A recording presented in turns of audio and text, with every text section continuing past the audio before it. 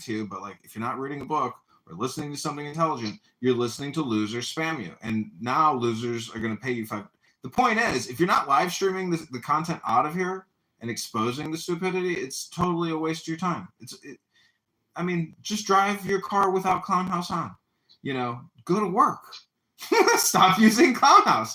It's like this is the viral, like self-perpetuated automate. This is automated spamming. It's unbelievable because they have figured out a way. It's the same thing as Facebook, but Facebook doesn't have this feature. It's no different than Zuckerberg's Facebook. But see, I don't think Zuckerberg even wants to give it away like this, because it's so toxic. You can't actually monetize it on Facebook because it's that toxic. It's like death threats. It's just insane screaming over screaming. The bang rooms are the crazy. Those are the victimization and all that bullshit every day, right? Yeah, it's all just racism. Politics. It's crazy. It's That's crazy. This really is kind of the seedy part of society. I thought at one time maybe some people were maybe like getting something good out of this, like. Because I've heard people say, "Oh, the FBI is listening to this." The CIA. There's not much. There's not much value in here. I mean, it's all the same people threatening each other or crashing out or arguing about the same shit. You know, no offense. I mean, I think we're all pretty cool, but I think the FBI probably lost interest a long time ago. Yeah, because they have these things called jobs. No, it's devolved into a sounding board for miserable people. Like, that's the whole entire point. Like, these people are absolutely freaking miserable. It's pathetic. They come on here and try to rank between each other on who's the most happy of the most miserable. And they're just miserable human beings. Like, that's just what it comes down to. Then they find a kinship in complaining in misery about other things that misery loves company. Should make them miserable when they're the only miserable ones talking It's true. It's true. Misery loves company. And Robert Taylor's little clique is essentially a group of people who have misery in their lives. I mean, they can't see the... Oh, Robert? Yeah, he booted me yesterday because I disagree. Because he thinks that, we should be over there in Ukraine and fucking World War III and shit, and I disagreed, and so, of course, I got booted. Because I feel like, in a lot of ways, we were responsible for some of that. Oh, yeah.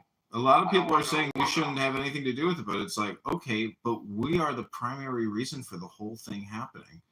I mean, where does our personal responsibility? You'll be booted. Yeah. Oh, Roger Mayhem. Yeah. Anyways, yeah, Pink Taco is actually probably my favorite person to record because I think he's funny. Welcome, Sella, to Wet Vibes in Anonymous with Wisdom. But yeah, I think Roger Mayhem puts together good content, and I love the comedy aspect of it. And whatever his political positions are, it's his opinion. But misery does love company. So the question is, how do you, why do you want miserable people as your company? I mean, I don't. I want happy, upbeat people who are being productive and actually achieving some type of a goal other than just spamming each other, because this is just spam. This would be no different than if we were just like constantly putting letters in front of each other and saying, here, read this. It's just spam. So the moment I fixed this.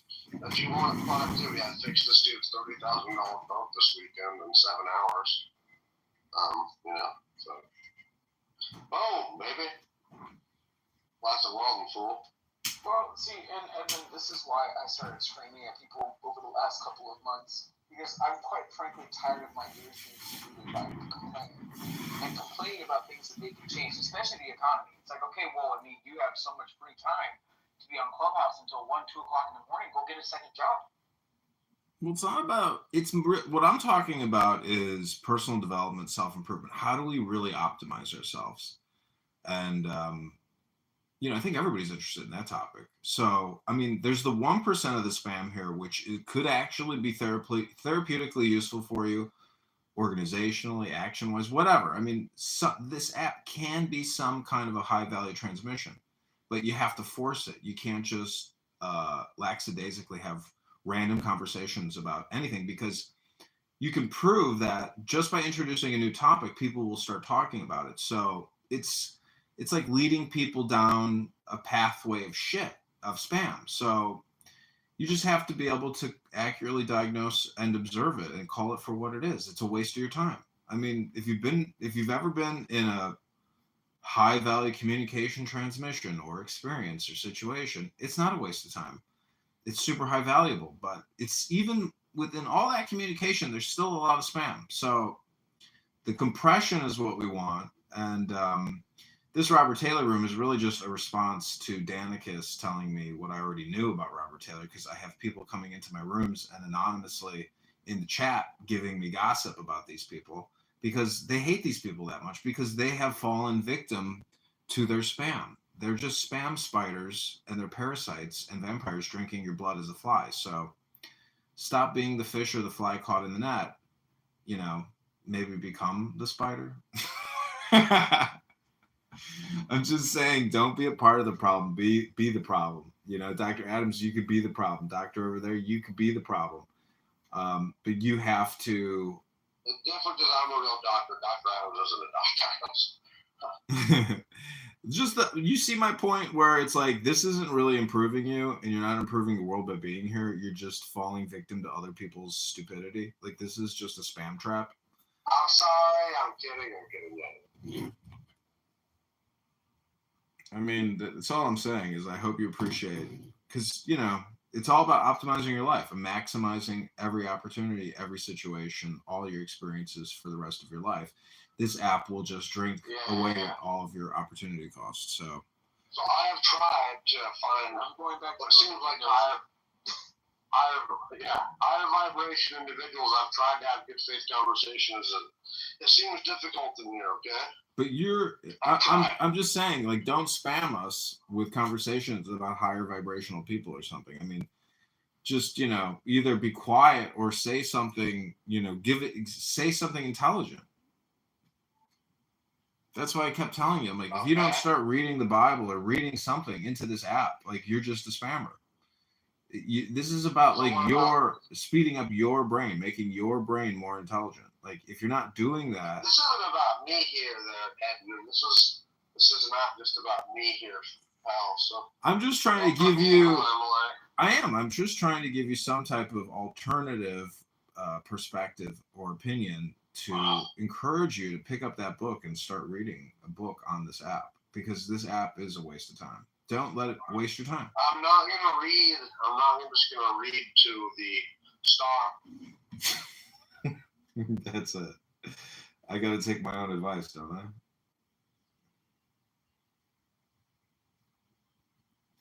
You are now anonymous.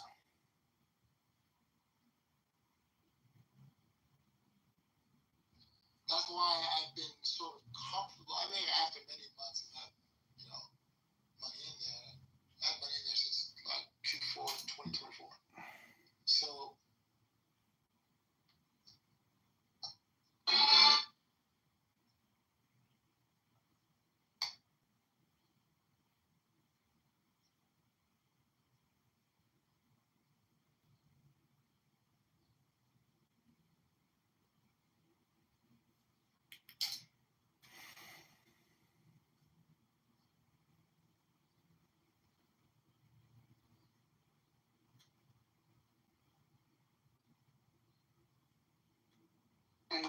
That's it. And you bark like a cat.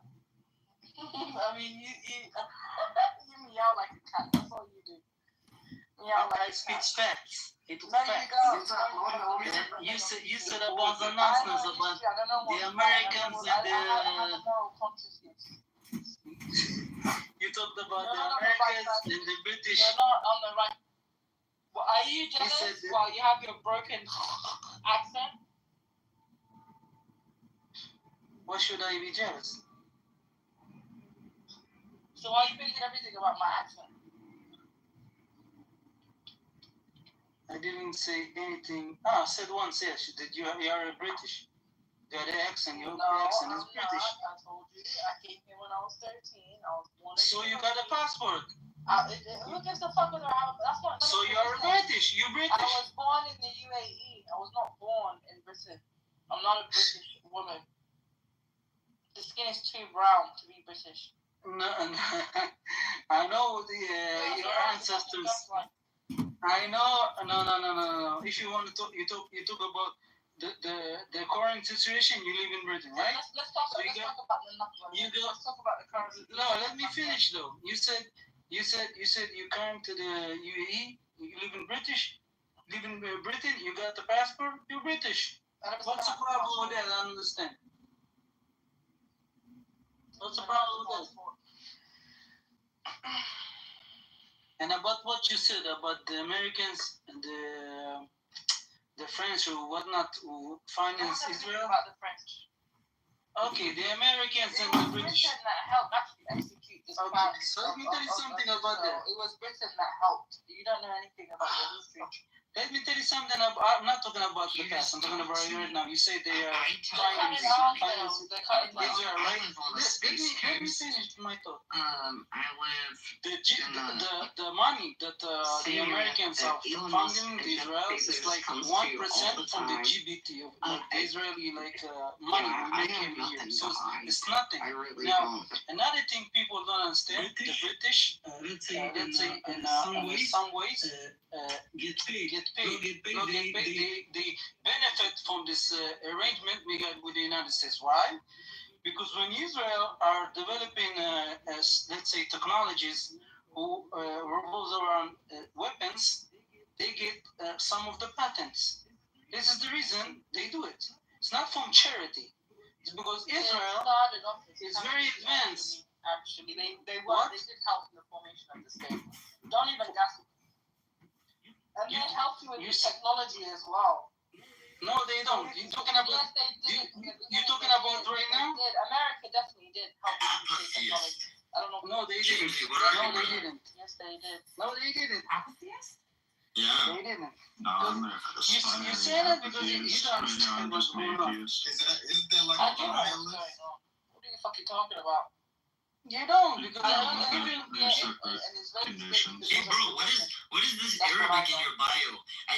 Britain was part of one part of that, yeah. But Trying to maneuver around and say it in a way where you're not you spitting nonsense. You got no facts. You're just saying words. זה אידיוטית. אחי, תמיד זה אנשים יצורים, אתה מביא לפה המוסכים. בחורה עושה לך עיניים, אתה מתלהב מזה? אחי, אין לא מביאה עבודות, לא כלום, סתם מדברת שטויות. אחי, brainless, אחי.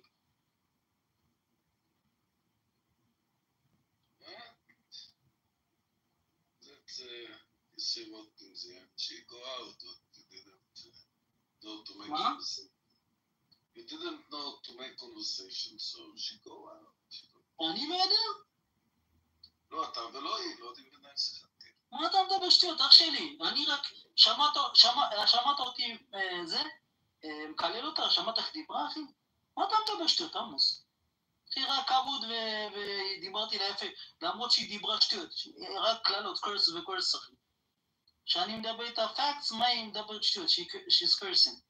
אז מה אתה אומר לי שזה, אחי? אין לה טיפות כבוד עצמי ולא כבוד למי שמדבר איתה. עמוס, מה קורה? מה קורה? בואנה, תגיד לי, אתה ישראלי אתה? לא. בואנה, שמע, אתה הזוי, שמע אותך מדבר עם כל... ברח, זה?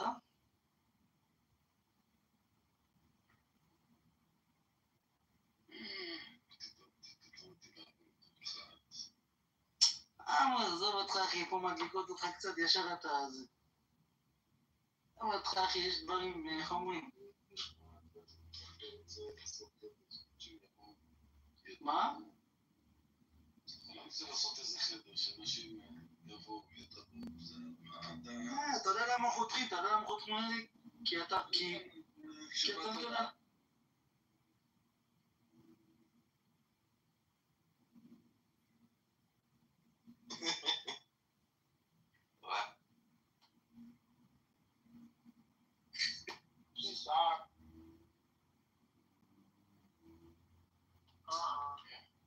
Okay. I'll try not to be explicit about it, but hey, it's like, what does that mean? But if you're saying, hey, this person is a little too personable with certain groups, or this person is being a little standoffish with other groups of people, that makes sense. To say that they're too gay, it's like, what, now we too black? We too Well, white? There is such a thing as too black for the record. Okay. So the story was of interest because ultimately he got a $10 million payout because they fired him before completing the investigation. As in, a gay got mad and he was like nearly fired on the spot. And you can't do that. So he missed out on like balloon payments or whatever they're called when you fire the executive and they get money regardless of their performance. So yeah, he still won and he was probably right about that.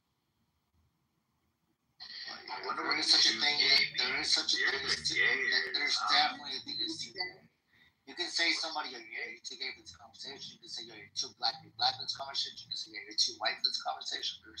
It definitely entails all arguments. There is a black gay and a white gay. I think what they prefer on TV would be like a white gay. No, and here's my thing. I feel like that's why y'all have the problem, and that's why these people are getting these payouts, is because you're putting it on personalities and races and color and ethnicity instead of actually focusing on the individual. Here's my thing. I think they no matter what you call them, mild listen.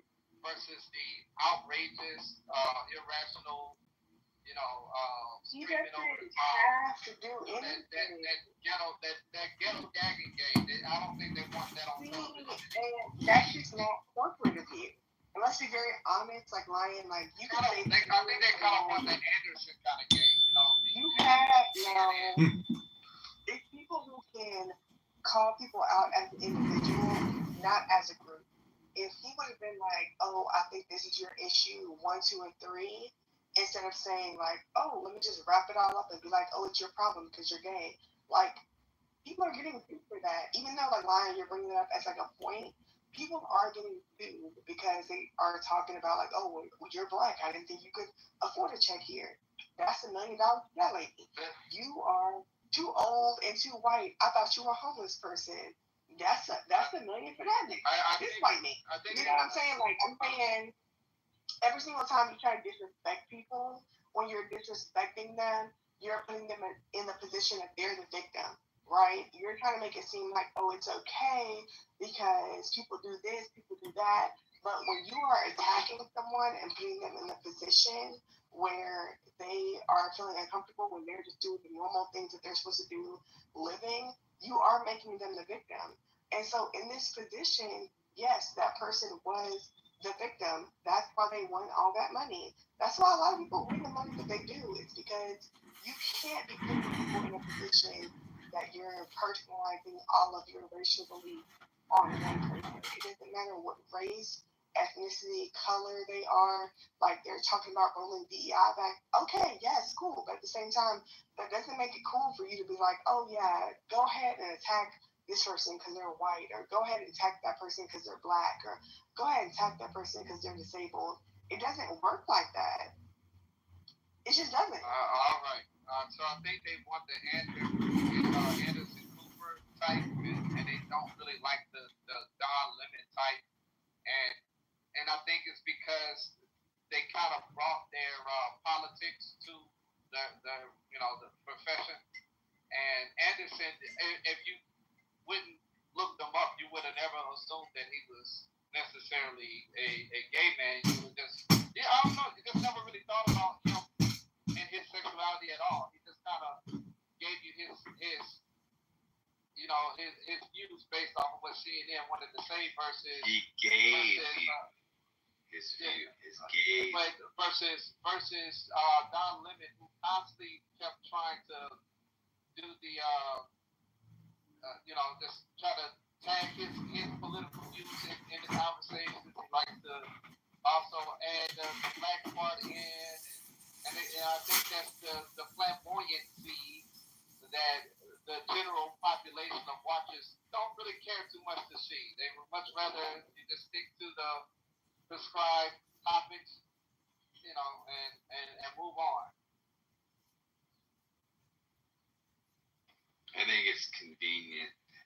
it serves a purpose, they'll put them on. And if it doesn't, they'll take them off. There's certain things you can't say, even if you feel. And that's probably what happened. I still don't know what too gay means. It's either that you're gay or not. Like, so. I It's a see weird how thing you. to say. There's Y'all levels to saying- gayness. No, It's y'all a saying spectrum. because like honestly, truly, like when people say like things are too gay, I feel like we know usually it means either someone's very comfortable in their gayness or they're a feminine gay person. Like that's usually what it means. Like they're too gay, and so it's like it means that like you know that person's gay. A lot of people are cool with people who are gay and they don't know about it. You know, they'll talk about their personal lives, or you don't talk about your personal life. You just got a job, it's whatever. But once they know about it, it's like, oh, are you talking about your man as a man is too gay, or are you talking about your woman and we want to hit fine shit? That's too gay. We don't like that. You never know with these dudes. Like a lot of men are like that, and I would say just because you're not like that, I do like psych y'all. Even though I was fighting with him the other day. I just be like that. But it's just like, I feel like just because you feel like you're not that serious, where you're like, I don't be fighting with people if it's not serious. You don't come for me, I don't come for you. A lot of other people aren't like that. Like when niggas say like something is too gay, it can be as easy as you told him that you have a husband instead of a wife.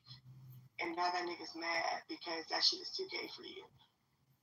It's just, it really is a spectrum of not just gayness, but like what people are accepting of. And I feel like that's the whole thing that like we're missing. Where it's just like people can be mad about it, but at the same time, there's a reason that he got the payout. They don't get these payouts like just for like some, you know, random comment or someone being rude. It's a pattern of behavior that lets these people know that's why they deserve a payout. So I'm gonna say that there is the spectrum is there's the extreme, super flamboyant. Everything consists of being gay. Every single argument, every time they open their mouth, they're talking about their gay viscosity, and that makes it so we could be talking about ice cream and the next. And most of them can't afford their insurance. They got children, they got families to raise, they're working all kinds of overtime. As a matter of fact, when they get hurt and disabled, which happens far more frequently than being killed, their pay is cut to about 66% of what they did before, and there's no overtime. And most of them go bankrupt. So they don't have that ability to get that extra insurance, that extra thing, unless they have a spouse. Wait a minute. There ain't nobody talking about ice cream. And please don't do that to anybody. Flanders or Nathan or any one of you other nuts in the room. So I think what the issue is, people much rather deal with a more palatable individual like Rachel Maddow, who's also around this screaming to the heels and she's gay and gay, and nobody cares, you know? Or like I said, Anderson. Hey, I was done. Anderson. He also doesn't do the same thing. But when it comes to the flamboyant side, it just always seems to be the raunchy black gay that wants to scream high and low into anybody who hears them, and wants to yell it in your face and bring their boyfriend to the stage and kiss on stage and all that other shit. There's just a bunch of unnecessary shit that's not really valued or wanted. They want to push it in everybody's face, and I think that's the reason why they get fired. Because nobody wants to see the shit. Nobody cares. You go be gay over there. Stop trying to force everybody to accept your lifestyle. Fuck you, nigga. Nobody cares. Ryan, I feel like the issue, like with what you were talking about, is because I feel like you don't feel like you're pushing your lifestyle on other people, while you do feel like other people are pushing their lifestyle on you, right? Like, for example, even when we talk about like, oh, the flamboyance of, you know, gay black men, like I do be having that same issue. I'm like, oh my gosh, it's gotten to a point that we went from, yes, ladies, show your body, you know, fuck these niggas, do your thing, to like, goddamn, you got your whole ass out? The fuck? Like, no, girl, put a little bit of that up. Put a little bit of ass up, girl. You know, but but it's just like that is where the culture has pushed them based on like what we're talking about. So you're being like, why these niggas got their ass out? Why they doing this? Why they doing that? You was clapping hardcore when the girls are doing it, and like when it really boils down to it, a lot of feminine gay black men are around black women. It's actually not just the black men. Honestly, I won't say it's very diverse. There's a lot of it's diverse. Like honestly, I know all my brothers. You know, I love them all. It's just like I feel like y'all act like y'all don't know where the culture came from when y'all were one of the biggest manifestors in the pushing of the culture. Like y'all push this type of culture. Like honestly, truly, if you really think about it, like 30 years ago, people was not thinking about ass. They was thinking about titties. But because of how y'all pushed it, yeah, now we got niggas out here being ass. I got white girls, competing with me. I'm like, oh no, I don't want to compete with you. They're like, nah, I got a bigger ass. I remember back in the day when it used to be like, my skin's darker than yours because I got a tan. They don't even say that shit no more. Now they be like, I got a bigger ass than you. I'm like, oh my gosh, girl, okay. I don't be in the gym. It's gonna be okay. But it's just like y'all have to act like y'all are the pushers of that culture. It's not like they're doing this out of nowhere. It's not like these gay black men who have like gone up and like now they're like some of them are like, making motion off of supporting black women, but also some of them are making motion off of being themselves. But like the whole thing comes from y'all niggas. Like, what are you talking about? The BBL culture, like the culture of getting BBLs, being thick as shit, making sure your thighs match, all of that shit. You're mad that gay people are taking this on, but being realistic, a lot of gay people have like taken up and been there for black women, but they also see black women as something that they like want to see in themselves. And then you have these standards for black women, and then you are confused why these men want to be out here with fat asses. Like, Saucy Santana is out here. Literally, there's so many like people on TikTok doing like the same like little things he does, where it's like period, this and that. Why do you think they want to look up to black gay men instead of black straight men?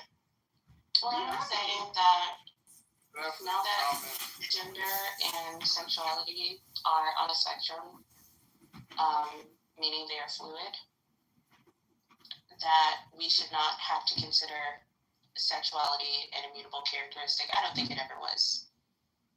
So take those right. All right, so if man could be one man and woman could be man, then you know what? Fuck it. I think gay man could be straight, and straight man could be gay. And I personally have a vagina and be a bad bitch. Shut up. But I am a big nigga. I know for sure if I was trans, I would be 6'5" with a big dick. It's just stupid shit that I'm hearing. Shut up, Lion. Go ahead, Monica. I'm sorry, baby. Shut up, Lion. Monica was speaking. I don't want to hear you. Let her go. I don't care what you want to hear or not. You shut up. I actually use the conversation. The overall point is... Shut up and let her go. I'm never going to listen to you. I don't respect you. I don't respect you and I don't care. Because I wanted to ask them a question. This is the stupidest shit ever. I don't want to listen to him. Okay, shut up. Go somewhere else. I want to listen to her. I don't care what you want to listen to. You're just talking. I'm not going to answer you. Lion's a respected member of the community. So... He's a coon. Oh, this crazy ass woman. Look, here's the point, but we don't necessarily know that anymore. The overall point is you think that they're your allies, and in fact they're your replacements. You're an idiot for siding with these people who all they do is copy you, trying to beat you so they can take what's left of the heterosexual men if they can. That's the ultimate point. They're here to deceive and trick niggas, and you help them. They never actually was on your side about anything. Let's look at the political standing that they have with you. What are they actually fighting for? For you, black woman. What? What did You he want me get? to What answer the you, white? Lion, for real, for real? Wait. The right. Lion, you want to Wait, no, not yet. No, not yet. The right to abort their children is what they stand for you. And what else? What other political statement are they making for you, dumbass woman? Okay, is it my turn? No, I do. Let's be very clear. What they fought for was our fucking freedom. Are you fucking stupid? From who? Like, the reason that we even got here to America is because Black people didn't respect each other enough to not kill each other in their slavery. Hold on. Black people didn't even respect each other enough to not sell each other into slavery. And then we got into here to America, and I can pop shit, and I'll pop shit with any white man, but at the end of the day, they can always be like, yeah, but who stopped that shit? Who stopped slavery? Who stopped it? It was fast. Let's be fucking for real. Listen, y'all niggas was not on that. Y'all niggas was like, even to this day, there's people who come from the African continent that we have always been trained to love and care for, and they're like, we're happy we sold you into slavery, blah, blah, blah. These people around me, they do not do that type of shit. What are you talking? It's crazy. It's crazy behavior. And the fact that you can even be like, what did they give you? Bitch, America, what are you talking about? I'm happy to be in America. What are you talking about? I literally don't have to work hard at all. Like, even when they have all these, like, they, put people out the country, and they're like, who's going to work these farm jobs? Not me. I work a cute little job. I do my little thing. I don't do too much work. Like, honestly, I'm happy to be where I am, and I feel like y'all feel like they never gave a shit. But to be honest, like, that's why I do pick up for my homegirls, because I definitely understand where sometimes, okay, people be talking shit on you, you have to move on. I'm not saying that being Black in America means that we're, like, being treated like the nicest ever, but honestly, it's better being treated nicely in America than somewhere else. Like, what are you talking about? Like, we have cute little work from home jobs. I don't even have to get dressed to go to work. I be talking to people, like, what are you talking about? Like, it's not the same. Like, the whole idea of, like, these people are fucking us over, and it's the worst thing ever. Even me personally, that's why I came into the room and I apologized, like, because I was drunk that day, and I was like, I'm sorry for being mean to you. I apologize as well. I didn't hear you apologize. I apologize as well. But it's all just letting you know, a new day is a new day. I don't hold anything against you, but I appreciate it. Thank I you. reciprocate back. Can you make y'all look? I could be talking about this sometimes. Shut up, nigga. Knowledge, did you hear what happened? I got to feel for idiot. That's my whole thing. Someone with a plus sign spoke to me. What's up, Monica? Hey, yeah, plus community right here. So, Knowledge, did you hear what happened? I learned something really valuable in Clubhouse recently. Yeah, I heard that calling someone weird is actually worse than calling them the N-word or an atheist. I did not know that. Yeah, that is unfortunately true. And I don't understand it, because I'm just saying you're weird, like you're being strange, like you're not being normal. I feel like the niggas is taking it too hard. I feel like it's a lot of more than shit. For the record, in this room, there's a list. So from worst to bad, the worst word.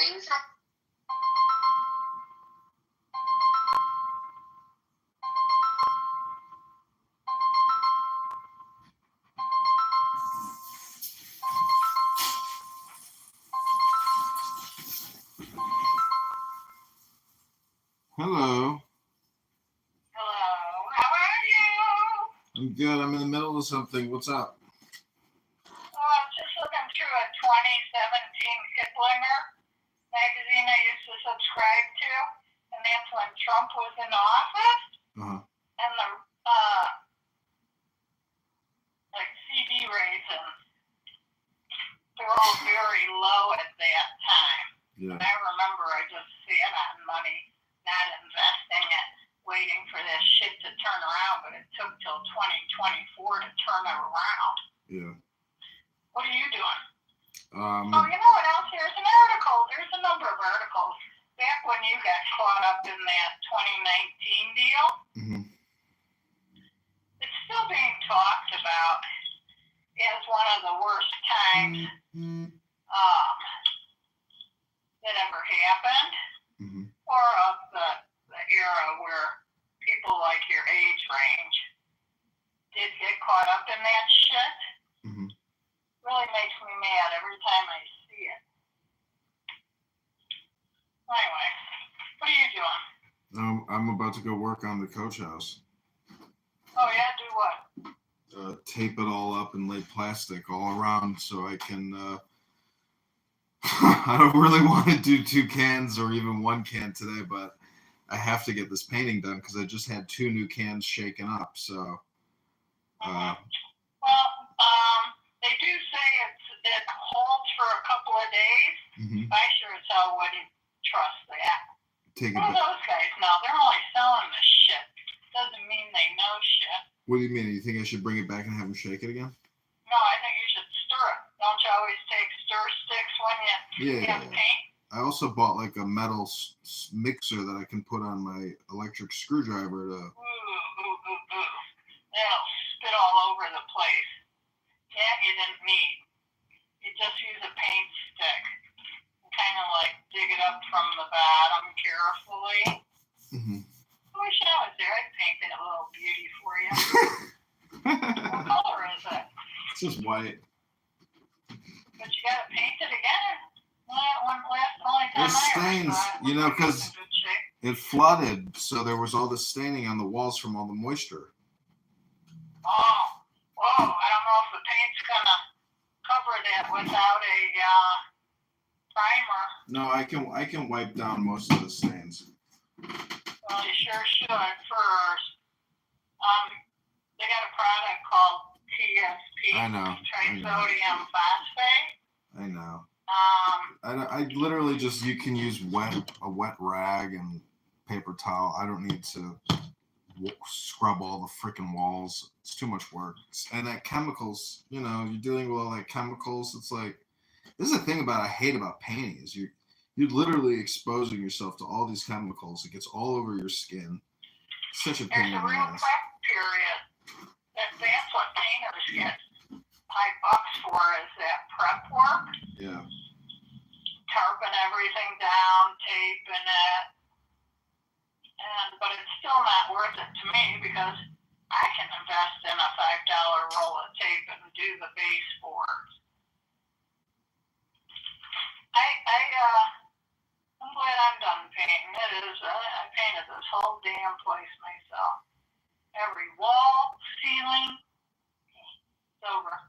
Now don't paint during the heat of the day.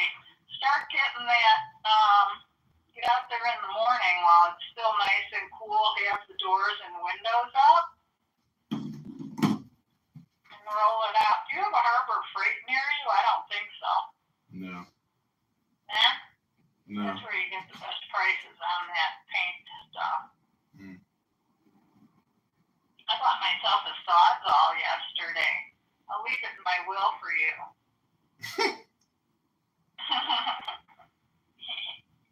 Yeah. So everything else okay? You okay? Yeah, things are going fine. I just gotta keep moving. That's it, and everything will be okay. Yeah. That's what Aunt Linda said probably about a year ago. She said, you gotta keep moving. Because when you get older, I don't really like doing paperwork anymore. I don't really like housekeeping, cleaning anymore. I'm even slowing down on cooking. It's like all of a sudden, bam-o. Yeah, cooking. It's hitting me. I'm slowing down. Did you or Samantha ever get that thyroid treatment surgery where they cut into your neck? No, but Aunt Linda had that when she was a kid. Really? As a kid she had it? Yeah. Wow. I guess they wanted one of the 5 daughters to get caught up in some kind of surgery so they can make some money. What I don't understand is how you're the baby of the family, right? Yeah. So how the hell how is Nancy doesn't have the same father as you? But what, did your mom get back together with your dad after My mother their went outside her marriage. And Nancy was created, and I believe that's why I was created, to cover her indiscretion up. see, that's so conspiratorial. It's like you think you were a cover-up, baby. It's so stupid. You know what? I like myself. I do, because I can see that I just kept on pushing forward, although I was like kind of left out there all by myself. Well, even when I was a young child, you're on your own. Yeah, but I mean, like myself I because know. of my succeeding, but and it really doesn't matter Exactly. who your mother is or who your father is. Exactly. That's If my you point. grab on and hook in, Yeah. that's the only way. That's the only way it happens for you. Yeah, exactly. That's what I say when you. That's why I'm making fun of you when you say you're a cover-up, baby. I'm like, yeah, like you just came up with the correct answer, but you know, I was just wondering because, like, how the hell does a woman get back with the man that? Well, I guess it makes sense now that I think about it, but it's still. I just thought of this. Nancy was the fourth child. Mom was probably out of her mind, right? She's got 3 kids already. Now she's got a fourth one. So just having those 3 tipped her over the edge to having an indiscretion moment. Uh-huh. But when I was just a teenager, she invited me out to lunch, which was really off. That was out of the norm. And we go to meet this guy in a restaurant. His name was Mike. And I had to endure having lunch with a man that she's having an affair with. Mm-hmm. And Nancy finds a love letter in my mom's purse, and she shows it to me, and she says, show it to Dad. That was George. Mm-hmm. My stepdad. Show it to George. So I did. I just handed it to him. And I don't know the discussion that he and my mom had. But this guy was flowering my mother with gifts. And I think that's when she started those babysittings out of the house. Mm. So that she could have them come over to her babysittings. Because don't you find that odd? That she's babysitting other families' children, leaving her own kids. Nancy and I were left in the house. Mm-hmm. She would come over to our house and make a sandwich. And Nancy and I would let ourselves in the door. We had a key because we'd walk home from school and have our lunch and then lock the house back up and walk back to school. Mm-hmm. While my mom did the other person.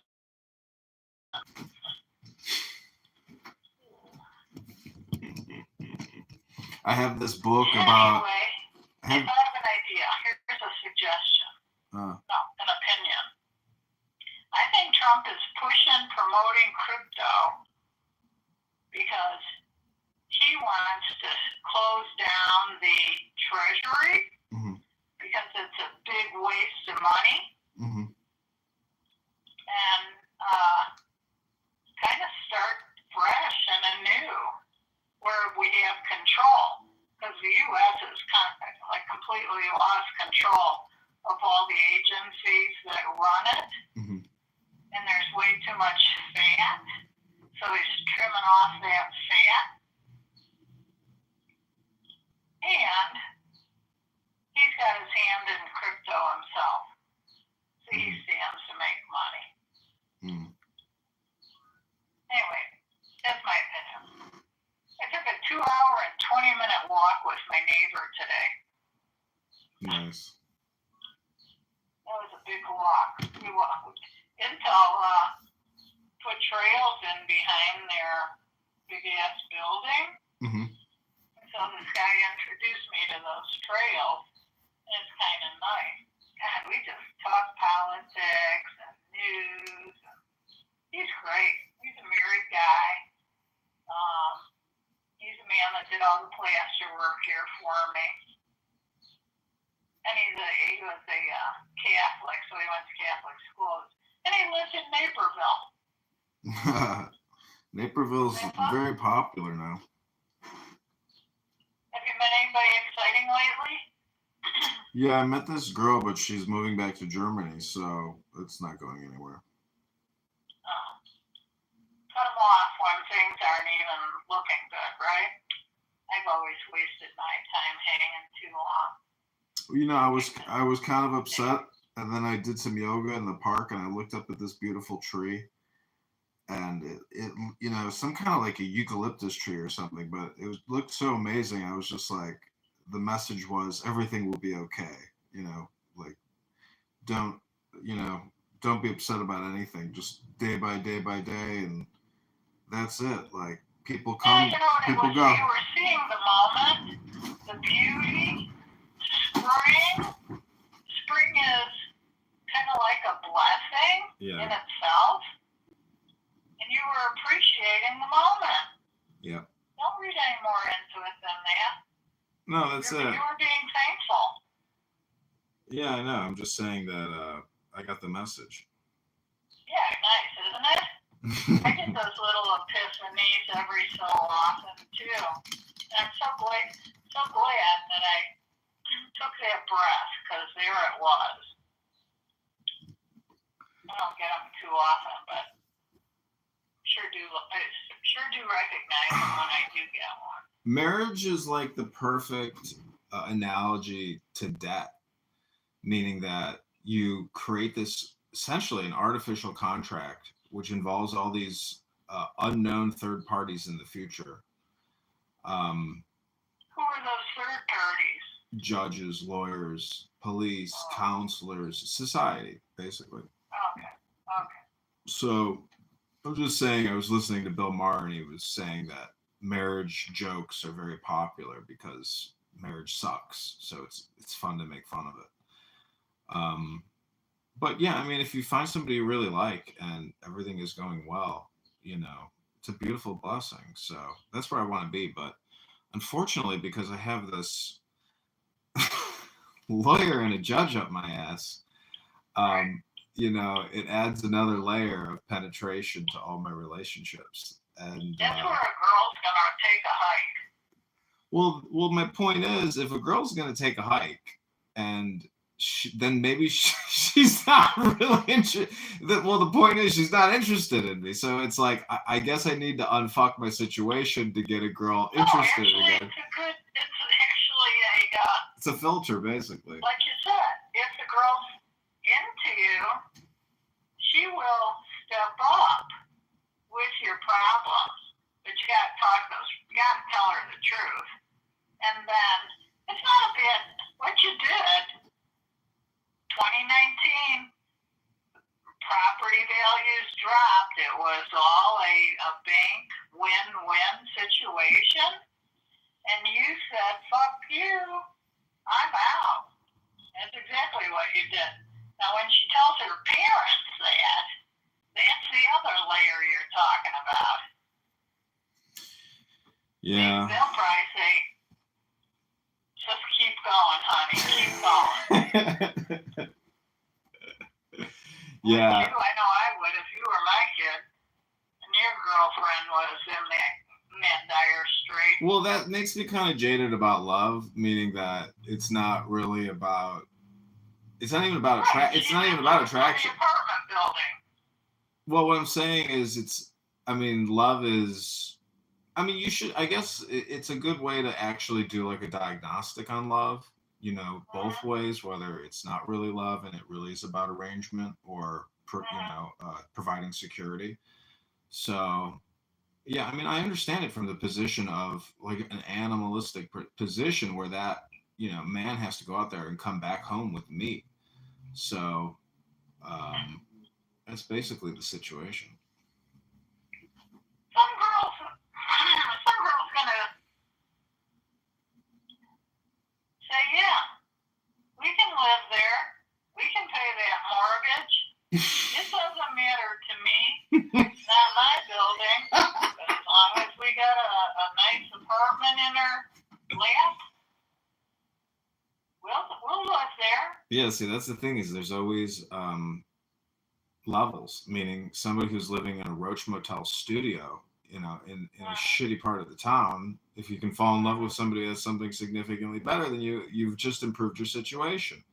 But that person is usually like a low quality tenant, somebody you don't even want to rent to begin with. So we're not talking about renters, we're talking about girlfriends. Well, what I'm saying is I'm already living with people in this building, it's like ridiculous. It's like a big house. I live with 2 people, 3 people. I mean, if somebody else moves in, I mean, the whole thing is if you don't have a kid, Mom, there's like no reason to live with somebody, to tell you the truth. It's kind of ridiculous. Like, because what's the point of living with you? If we're not like creating a baby and raising a child, like, I just find it to be kind of, you can enjoy your boundaries. I'll enjoy my boundaries, but I prefer my peace and quiet by myself. I mean, I think it it's is just nice my to truth. have somebody like once a week committed.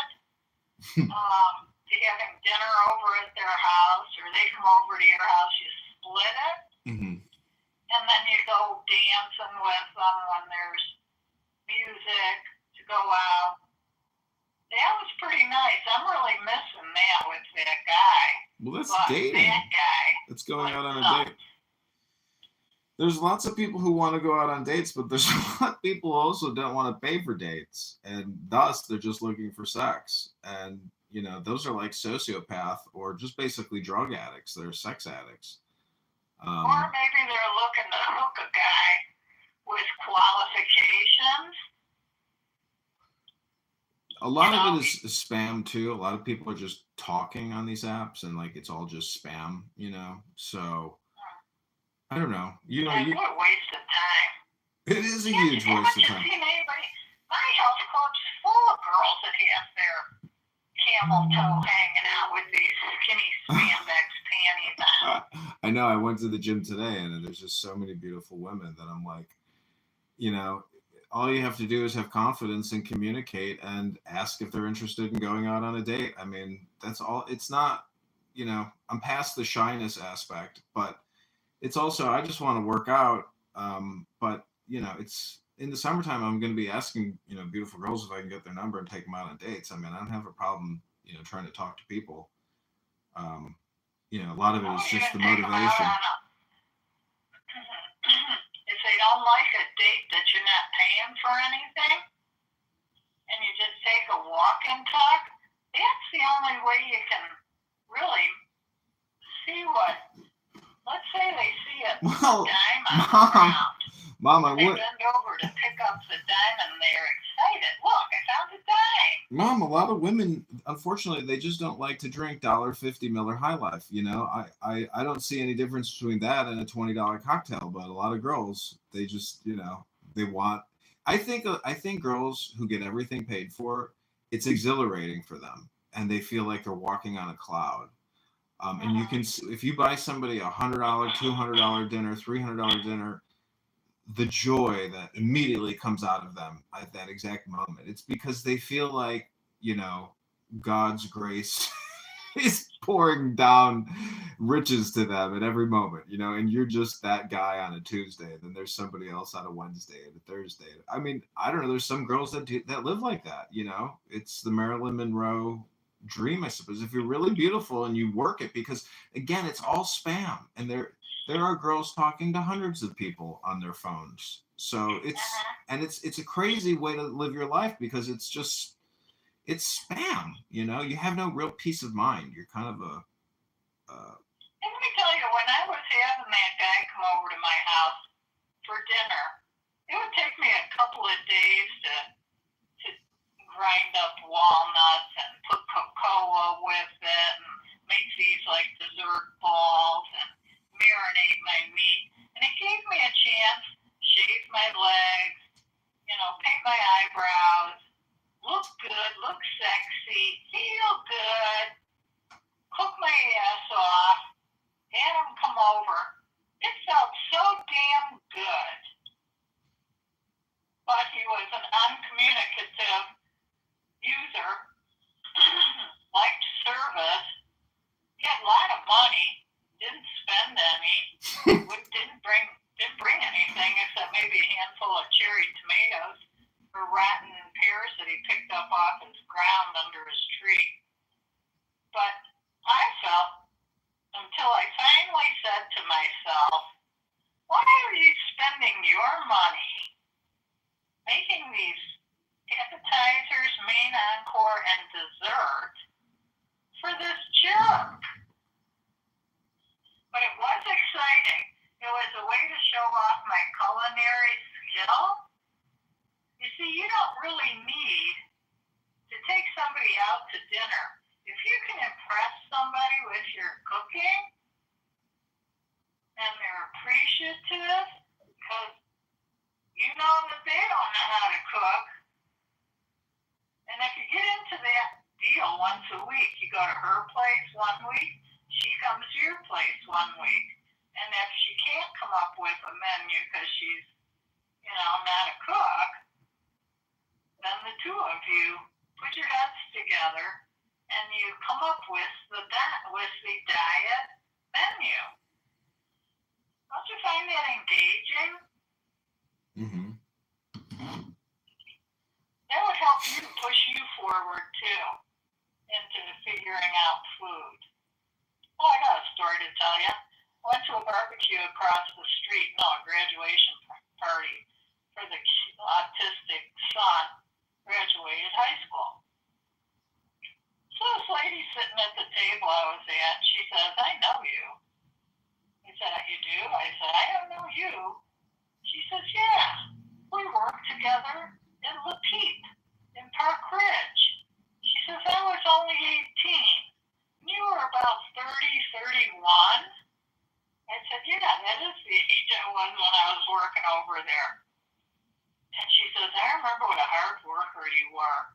She says, I asked you to hold the dustpan while I swept it into the pan. And you said to me, here's how you do it. Put your left hand on the dustpan, you put your right hand on the broom, and you sweep your own dustpan full. And she says, I remember how physically fit you were. I really was enamored by you.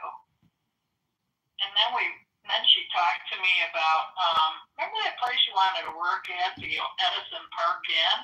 Uh-huh. Remember that along the railroad track? Yeah. She says it's even expanded more.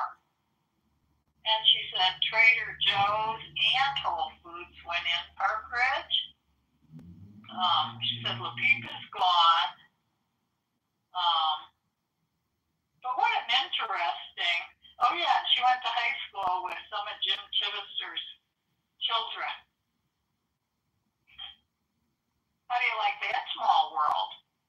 Small world after all. All right, well, I want to try to save some sunlight here, and I have probably fucking 10 hours of work ahead of me. Who knows how long it'll take me to paint this stupid place. One coat is never enough. So thanks for the call. I hope you're doing well and had a great day, and let's talk later this week. Okay, let me ask you one thing. You get up on a ladder and cut the ceiling and the wall in. You don't paint the ceiling. No, the ceiling needs to be painted too. That needs to be white. Yeah, it's gonna be reflect white. The light. The whole thing is white. Whole thing is white? Yep. And what shine did you get? The satin, the flat, or the... satin. I think satin. You got satin? That's what you should have got. You did that right. Did you take all the wall plates off the light switches and the plugs? I'm gonna tape them with painter's tape. No, take them off so that you could just roll Yeah. right around them, and you won't get that buildup. next to the plate. Yeah, some of I'm them. flying tomorrow. No, you can stay right where you're at. If you'd like to come here, I mean, I don't know. I mean, we're going to your house in October apparently for the big 100. Can you imagine what it'll be like when you turn 100? I hope I die when I'm 84. 82. Make it 80. Why? You could That still. means I only got 9 years left. Why That's enough for me. your 80s can still be very, lived very well. I mean, you can really enjoy life in your 80s if you take care of yourself. No, I don't enjoy life. Oh, you don't enjoy life? But what's the difference? I mean, whether you're 80 or how old are you now? 71. 71. Well, 9 more years, you'll be 80. I'm sure you're going to make it to 80 at least. And then maybe 89. And then when you're like 94, I'll be like, wow, do you think you'll make it to 100? And you'll be like, I don't know, and I don't care. We'll find out. And then when you get to 100, you'll be like, you'll still be talking about, who knows what you'll be talking about when you're 100. But I I mean, hope I get hit by a car. you want to get hit by a car? That'd be the easiest way out. Getting hit by a car sounds horrible. It's not an easy death. Who cares as long as it does the job?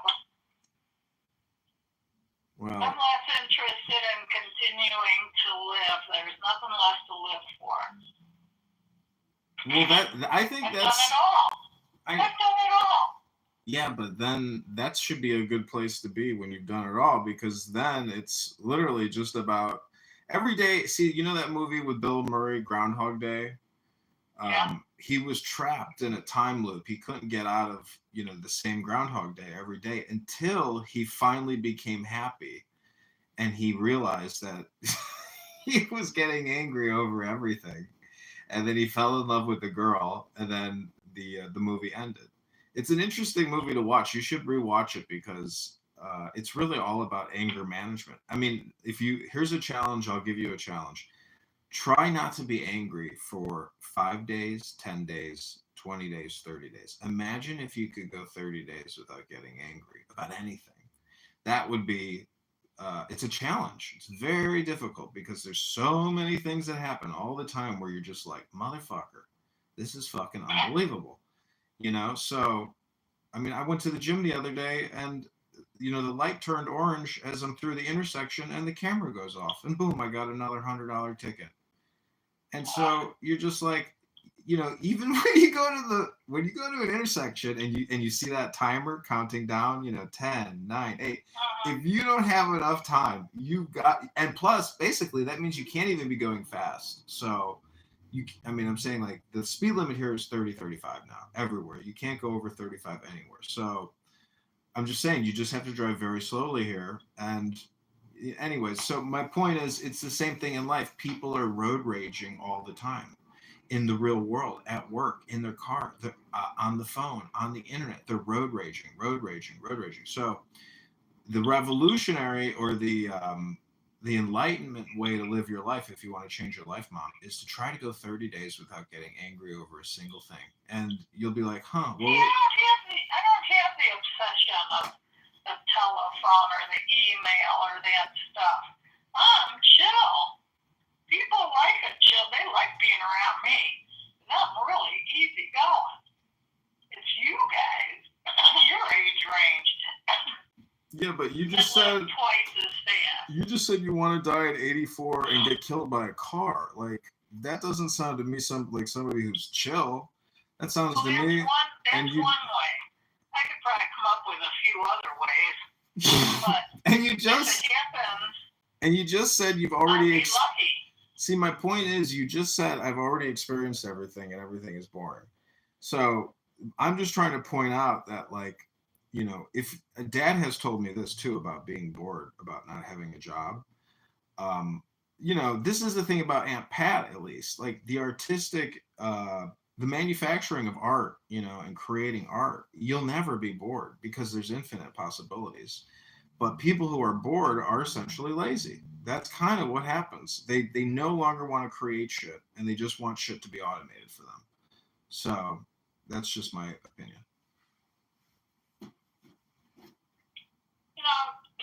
You just have to eat again. It's like life amounts You go get the shit to eat it. Or you can pay for shit food in a restaurant and be angry about it.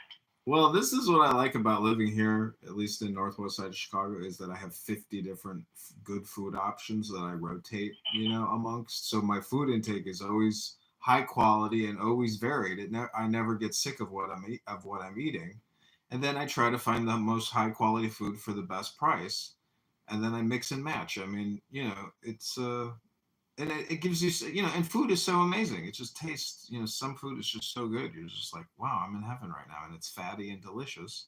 But I just worked out, so I earned it. Fatty and delicious. When's the last time you had a physical? Last night. But yeah. You should have a physical and probably a prostate check. Oh yeah, I want some Indian guy from Hyderabad sticking his finger up my butt saying, "Oh, Mr. Kitover, your prostate feels very nice. To feel so good. How does it feel when I push here?" Have you ever had one yet? No. No?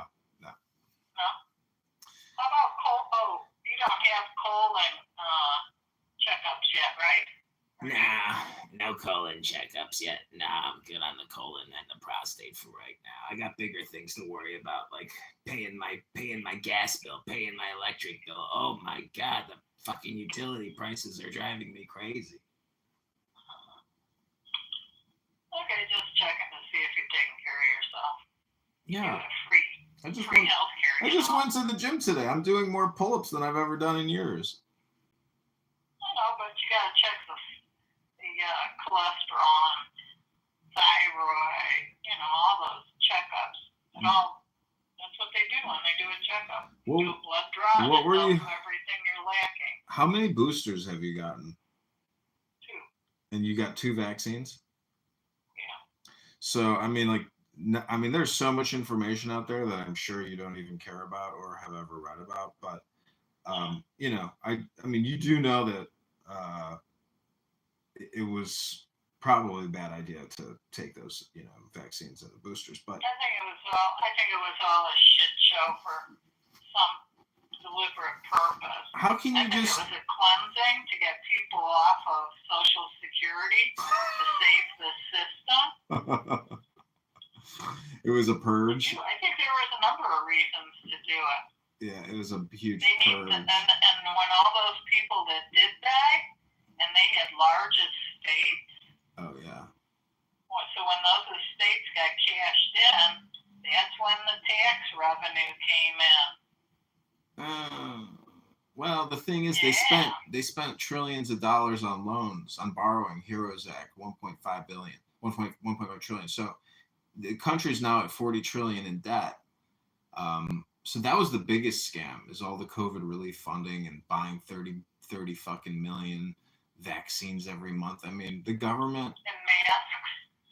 Everything, yeah, masks, the rotisserie chickens, the incubators. I mean, this is the thing that I really dislike about life, is that it's like lawyers and doctors, and that's it.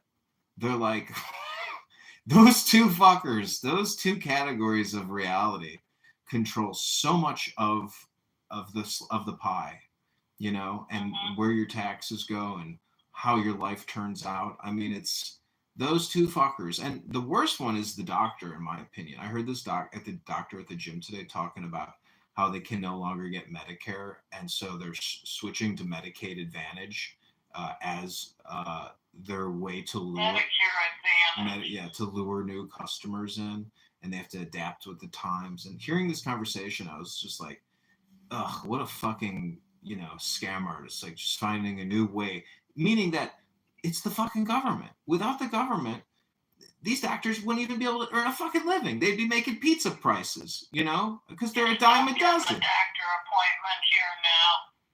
These doctors are leaving. They've already left. I was getting a colonoscopy, and the guy had like an Israeli accent. I said, "Oh, where are you from?" He says, "I'm from Israel, and I'm here." Jordan. He was from Jordan, and he said, that he was here for 5 years. And then he leaves. He was a young man. Yeah. So they're doing maybe what they would call a residency, maybe? Yeah. But that's who they're bringing in here. Because all the doctors are leaving. Well, it's a shit show here.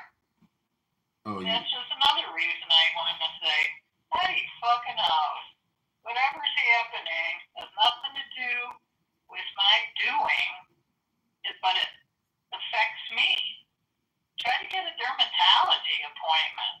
Yeah, crazy. It's like they're letting you just die here.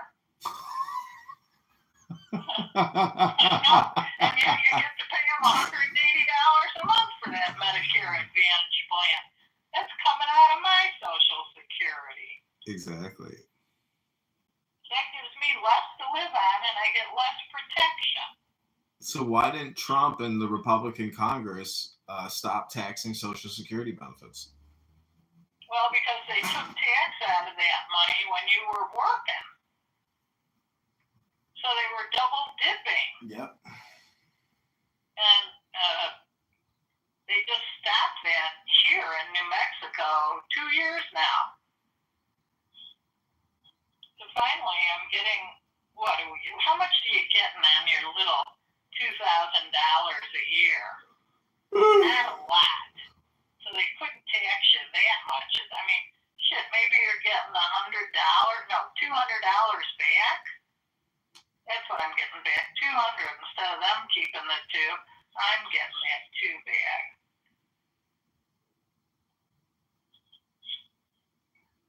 Wait till it's your turn. Well, any other positive, optimistic, joyful advice or thoughts or comments? No, counters are full of shit, paperwork. I've been living like this for so long, I overlook it now. And I say, I'll get it done when I get it done. Sit there, and I can keep looking at it and walking past it. Yeah, I'm the same way. I got a lot of shit I gotta do. I got a lot of paperwork I gotta go through and finish. I gotta send this appeal back to the Treasury and to their civil rights office. So today I'm gonna draft the letter. And I find by getting up at 6 o'clock, I get a lot more accomplished between 6 and 9 when I go to the health club. Those are my 3 best hours. Yeah, I agree. That's probably the optimal way to do it. I'll be outside painting by 6:30. I just did wood putty on my posts and sanded them today. Now tomorrow I'll put another coat on and then sand that, and then I'll paint that area. Whew. Okay. All right. Well, enjoy your evening, and talk with you soon. And be well. And people love you. Be happy. Life is short. Yeah. Someday I'll get a dog. Maybe that'll bring happiness to me. You need to be. I don't know. It's hard to find happiness when you live alone. I think maybe you're just you're not. I think you need reprogramming. I think you need to be updated. I think you need a makeover and an update, like a software update in your brain. I don't think I ever have been happy. I think I've been content because I've always stayed on top of everything. But happy?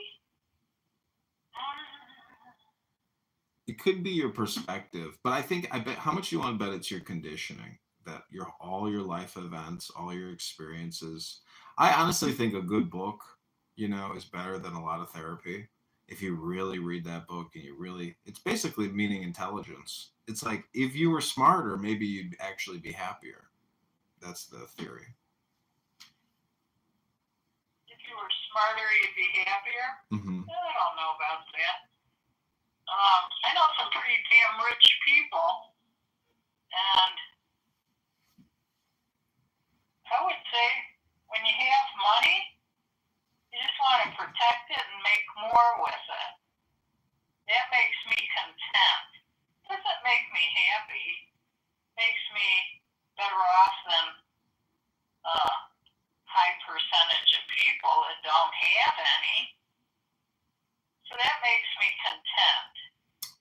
So part of happiness is basically realization about who you are and where you came from. And that's why I say your conditioning has created such a powerful personality and identity that if you had like an ego death, so to speak, you would be happy, but you associate so much with your identity, meaning that if you go within, it's infinite within and it's infinite without. Like, you know, you are the universe. So it basically comes down to meditation. And there's a saying, a Native American saying, you might like, it says, if you can say it, it is not true. So, you know, if you can say, I don't think I'm happy, well, then it's probably not true. You probably are happy, you just don't know it. I'm content. God, I just had a real thought on that. No, it just kind of left me. Oh, perfect. I'm not angry. I know what I was gonna say. My confidence is so rock solid that I don't feel anything can mow me down because I'm the human mower myself.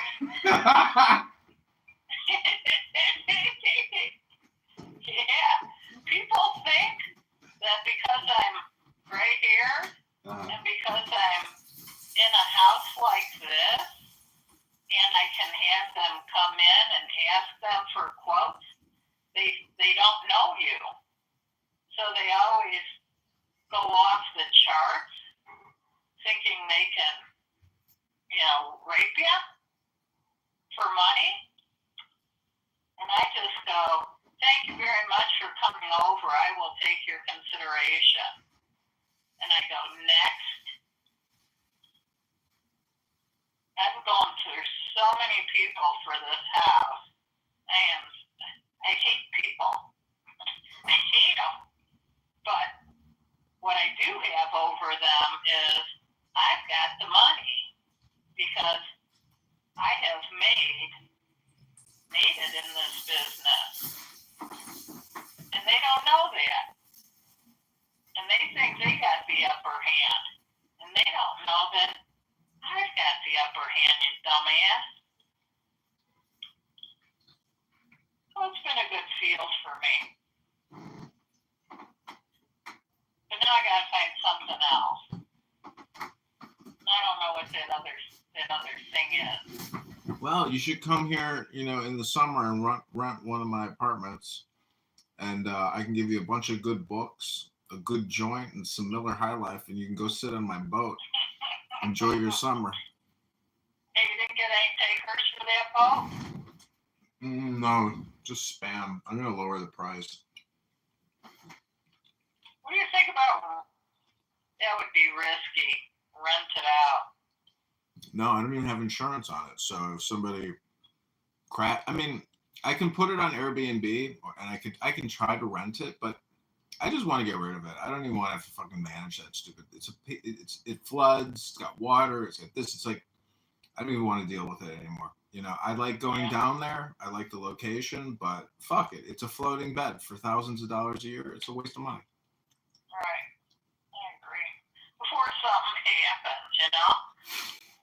I told my friend Ryan, I sent him a picture. I was like, dude, check out the boat I got. He goes, congratulations, you got the shittiest boat in the entire harbor. That's funny. That's funny. I'm gonna go sit in the bathtub and pour water on my dusty body. Okay, have a good evening. Thanks for the call. Love you. Talk to you soon. Okay, you're welcome. Okay. Call me sometime, huh? Okay, talk to you later. To being, oh, these are my kids, now this is my life. We have seen that and understood it. I feel like just because y'all niggas don't have that doesn't mean that we can't understand that. Yeah, y'all have all these niggas. Yeah, you didn't understand when I said if. Oh, okay, I'm still talking. You hear this, Bima? Be quiet. Spam. Yeah. Thank you. You see how the same thing of like these niggas be rapping about the same shit, and you can be on that. You can be like, oh, I don't understand why things don't stay the same. But if you actually look into women, not just black women, Southern women in general, like we will Listen, Big Dolly, we will guide you throughout the whole fucking thing. There is a thing where Beyonce was that bad bitch. And we was like, yeah, we twerk on Beyonce, to being like, yes, big mother, big auntie, big Solange. It's a movement that y'all are still doing the basic things of and not understanding how people grow. I feel like you think you're on the stage being like, oh, I'm that big nigga. All you're really showing us is that you a little nigga that don't grow. What do you mean? What do you mean? So you think growing? So I said if.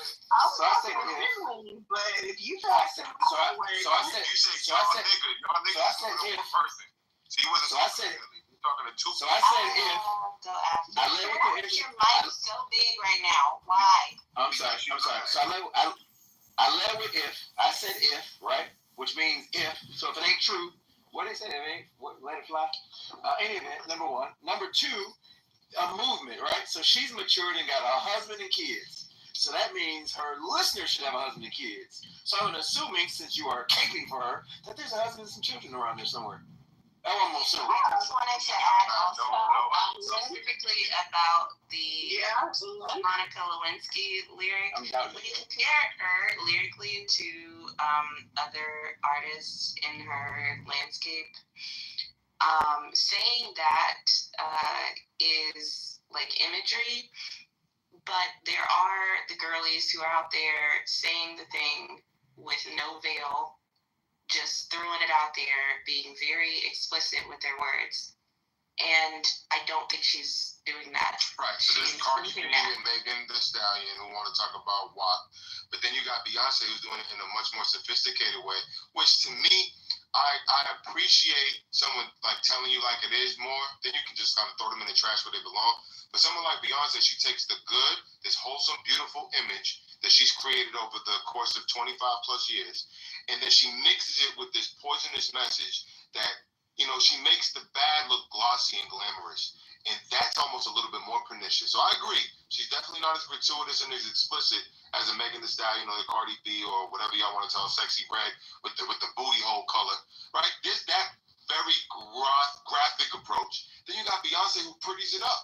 And to me, there's an argument to be made that that's even more gratuitous because she's putting gloss on a piece of shit. This message is not good. And trust me, if I know it, sitting here, I'm a nobody, and she definitely knows it. And I believe that she's compromising on her values. She was raised in the church. Listen to her second Destiny's Child album. They're doing a whole commemoration. You're singing Amazing Grace beautifully. Okay, listen to when she got on with Michelle Williams, and they talking about when Jesus can't say no, whatever that they're doing it. So she knows, she has the awareness, which makes it even more of a sin to be so aware of the truth and to be so being prophetess, being so profiting.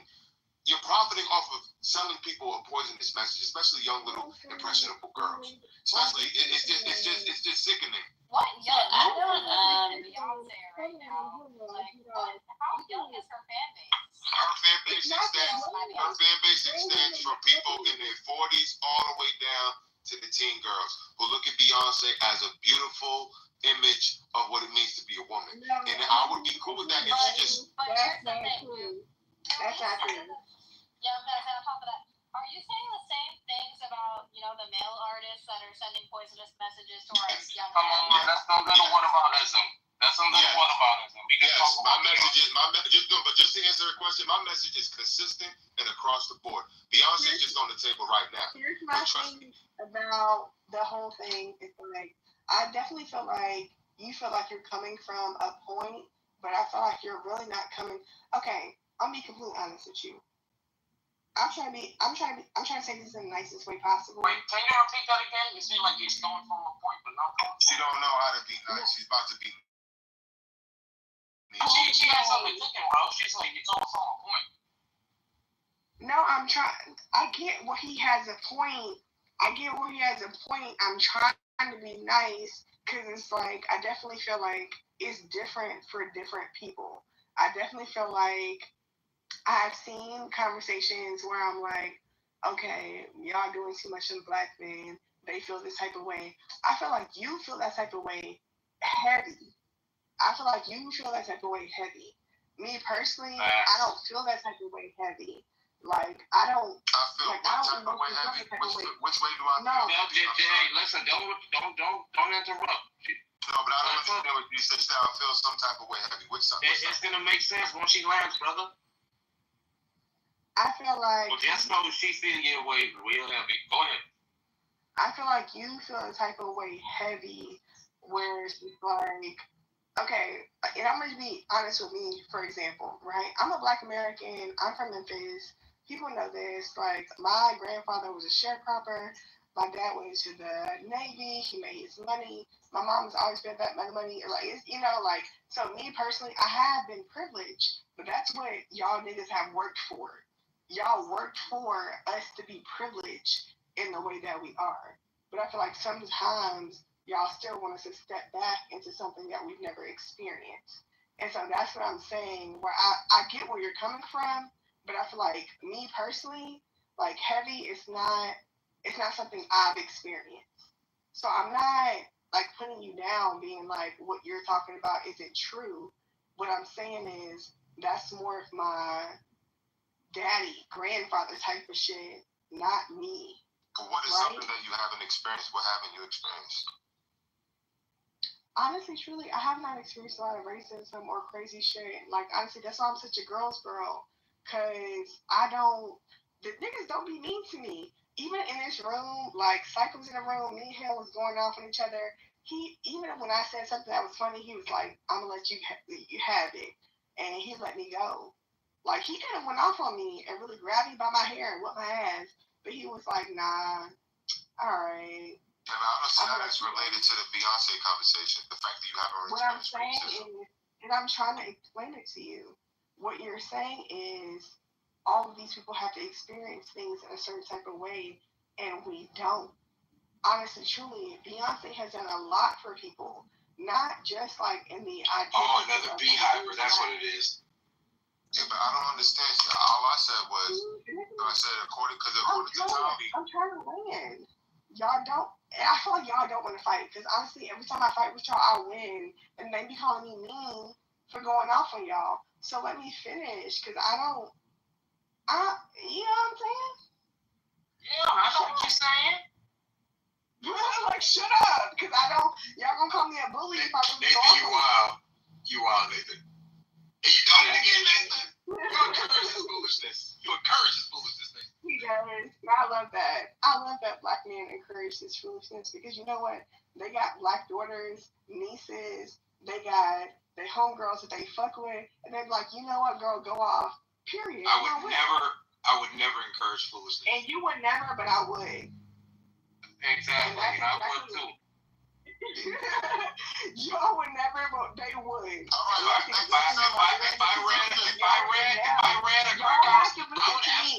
I ran a crack house, I would absolutely encourage people to smoke crack too.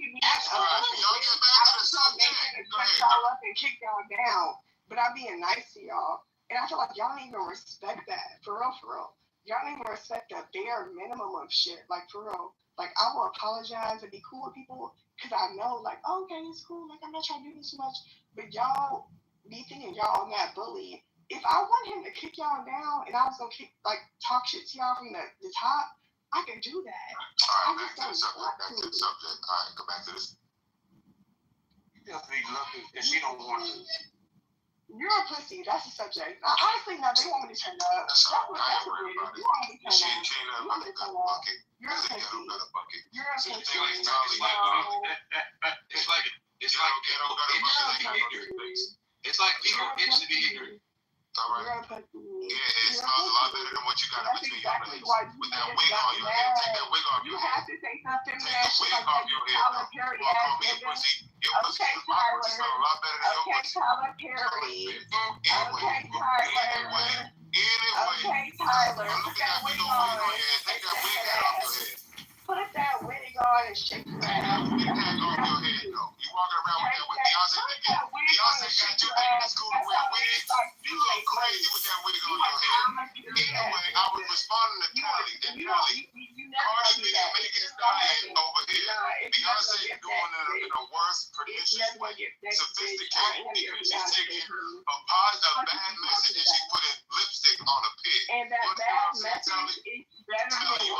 I'm saying? Tally, I was talking to you. Tally, can you understand? I ain't talking to you.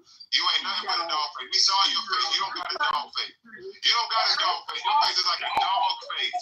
You should say dog face. Because that wig you got on your head, girl, I know you ain't talking no shit with that wig on your head. Take the wig off your head. Anyway, Tally. No, leave her alone. Get some fucking money. Girl, I'm talking to you. She got money and information. She don't need where you go, girl. I was responding to your point. Can you respond to my point, girl? No, she don't have to. She just want to hear me drag you across the. I can't drag you because your wig keep falling off. When I try to drag you with your hair, it fall off because you got a wig on your head. Take that wig off. Go put that PTR back up. Everybody saw that big old wig you had on your head. Ask your man about that shit. Dog face, this dog face. You look like a dog. Yeah. Dog face is giving a pit dog bull. face, not dog face. I'm gonna call you dog face from now on. Your bitch is a I'm dog. gonna call you dog face from now on. You ain't dog face. That face is like a dog.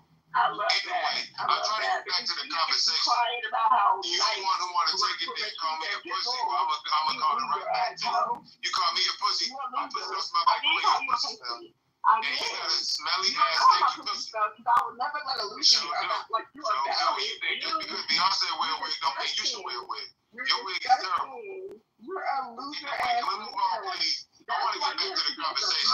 Hey, moderators, are y'all gonna moderate? Y'all gonna let this girl go on? Come on, Final moderation. Let's get back on track, guys. Come on. Let's don't talk about people. Let's talk about the conversation. That's right. Let's get. I want to say this to Manfred. Nah, he want that smoke. Let him get that smoke. Listen. I feel like y'all gotta let me Beyonce, regardless of what you feel. Oh my God, you gonna do something about this? When I was being nice. Oh my God, here she goes.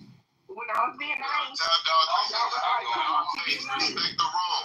We don't want to hear your dog breath no more. Let the man talk. Your Nathan, this is your fault, man. Dog face, Nathan, this is your fault. Already let the man. All right. I had to spray some more. I just wanted to say this. Dollface and Manfinity, listen. It ain't good to be mad at each other. It's good to be positive. Be friends with one another. Learn how to communicate your differences. She want to call me a pussy. I don't like her. I think she's cool, but she shouldn't call me a pussy. Nathan, I want to. Nathan, it's your fault. It's your fault. You're ugly. Y'all ugly and y'all poor. Alright, cool. Listen, there's this concept within relationships, what people call nagging or something like that. It's like when you be mean with someone that you're attracted to. Take it a step, man. I'm not attracted to that face. I'm sorry. When she put her real face up, I was stressed. Exactly. Calm down.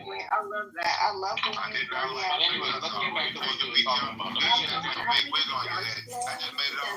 Y'all two get your hands off each other. I love that. Stop it. Stay away from me. Like, y'all two need a room. Y'all two all sexually frustrated. I'm Team Nathan. I'm for it, baby. Keep these niggas away from me. You're too young. You got your own head. Keep niggas away from me. They're being aggressive. Give me a badge for I don't know why these niggas. She got her own hair. Why she gotta wear a wig? I don't understand it. You should be forced to wear your real hair. I have a lot of hair. You catfishing people. Nobody wanna. You can't be Team Nathan, man. And you wanna talk to me about real hair. You can't do push-ups.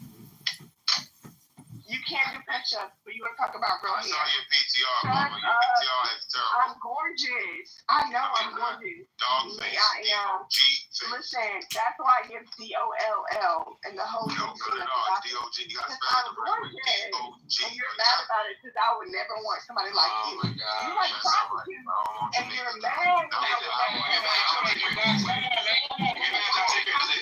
don't like women.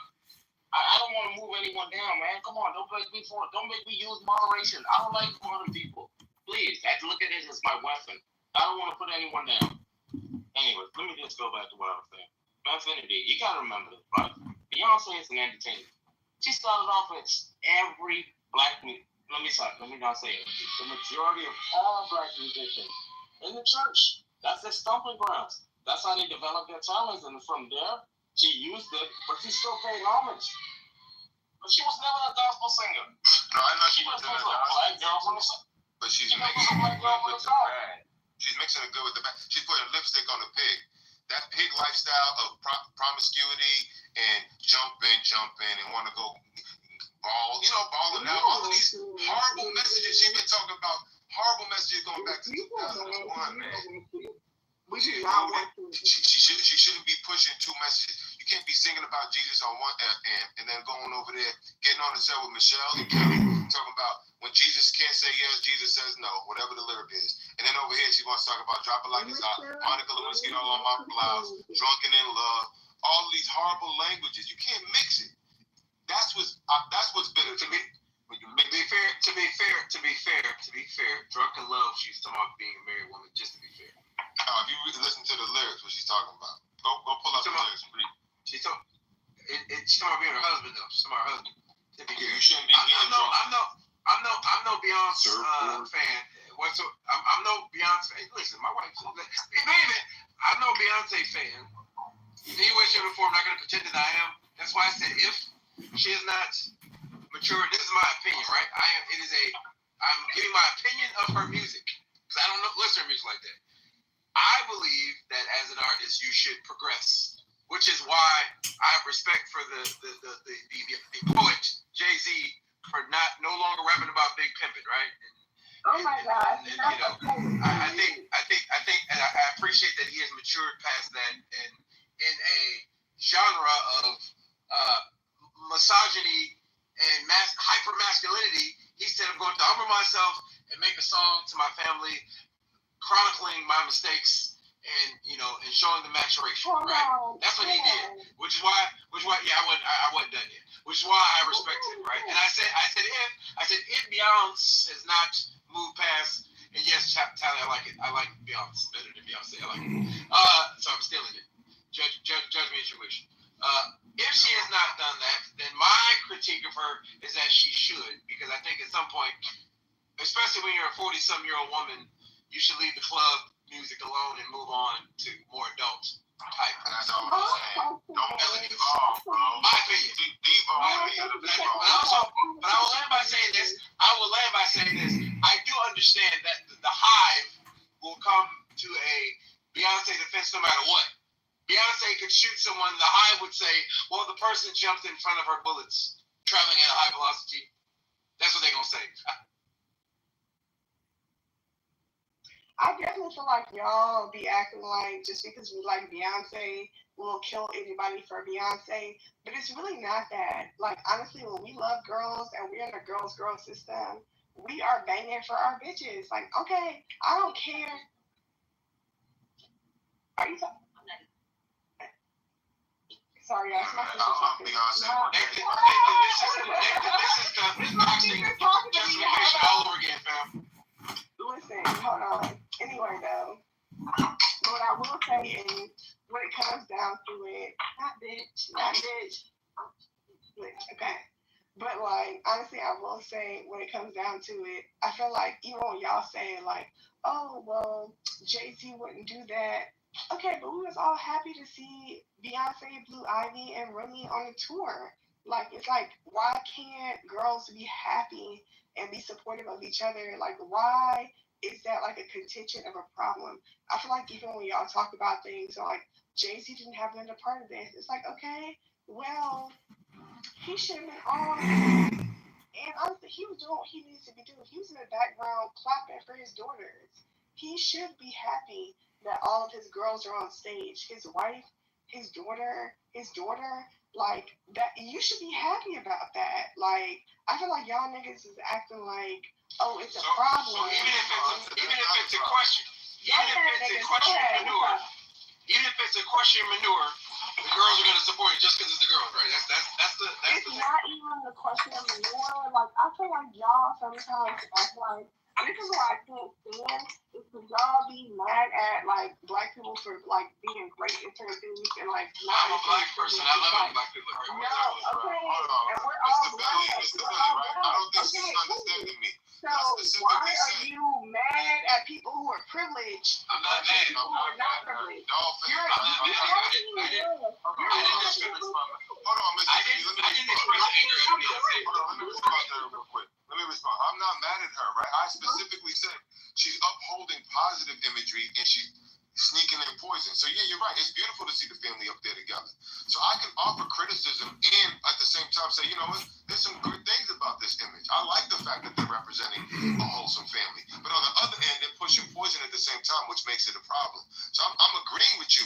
There's certain aspects of her image that are things we should reach for, that we should put out there for girls. But when she ruins it by saying, drop it like a thotty or whatever else she's talking about, that's what I'm trying to say. It's a duplicitous message that is not healthy for society. I have a question. Why is all critique looked at as anger? Because she don't know the difference. No, she wants to know specifically. My sister has a question. Jealousy. I'm with her now. What is the poison specifically? Let us know what Beyonce is doing that's actually. No, but tell her. No, I couldn't see it. You know the sister that came here today, right? They don't even hear it. I come in peace. You hear me? I come in peace. Kumbaya. Kumbaya. I said kumbaya. I was just wondering when you said she sneaks in the poison. What's the poison? I'm not in disagreement. I'm only listening. Okay. So I'm gonna give you Sister Fran. Let me just tell you. So I said, Sister Fran, that's my sister Fran right there. I like her. So the thing is, right? So the thing is, when she says something like a song like "Church Girl" on her Renaissance album, she's basically talking about drop it like a thotty. Yeah, you a church girl. Yeah, you go to church, but I want you to go to the club, let it all out, drop it like a thotty. We know thotty stands for that hoe over there. Why is she pushing this message, glamorizing behavior that leads people to being baby mamas and baby daddies? Let's promote messaging that's going to bring husbands and wives together so that they can have a family in the way that she does. She wouldn't push that message on Rumi. Hold on, y'all. My sister don't be on the app that much, but she want to answer. Go ahead, baby. Let me tell you, I agree with you. I'm sorry. I agree with you. I agree with you. However, that's just not her mission. You got to go look for the people who actually do want to uplift us, encourage us. That's not her. That's not who she is. That's not Beyonce's MO. I agree with you, because you don't have to do what I'm saying. I'm just offering a critique to Beyonce. Answer me why you go that way. There's nothing we can do about it. People are going to do what they want to do, and that's the choice that she's made. We can get mad about it, but we can't do nothing about it. You have to look to the role model who wants to be a role model. So she's not it. She's not it. I agree with you. But the thing that we can do about it, wait a minute. If there's enough people like... Hold on. But you also said that, like, oh, I look up Miss Holly and it's this and that, but I do have a big sister. And you said, what is your big sister? My big sister does feel that way because she feels like I can be better. So why is that a problem? The woman that was just talking is your older sister or your younger sister? I'm my older sister, but we just got different personalities. That's okay. Everybody different. Anybody who wants to do something that's not in their best interest, that's their choice. You can't change nobody. You only can change yourself. You only upset yourself. You only upset yourself when you concern yourself with stuff you can't do nothing about. But I understand this is something that y'all talking about, and I agree with you. However, nothing's gonna change. Like that's their job. That's their job.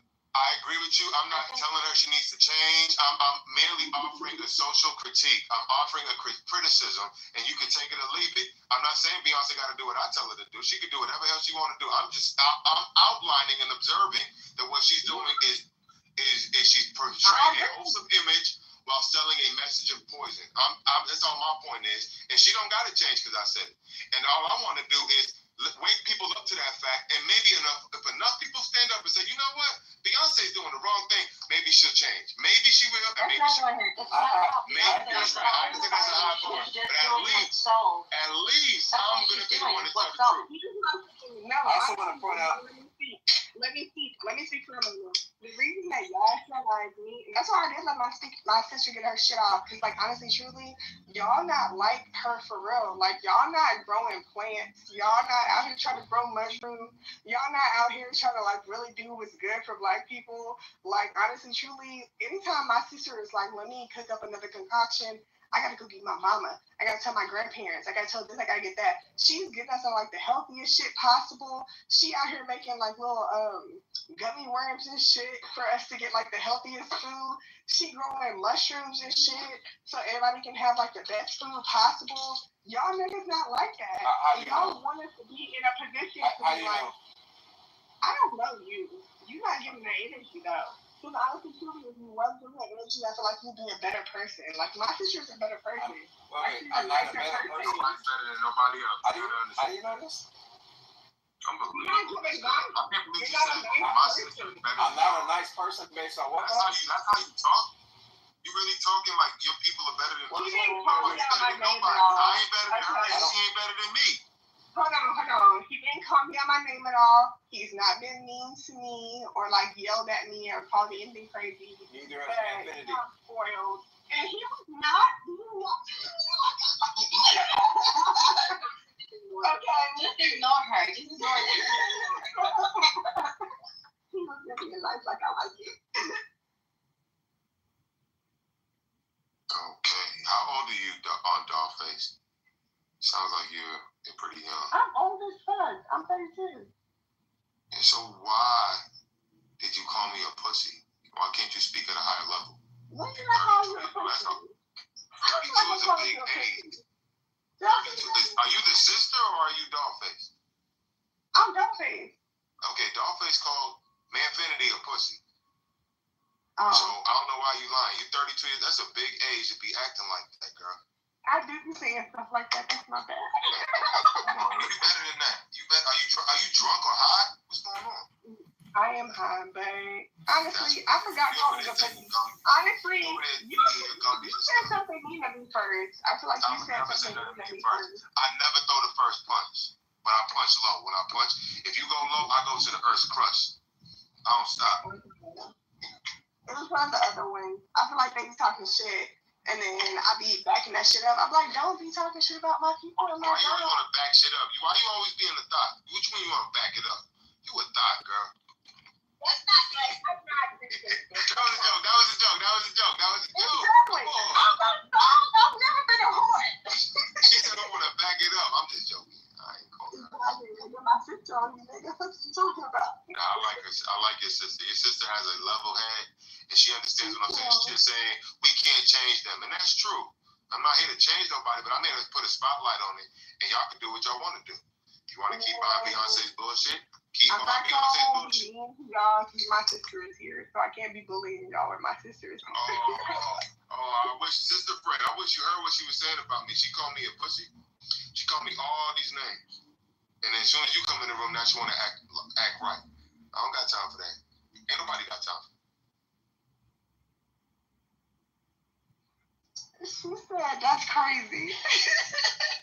Come on, man. Keep it on the up and up. Don't be calling people out their name. I be nice to other people. Listen, for real, the other day I was going crazy on Psych. I did apologize to you, didn't I? I told my sister I apologized to you. I was apologizing to you. Are you gonna apologize to me for calling me a pussy? You don't even have to. You're good. It's different day, different thing. Yeah, apologize. God damn it. Are you gonna apologize for calling me a pussy? Yes, apologize. You're not gonna do anything. Dollface, I asked you a question, yes or no? Just say no. You see that? It's like you want to be the only one. Listen, I never wanted it. I came to that one on my own conclusion, but you're right. My sister was like, I should be nice. Psych did that by his own. Y'all are right. I should be nicer to y'all. I do apologize. How many times did you look at that picture and thought that you saw something different from what you saw the first time? The one that you drew? No. The one that you mentioned to me yesterday in the DMs. Oh man. Down in the deep. I was just like, I don't know, bro. That was, what I was thinking is like, someone lied to you. Are you white, dude? Not what you think it is. Are you white Psych? Are you white Psych? I'll let you guess. What do you think? Yeah, you sound whiter than me. Okay, then I'll be that for you. I'll be anything you want. Leave Fake alone. I like That's him. pretty gay too. Don't do that. I am gay. Be careful, I might like you. Oh, you are. Mike, you're the spectrum fan. You're not gay, man. For the spectrum, I might like you. No, that's not. That's You got that good. you got that lazy swag voice of yours. That's kind of hot.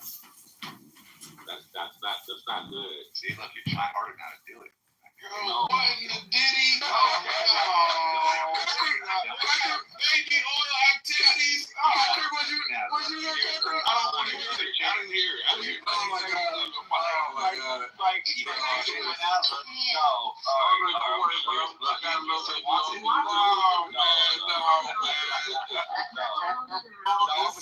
don't even want to go in the door no more.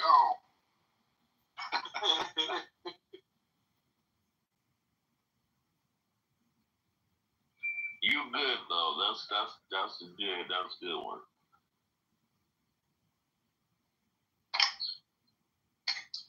Hey, can I be moderator in this room? I need to help moderate. Don't be asking for moderators. Let's have. No, cause you seem like Being a moderator in this room. No, you delete everybody in this room. It's not a privilege, bro. Who would do that? Manfinity, do you have anyone blocked? I have 0 people blocked. I I'm don't. Don't do it, bro. Bruce, what you got a problem with me for? No, you gonna delete 2 people in this room right now. Are you the type of person? Why would you accuse me of that? Are you the type of person who is not willing to abuse his mob powers? Meaning that if someone's cursing at you and all that other, you would have to be humble. Like, you see, I handled a situation with Don Fake, and I was like, hey, calm down. Most people would just move it down. But being a martyr kills them. But why did you allow me and her to go back and forth for so long? Because I felt like it would have been wrong for me not allow you to express yourself. Right. Did you agree? Did you enjoy the context that was created? Not really, because I don't like to see women and men go at it because I always think that the man is fighting now.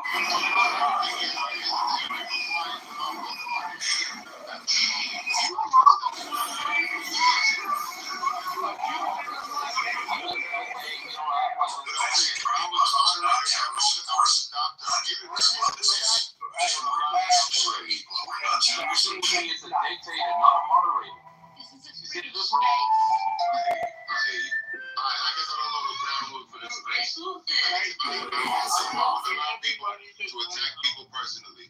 Everything will be based on the argument. No personal attacks. Everybody should calm down. You would have man. No, you can't. I like that. Last night, check, Bruce. Who you? No, where'd you come? no, because you're trying to get some content right now. Why you keep getting in my face? You have muted me right now. Why you keep getting in my face though? You would have took me out. Hey, I asked you a question. Why you keep getting in my face? Thank you, What Nathan. did Bruce do? Nathan, this is a younger 7th son for sure, bro. I swear.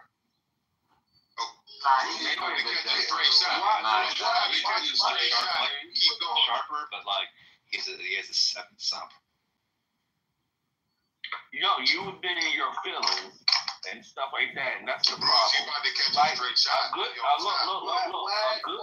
good mod. Let me tell you something. A good mod will just let shit flow, and then if everything would just flow with by itself.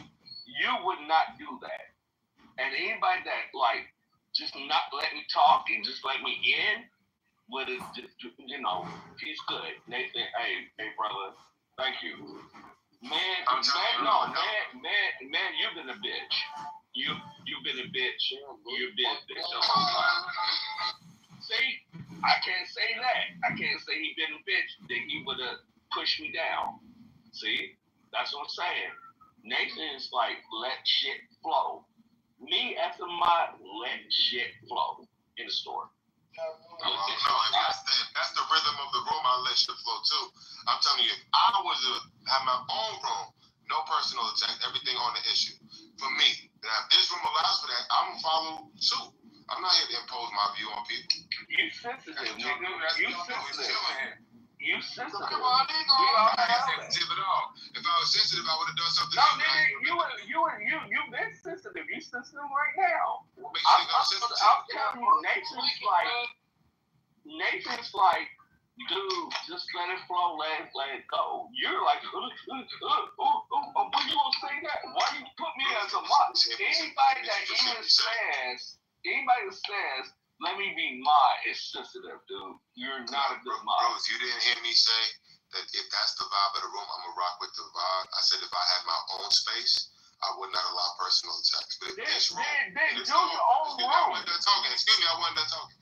If this room is called chillism, and y'all are chill when it comes to personal attacks, once the ground rules are explained, I will gladly encourage the rules of the game to be followed. I'm not here. You've been the only one talking in this room right now. That's right, because I'm talking. I got some sense. You ain't got no sense. No, nigga, you been talking about the most nigga shit ever. Good time and see what happens. Nigger. And you put the ER on there. Yeah, and I'm black. Not the ER. You ain't black. You ain't black. You ain't been black a day in your life. Alright. But see, I bet you've been the first one. But you've been the first one. You didn't need putting back down. Let me say anything. Yes, you did. Today, so why are you tripping? I didn't see it happen today, so why are you tripping? I'm asking Nathan, you want to get a green bean? No, I hope Nathan don't get you.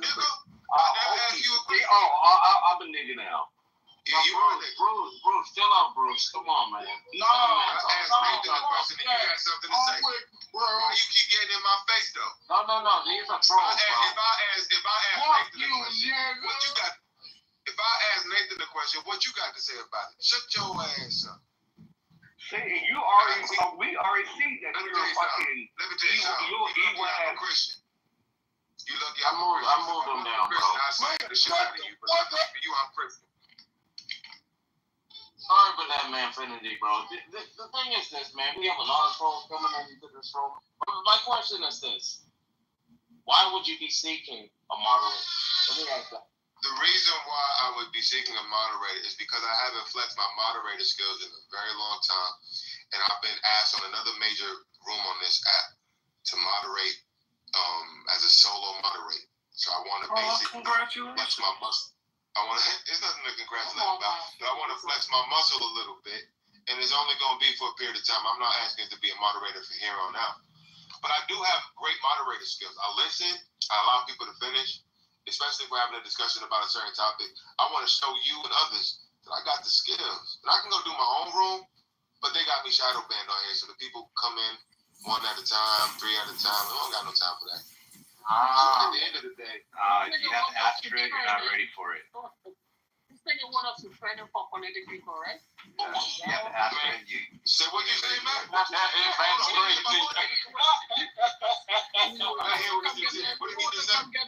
wanna come get the sauce over here and bring it politically correct? No, it wasn't politically correct. It was not politically correct, brother. It wasn't politically correct. It was another one of them rooms. And I've been offered to mod the room by myself.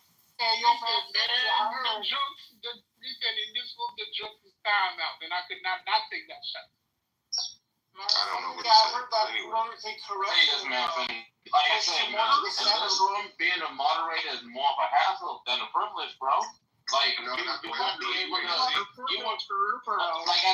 like as a moderator, you won't be able to interact like how you normally do with other bats. Like, as a mods can't be like all up in the videos, you know? Like Diddy. You know what I'm saying?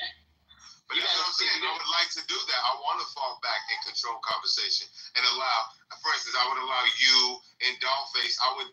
You ever seen Lufax, Intellectual Gangbang? I love how he mods, right? If two people are going on opposite side of an issue, he'll call it a squabble. I like how he came up with that term. And basically, everybody gets muted. The two people go back and forth, no interruptions. Like he'll ISO. We already do that in this room. No, I don't hear it. When it does happen, that's what people hear. And then we'll like straight up and we'll say, listen. Regular here, bro. Respectfully. I didn't say I was a regular here, did I? No, Did I say that? you Right, so I'm speaking from my limited access here. Based on my limited access, I haven't seen that. Too eager. Don't ever come over here. Listen, don't ever come over here and talk about like, oh, this is how Lou Fax does it. This is how he does it. That's how he run his rooms. Everybody knows how Lou Fax. No, hold on. Let me finish. That's how Lou Fax get down with his rooms. You can't come over here and being like, oh, I want to talk this shit. I want to talk. Oh, Dollface, let me get at you. The next person will get at you. This nigga's not getting at me. What are you talking about? Like, you think that you're on a certain like a level, and you're really not on there. Like, you gotta calm down. If you want to be a nigga like Lou Fax, you gotta get on your Lou Fax shit. Start your own room.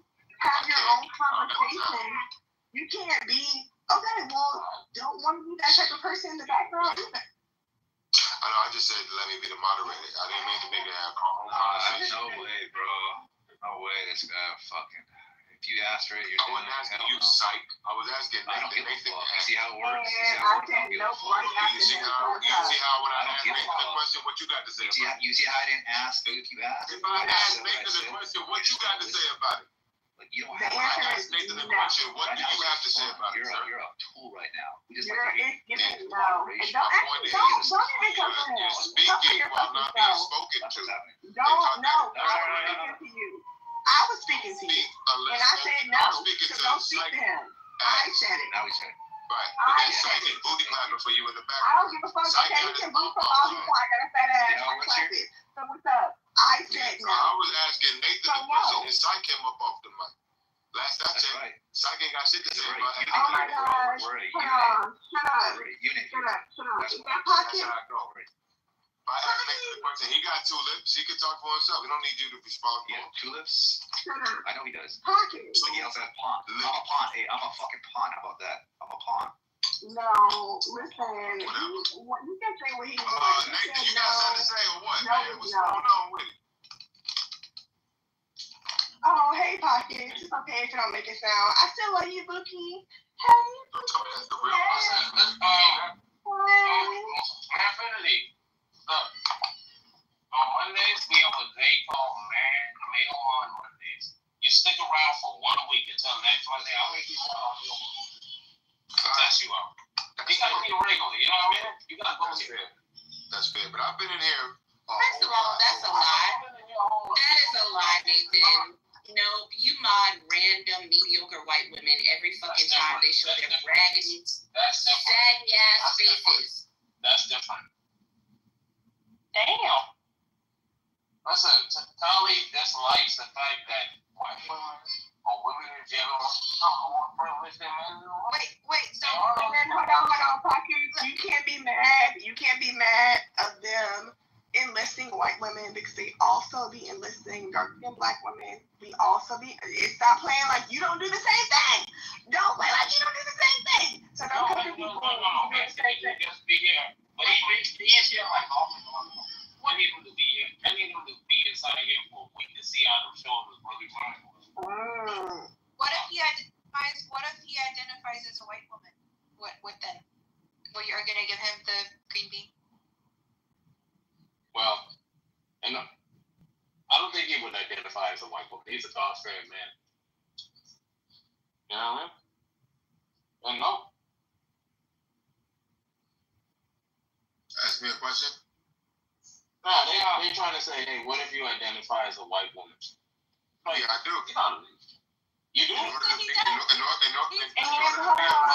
gotta say that to become a moderator, let's do it. You can be black women. Okay, let's go on. We have to go through the questionnaire. You willing to go through the questionnaire? Let's do it. All right. As a white woman, do you spit or swallow? Yes. Neither.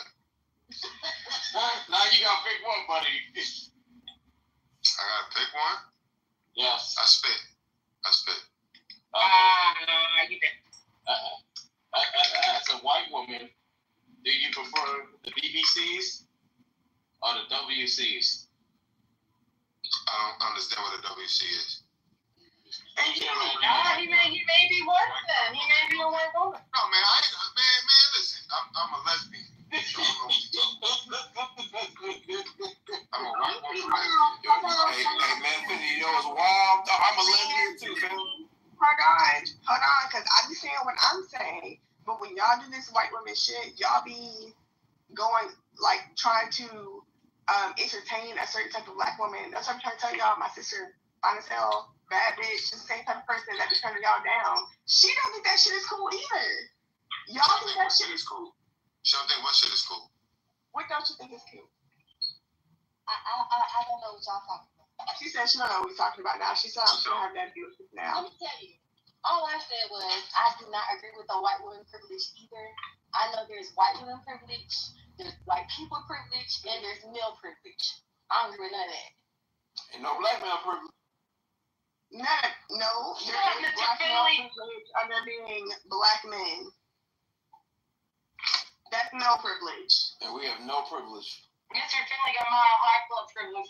Yo, that's Pockets from way back. Yo, Pocket. Pockets, I keep telling you, airplane bathrooms are disgusting. I will never be in a Mile High Club unless I was in there. It wasn't there. they just yo, man, Finity, I'm telling you, they just cut. Here's my thing. Honestly, no, you talk about bathrooms. Here's my thing. Mr. You and Anthony, the crazy thing that you don't know is I love Pockets now. Honestly, the fact that y'all as niggas think they're like, oh, we gonna put you in your place. We got the white girls here. Who said they were gonna put you in your place? I have to look around and realize what's happening. Who said they were gonna put you in your place? Let me get my flowers, Mr. Finley.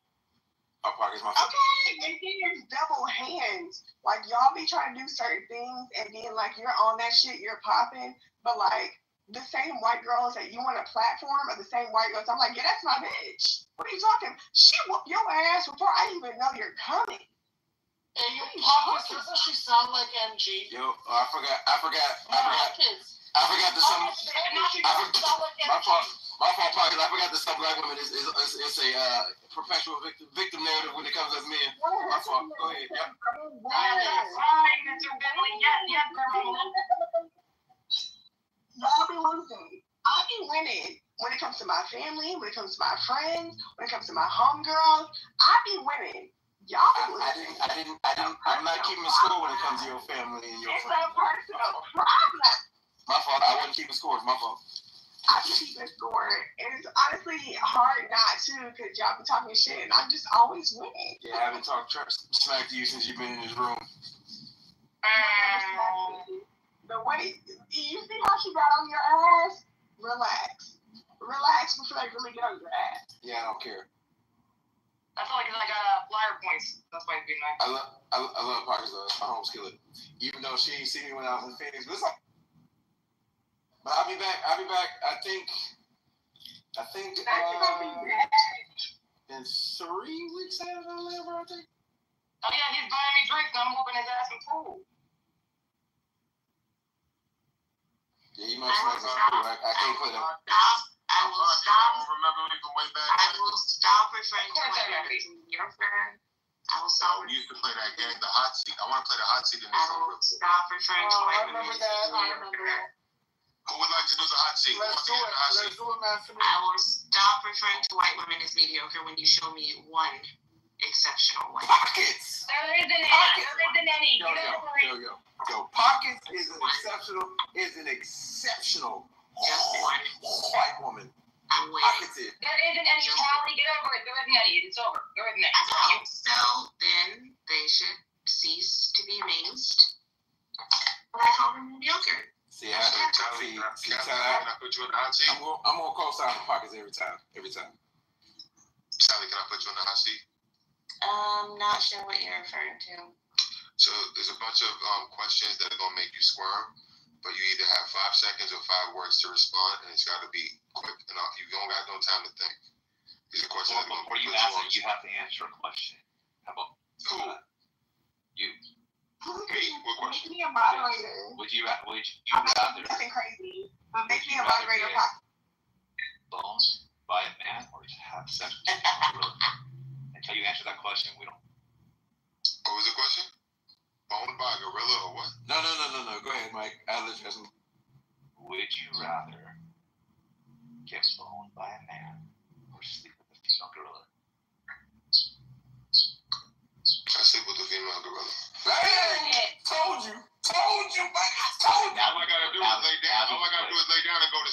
That's it. Anyway, Tally, can I answer your question? Sure. Tally, they're gonna make you squirm. If you squeeze out of more than one question, you lose. You gotta answer every question I throw at you. You don't know me at all.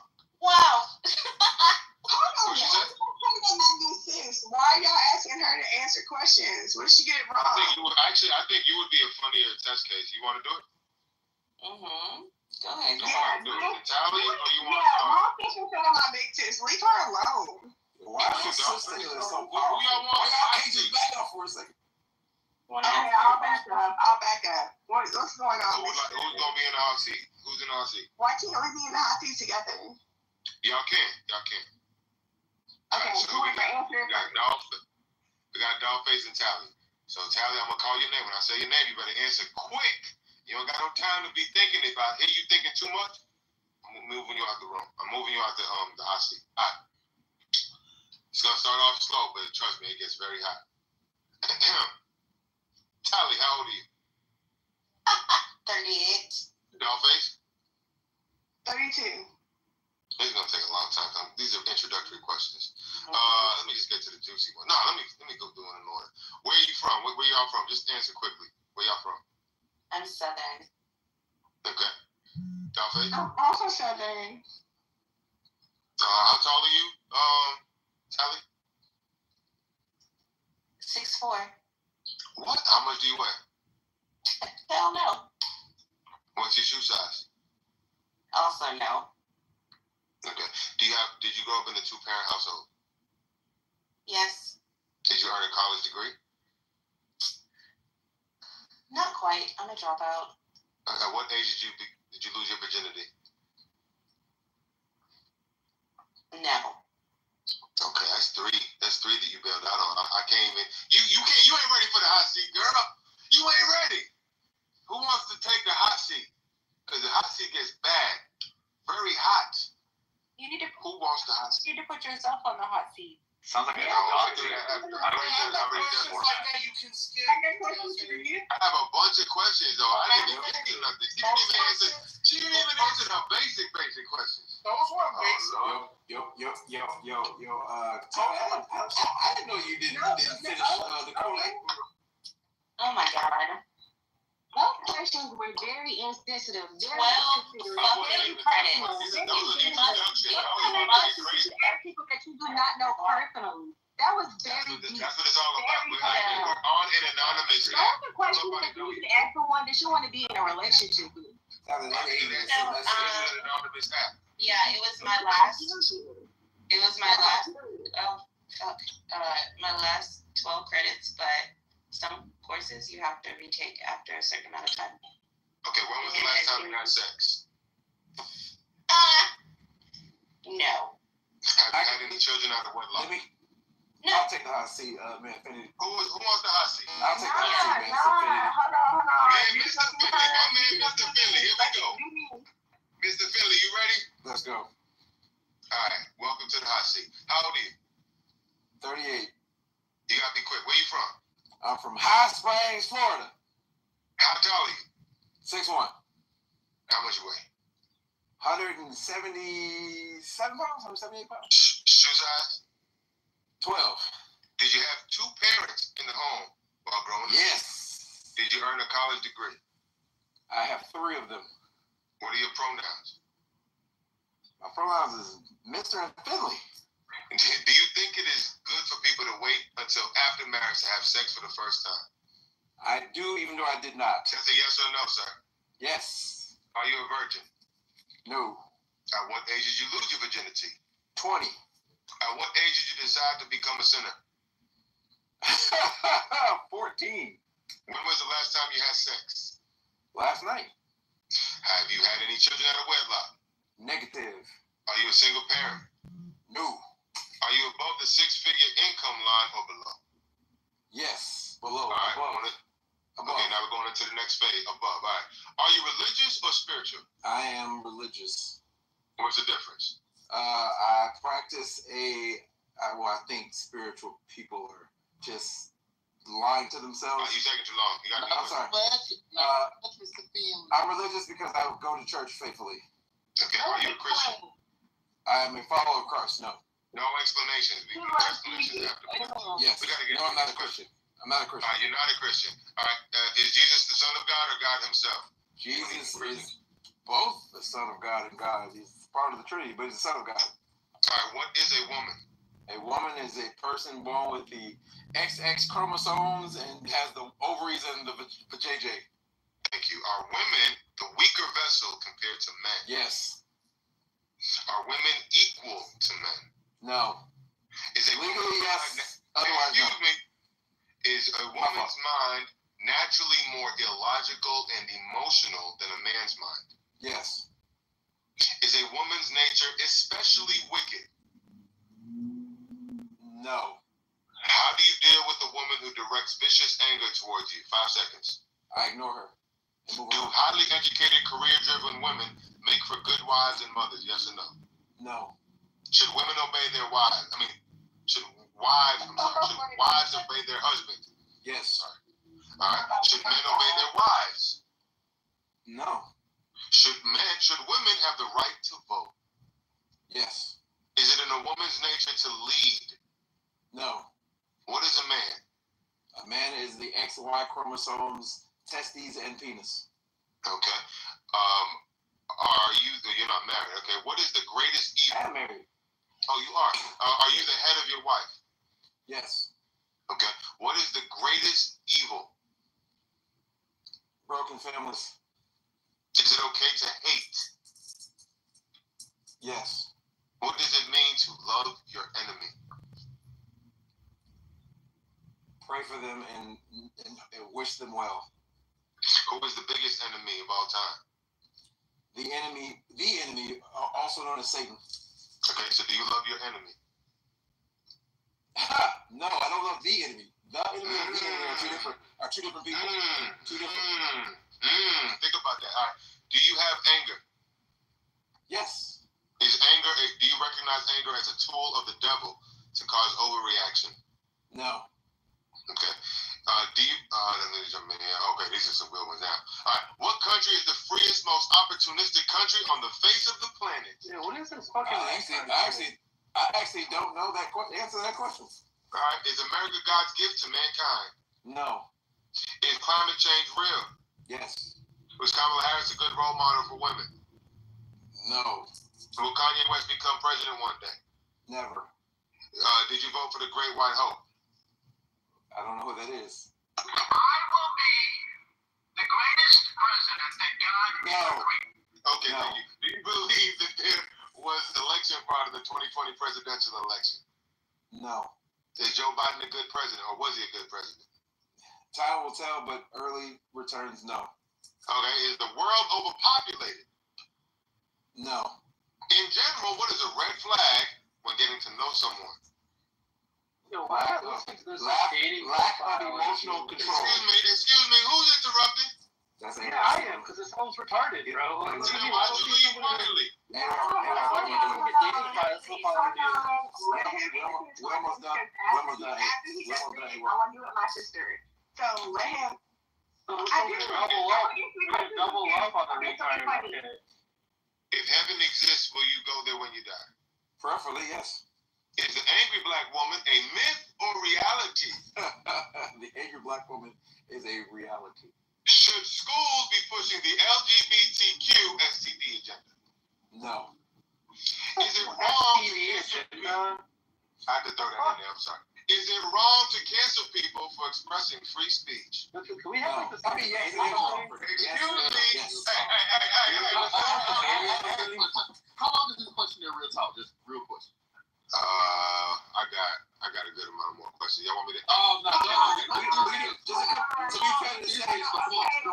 be fair to the stage, I'll jump down to the end. I'll jump down to a few more. Yeah. No, Anthony. These are some good questions. Anthony, hold on. You're asking him a lot of questions, and you're putting him on the spot. I would like some of the questions. I would like to answer the questions formatted. I want to do that. I tried to do that earlier, but you said no. No, I said yes. I think it was taken too long. Tolly wouldn't answer those questions, and then it mess Can everything Okay, up. we not do like a question saying let me like be how should clear. the character be Let me be clear. I got one minute finish. Can I Good question, say, Black man. can I Very good tell you, question. can I tell you, I would absolutely answer questions about my political alignment and, Okay, let me get to that, Tally. but what I So won't do is that other So shit. Tally, Mr. Finley, and Dollface are now in the No, hot seat. hold on. The remaining questions will be asked of all three of you guys. All of you go forward. All right. Yo, I will kill myself. Yo, Nathan, can we have some fun or something? If Tolly doesn't No, want you to can answer, leave quietly. I'll answer. Yo, you can actually defend your beliefs though. That'd be interesting, right? But we can do that after we get through the hot seat question. We can't do it while we're doing the hot seat. Yeah, if So Finley who's don't the one who answer, keeps if asking Tolly me doesn't about? want to answer, I'll answer. That's A-Walk. Excuse me. I want to get on the hot seat. Dominique is one of my Hold favorite on, people hold ever on. on this Hold app. on, man. Dominique is my main man, bro. I love Dominique. Dominique, Hold where on. you been, bro? How you not quiet no more? Man, you doing this, but let's be very honest. You was vibing with my sister. My sister wants to ask you questions. All right, we could do that too, but let me try to figure out So what you Dominique ask me, you ask our questions first, and then my sister want to ask you questions. So she got her own questions? Why is this clown running taking the stage? I don't understand. For the record, I just want to say, nobody was eating you in the hot seat. So Philly got up there and held the throne. Just saying. Yo, Mr. Finley, did you watch that new season of Nathan or that rehearsal? You might find it interesting because it goes into like What, culture and stuff. what, Nathan? Nathan? Oh, you ever seen that show Nathan for You? Nope.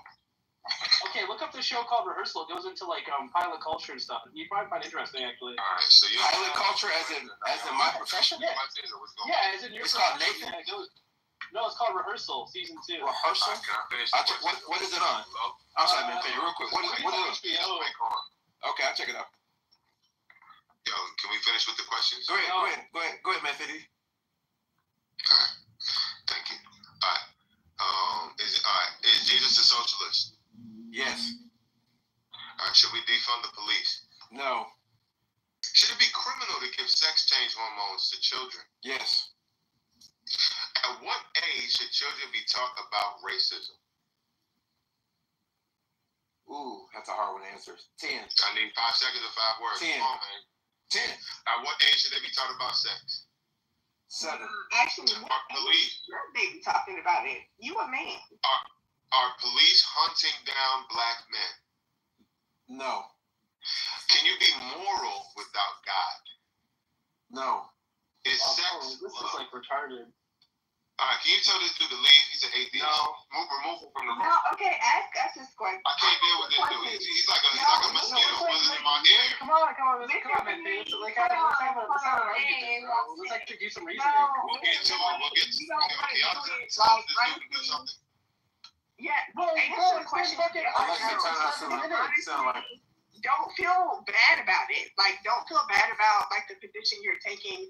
Fight for your position. If you can't feel like you can't fight for your position and you feel a certain type of way, you feel that way. Just say you don't No, I'm want to. saying I'd like to continue to ask Mr. Philly the question without You shouldn't interrupting. hold that position if you get defended. I mean, You that's can just tell like if you can tell this dude A-hole, I think his name is A-hole. Oh, yo, You can tell him to shut stop up. No one wants to hear you, buzzing in bro. my ear, bro. He keeps buzzing in my ear and I can't deal with it. It won't be Oh, able to no. hear Finley go Yeah, Tally, through the rest of the questions. Yes. Yeah, then you're a faggot, Tally. I'm sorry. I'm just have to lay it down. Cool. All right, it doesn't matter. yeah. This isn't nobody. All right, should a man ever tell a woman his problem? Nobody. Yeah. Let's move on. Should a man ever tell a woman his Let's problem? move on. Yes. All right. Have you ever been a slut maker? No. All right. Are you in favor of same-sex marriage? Yes. Fucking Andrew Tate fucking questionnaire. Oh my God! Can you remove him or move him down, please? Basically, yes. Can you move him down? I can't. Bro, why don't you actually fucking defend your views? I don't want to hear you give a fucking 20 questionnaire. Wasn't there supposed to be a limit on the question? Yeah. So A-hole, why don't you just why don't you leave quiet? How many questions? I'm gonna freeze Now we this. know Let me he's just a moderator because you have a big A out already sent him down, and A's not even breaking any rules. He is. I'm trying to get through the questions. He's That's not a rule. Well, you're not going to ask all these questions. No, there's no rule. You just gotta deal with the shit. If you don't have it, you don't have it. That's how it works. Okay, so the reason it's okay for him to ask these questions is because there are already several points of interest that I know at least AWOC wants to inspect with Finley.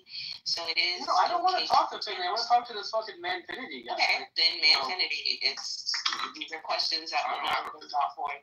I haven't even signaled my positions on these issues, AWOC. Yeah, let's talk about them. Like why are you coming down? I can write down questions on this. Nigga, you said that fucking 5 minutes ago. You said that 5 minutes ago. Give me 10 more minutes. Sit back. Like what? I don't need Hell no! Give me how many more minutes, nigga? 4 minutes. Hell no, man! You better ask time real quick. I'm about to fuck up, man. The time limit on me. Keep going, AWOC. Do what you do, AWOC. Go ahead. Nah, AWOC shit. Yo, so like, I like AWOC. yo, Manfinity, like, Manfinity, we'll actually have like a conversation about like, okay, you said that you can't be moral. You think you can be moral without God? So I'd like to do that after I'm done with my questions. No, wait, come on, bro. You can do it. I literally came back. I came back from Costco, bro. I want to answer. Yo, what is wrong with this? Did you get some Kirkland's? Why is nobody in the moderator moving him down because he's in school? Yeah, why are you crying like a little pussy, bro? Why don't you defend your views? Because I'm trying to get through and I can't finish. Oh, so you are a pussy, bro. I mean, that seems like a passive Like put a mic in this room. Just like, Alright, y'all. Y'all got it. Yeah. Would not call him that to his face. Yeah, I bet you I would call him a pussy to his face. What do you mean? I don't think Manfinity need a Robin. I think he's a Batman already by himself. Hey, no problem. Y'all just ran him off the stage. No, I'm right here. Goodbye. Dominique is my favorite. Wait, are you like, is that nigga like your boyfriend or something, bro? Is that nigga like your boyfriend or something? Bro. He's an So why is he amazing glazing you without ever having a justification? Articulator, you mean somebody move this Negro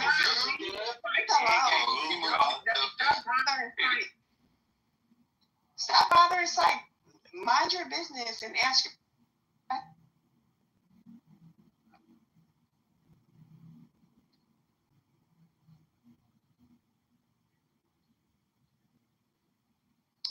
Hey, dear mods, if you have Andrew blocked, unblock him. Thank you.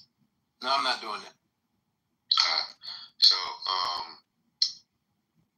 Who is Andrew? back into it. Here we go. So the man No, come on, bro. What do you want to talk about? Hey, what do you want to talk about? Yeah, I want to ask a question. Why can't he fucking finish the question? What is it? Yo, Nathan,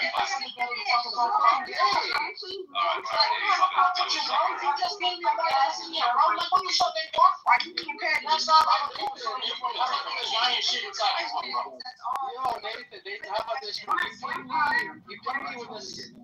No, Nathan, you ping me when this faggot's done. How about that? Somebody be getting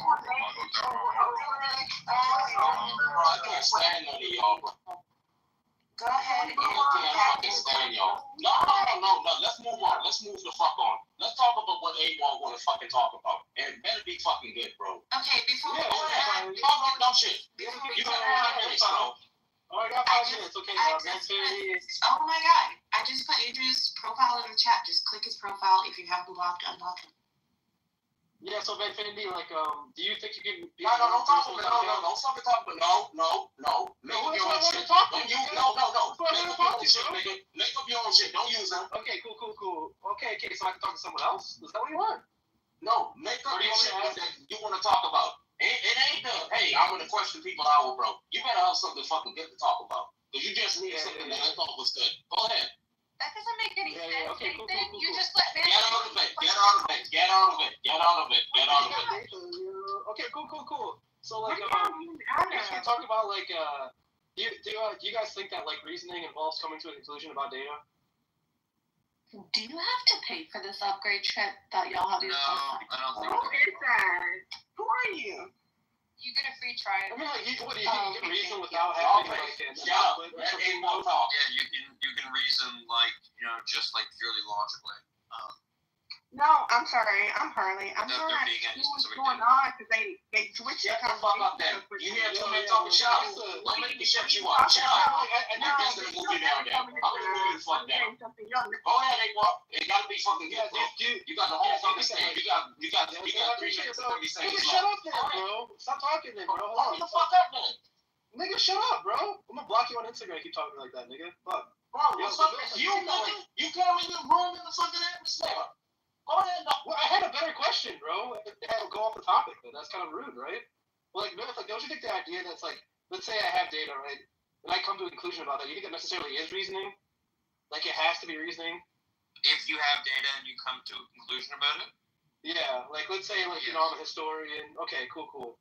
So, like, what fucking Matt said is just, like, irrational, right? Because, like, you know, like, if I'm, like, some type of historian or some type of, like, scientist, right, and I have data and I come to, like, a view on that, right? Like, it seems as though that implies I'm reasoning necessarily. So, like, then it comes to the question of, like, well, then how do you deny reasoning and then, like, be a rational agent or something, you know? It just seems, like, obtuse to me or something.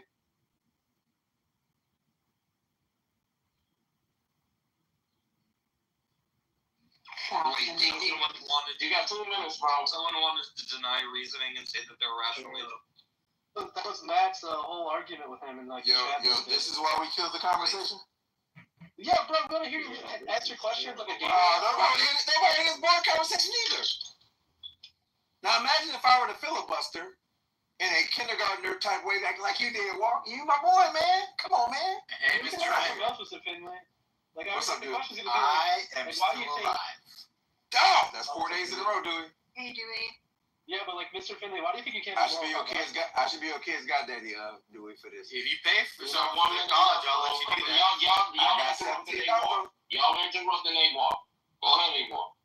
Oh, thank you, bro. Mr. Finlay, why do you think you can, like, you can't be moral without God? Like, what's your view on that? Like, what's your justification? Because I believe that God determines morality. Otherwise, morality is subjective, and I don't believe it's subjective. Yeah, but do you think you can act in accordance with God's morality without believing in Him?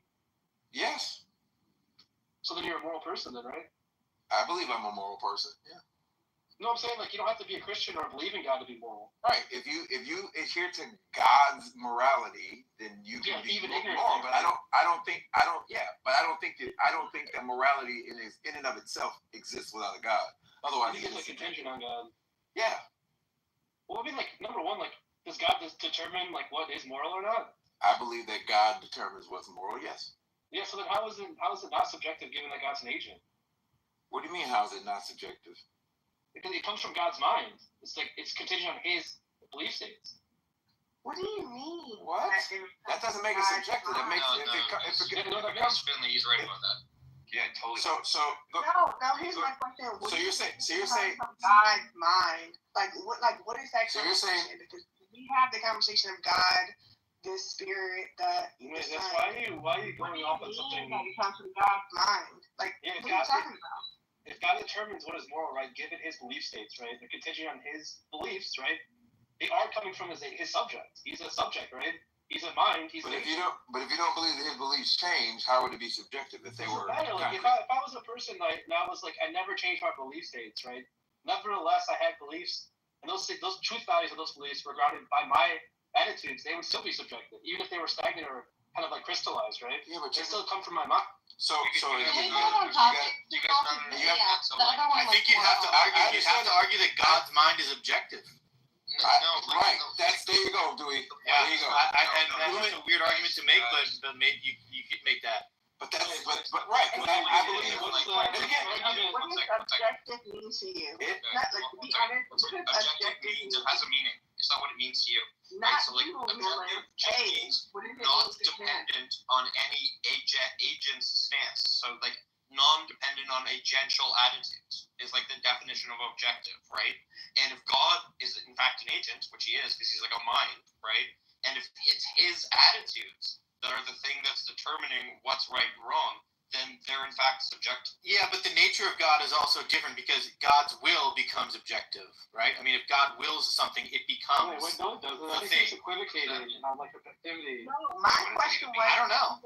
It means if he says let there be light, if he says if let there be light, there actually is light, objectively speaking. Okay, You're just equivocating on objective. Hold on. Yeah, you're just like, I don't know. I'm just trying to play with the idea. Calm down, everybody. Calm down. Like you can't even fucking play with ideas. You're like, what are you talking about? You're doing it mad. We don't get. No, hold on. If we're saying things are subjective, right, and it is based on just what we see and not how we interpret it, that means that you do feel like there's two separate type of women, right? Because in the beginning, God made man and woman, and then later He made Adam and Eve, like Eve off of that. So like if we're gonna do subjective things based on just randomness. Yeah, I agree with all that. That was great. No, Dewey, please don't encourage her to gibberish. This is like I loved it. I thought that was brilliant. No, I thought it was really good too. Maybe we can move on though, because there was such a good point. I don't think anyone's agreed. I agree. Everybody agrees. So that was good. Family, now that we know that subjective is not mind dependent, right? And God is a mind, it would be subjective, right? Well, I don't look at. I don't. The reason I think it's objective is because I think that subjective means that it's subject to change, right? This is my very oversimplified explanation. That's wrong. And I don't think that God. This is Millith. Relax, man. Jesus Christ. What is? I don't know what it is with you, Millith. No, because you always. No. So relax, man. We're having a fun experience. Relax, bro. I literally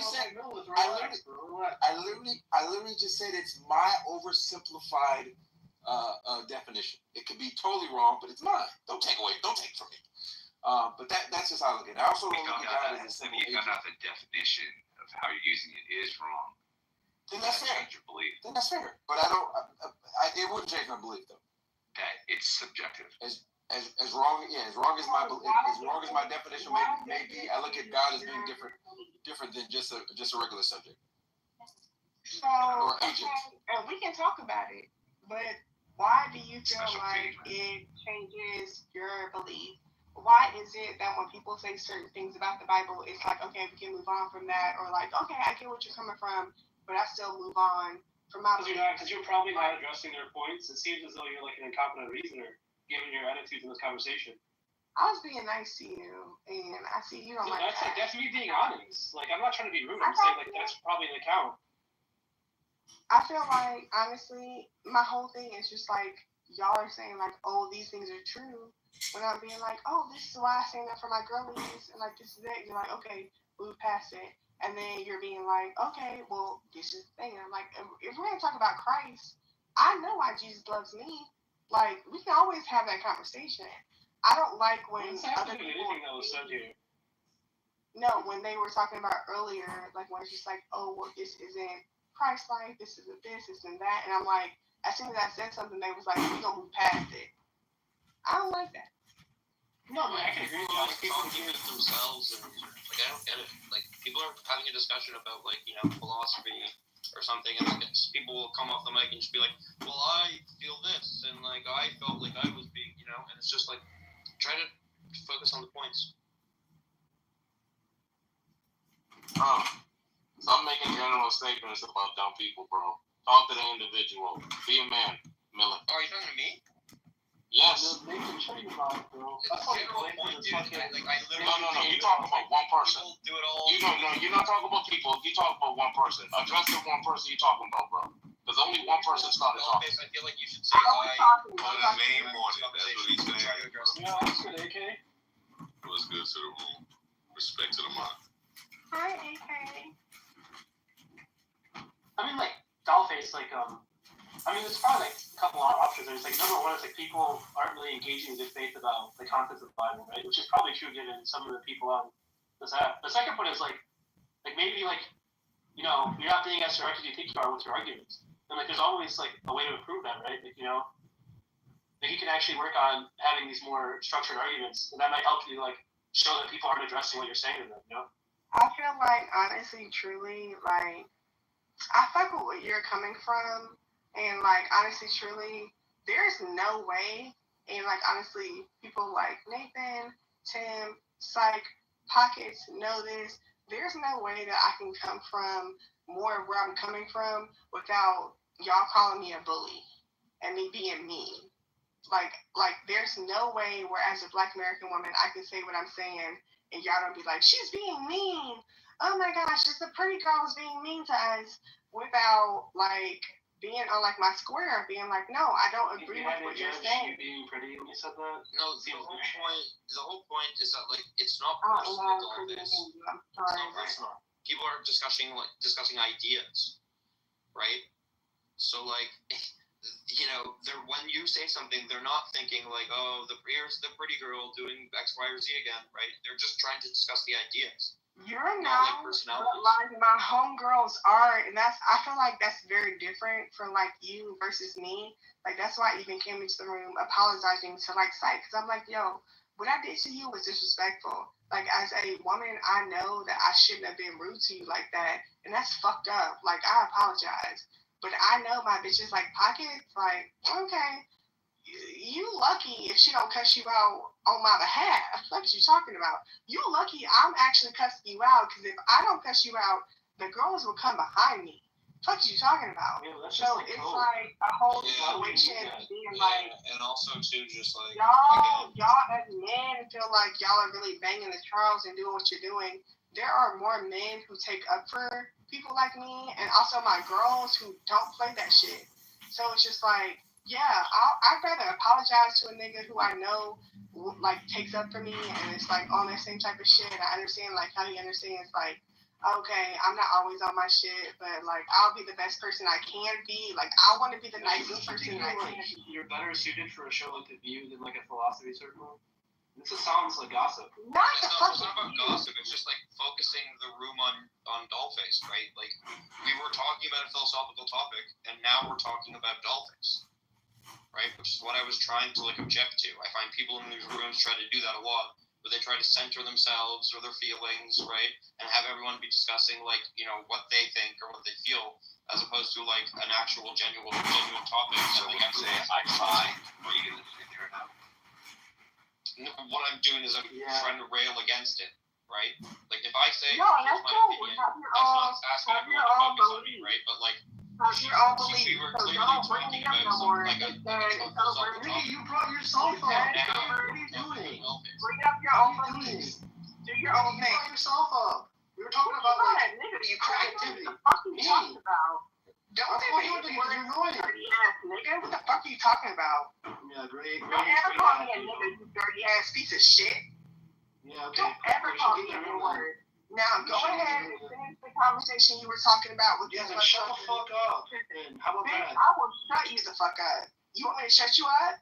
Alright, Is that what you want? Try your hardest, yeah. Nah, I'll shut you up. It's never a problem. Yeah, so Mike, there's a difference between like saying here's my opinion and saying like here's what like me and my what happens with like me and my girl. I was fucking around. I know. I'm just trying to make the point like as fair as possible. But I think it's your job if somebody brings up themselves, sometimes people only have their opinions to add, right? If somebody brings up themselves, it's up to you to dig and see the value or the correlation. You know, you're supposed to take them out of it, right? So with her submission, I took her out of it. You know, feel me? Because there's other people that feel like her. There's other people that she can represent when she speaks. For you, that's What what do you you think she know. said then? Like, give us your analysis No, by taking her out of it. she was an example. I'm using her. No, I'm saying, did you listen to her? Did you take her out of it though? Can you kind of I mean, take her out of it. What was she saying? I don't know what the fuck she was saying. Yeah, exactly. Stop leave my girls alone. No, because I was in and out of what you were saying. But I'm saying that if someone gives their opinion and you're having a philosophical argument or whatever the case is, there's got to be some value in the opinion. You don't have to center the person because they offered something from their life. You can take them as an example and correlate it to the topic. Period. And honestly, on that fact, I don't give a fuck what y'all hear about. I love niggas.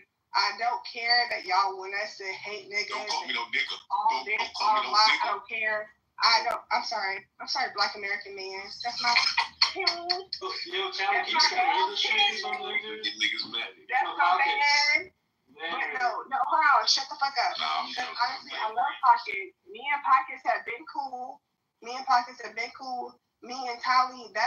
it's a whole new thing where I'm like, okay, Tally. No one gives a fuck. I like Yeah, that dude, shit. Dollface, you're not You the don't center give of a this fuck, room. nigga. No one, You don't give a no one fuck. cares. But I be hoeing you niggas every single fucking time. No, you I look hoe like you you behave like that. Oh, You are a hoe ass nigga.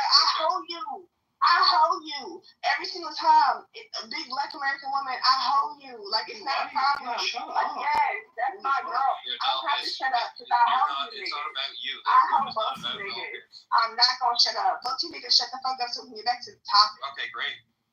Yeah, Shut up so we can get back to the topic. Yeah, cool. Okay, Both what's you the niggas. topic, Dollface? Shut up. You never gonna shut me up. Get up and shut the fuck up so we can get back to the topic, You didn't nigga. speak proper English. What is the Shut up, topic? nigga. What is the topic? Shut up. What Shut is the up. topic? What is the topic? Yeah, what's the topic? You not my big sis. You not my big sis. What's the Pockets, topic? what's the topic? Tally, what's the topic? Chill, what's the topic? Spike, what's the topic? You hoes is nothing to me. No, we Shut were the talking fuck about up. the topic before you interrupted. Shut up. I don't care. Everybody else can talk. You niggas shut the You're fuck up. ignorant, bro. We This know sure it. looks like when someone centers Shut themselves in a up. You ugly ass niggas. Yo, Nathan. Hey, Monica. No. Hey, Monica. Can you get rid of this fucking monkey?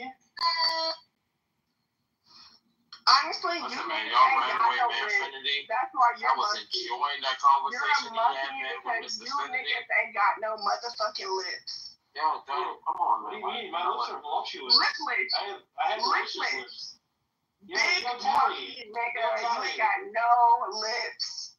We Yo, got you Tally, in man. cages, and it's okay. It's okay. We got you in cages, and it's okay. Why do you people Big come Black out here and American just will behave never like this? Don't do that. We'll Put a never name on it. lose. You're talking to We'll one person, never not lose. people. Why does All y'all Dollface have come out here and to behave talk like this? AAABE because you speak of us. Dollface is You- what we might call a coon. Yeah, she's a Coons coon. up. A Nothing coon. wrong with coons She's like up. a porch monkey. Nah. I really am y'all niggas' big brother. I be thinking about that. I'm Are you not drinking big right now? brother. Are you like drinking? No, I don't have to. So you just like naturally Hey, are the shut retarded. the fuck up. Hey, No, you no, keep don't using claim words like you're the R drinking word now. and this and Don't do that. that. Like, honestly, you have to use all these bad words because you Okay, listen. trash, you're white Pockets. trash. Wow. You're white I can't do trash. it, Pockets. Horrible. I can't do it. Help me out. Dollface, I'm begging you, love. Let's just like.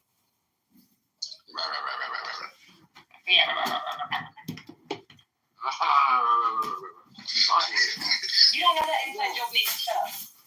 I'm in there too. I'm in there too. Seriously, Honestly, I feel like honestly the girls aren't saying nothing. Pockets, you know I'm being nice. Pockets, you know I'm being nice. Oh my Be god. nice and stop talking, please, Dollface. Please let the conversation continue. God, Wait, whoa, please. whoa, No, but Pockets, dude, don't do that, Pockets. Don't do it. I'm being nice. Don't do that, Bruce. You just got here. No. She actually is she's been nice, dude. Can we talk about the new Plus features and how even more Yes. careful Thank you, Monica. He's not nice, and nice Monica is sometimes, when she is a big fan. Monica do the damn thing. I like Monica. Come on, guys. Don't try to take this stuff. I like someone. Go ahead, shine, baby. Monica's on that shit. Yeah, Monica. Dollface, let Monica do her thing. No. I think Dollface should talk more. No, Monica, go do your shit. Come bitch. on. No, let Dollface. Why do you want No, let Dollface to Monica talk? speak. Monica is the OG.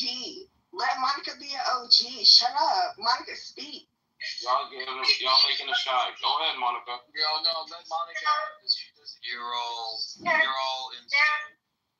there are 4 features that come with the Plus package. You can pay by the month, you pay by the year. Go ahead, sister. The The first one is it'll tell you who's snooping on your profile. That's not a huge factor And for me. And translation, that's who's peeking in your window. Yeah, it'll also allow you up to 7 or 8 links on your bio. Apparently, if you're advertising or you have different websites you want to. You can drop those links, like the addies and all that, in your profile. Can you let her speak, please? Third one is you can snoop on rooms. There's one in the audience right now. We don't know who they are. We don't know what they're hearing and what they're recording, and we can't get rid of them. So for the people that has like wires, that's for you guys. That's for y'all. Can you let her speak? If you on the bottom, let her speak. Hey, Monica, really quick. No, Hey, Monica, a question to Monica, really. Hey, why the fuck did you talk about the fuck I'm talking? I'm trying to ask Monica a question. Hey, Monica, real quick. Can you repeat what you just said? Because you went in the Matrix.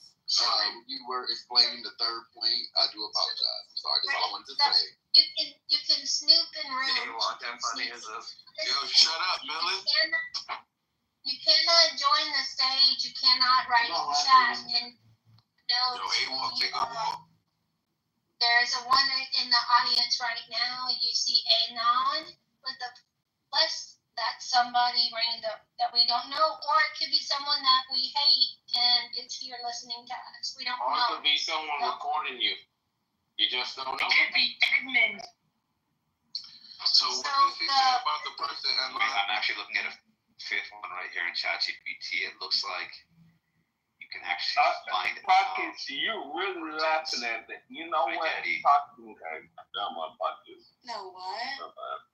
No, I didn't do it. Just like receive. Yeah, the guy that Monica. Ladies and gentlemen, the final point about the Anon accounts, you cannot remove them from the room. They are here until they want to leave. Now, if they want to participate in the room, like writing in chat or joining the stage and speaking, they have to leave the room, change the sunglass setting in the top right of their profile, and then come back in the room as themselves.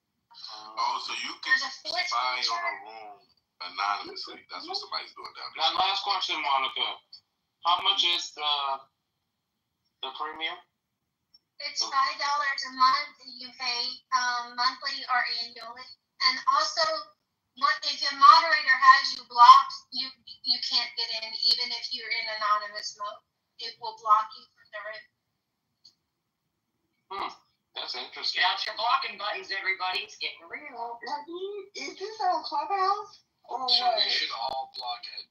So they can't come on Clubhouse anonymously? No, hold on. If this is just on Clubhouse, Pockets, add me. We gotta be for the bitches now. Oh my gosh, we can't even be nice to the niggas now. This is crazy. So no, but for real, if we get blocked by somebody in a room, that means we can't come in there no more. That means we have to. Oh my God. Please. Dollface. Deal with it, Nathan. You're giving too much information, man. This is like information overload. I'm sorry. Nigga, what do you expect that Dollface should be doing if... Alright. Try again next time. No, leave Nathan alone.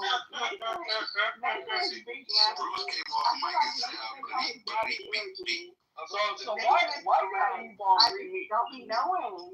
I didn't know they were serious. No, nigga, it's not Red Bulls, it's Hurricane.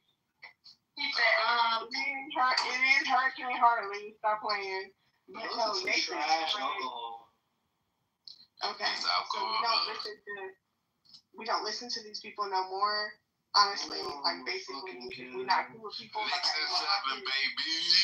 we don't like these niggas no more. Bruce, is a hurricane a beer or a malt? Fuck them niggas. Shut your white ass up. No, why can't y'all answer? So is it fuck them niggas? Is it fuck them niggas? If you don't know that no more on the app, that's why no one's is that not what we're hearing? Nigga, go on ChatGPT. People don't understand the math of people. My credit score went up to 823. Let's go. We down. That's what happens when you Did you scam turn people. away, Nathan? Did you turn away afterwards after you broke the 800s? No, when I get to 850, that's when I'm like, I'm almost there. Y'all was all going back and forth when I was talking. 823. Why? He Why? got 850. That's when he's white. Don't be pussy now. I don't like that. I don't like that. Ask me a Why? question when y'all was all up.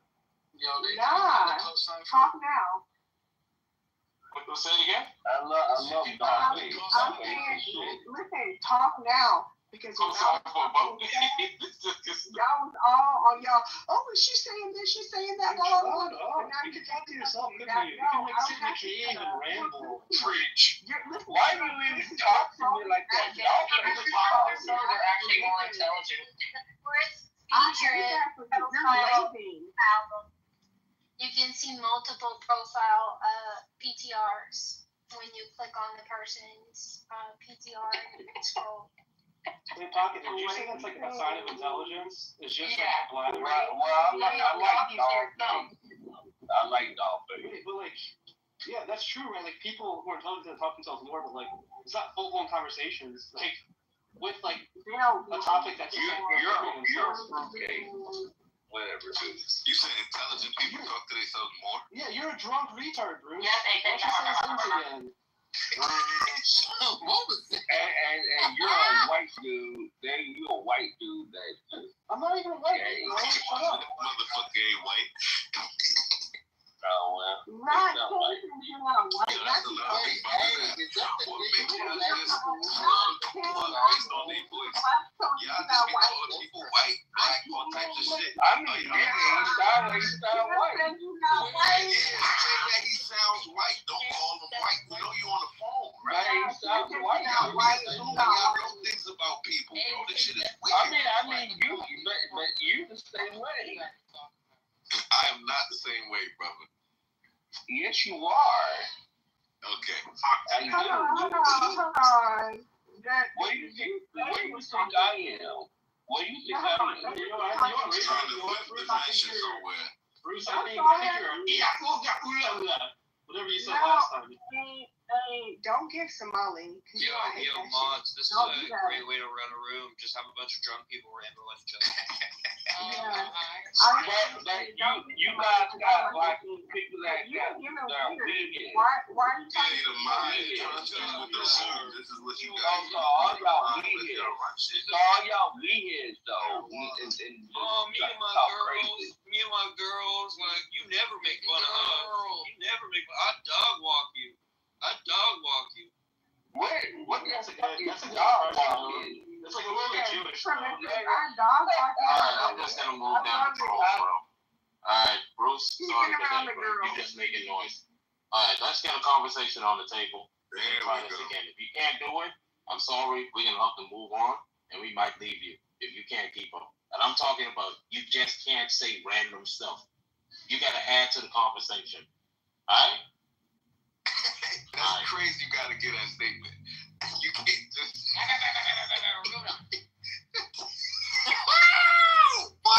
You cannot just say random stuff. Alright, Miller. Yeah.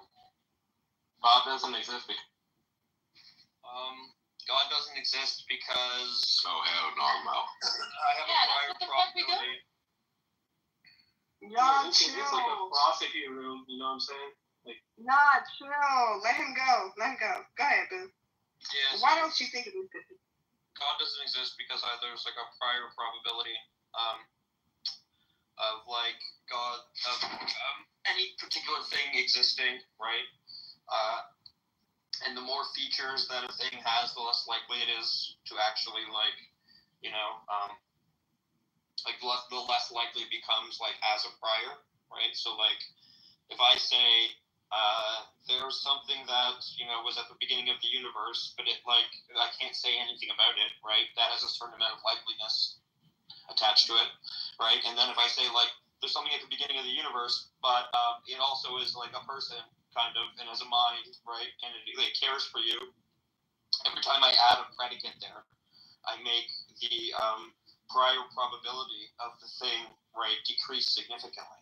So I think God has a lot of predicates attached, right? So I give God a specifically low, a really low prior, right? And then I don't think any of the posterior evidence, like in any way, justifies the belief given the low prior. Okay, can I say something to you? And just like, Oh my God! No! You gotta add to the conversation. No, I want to add to the conversation.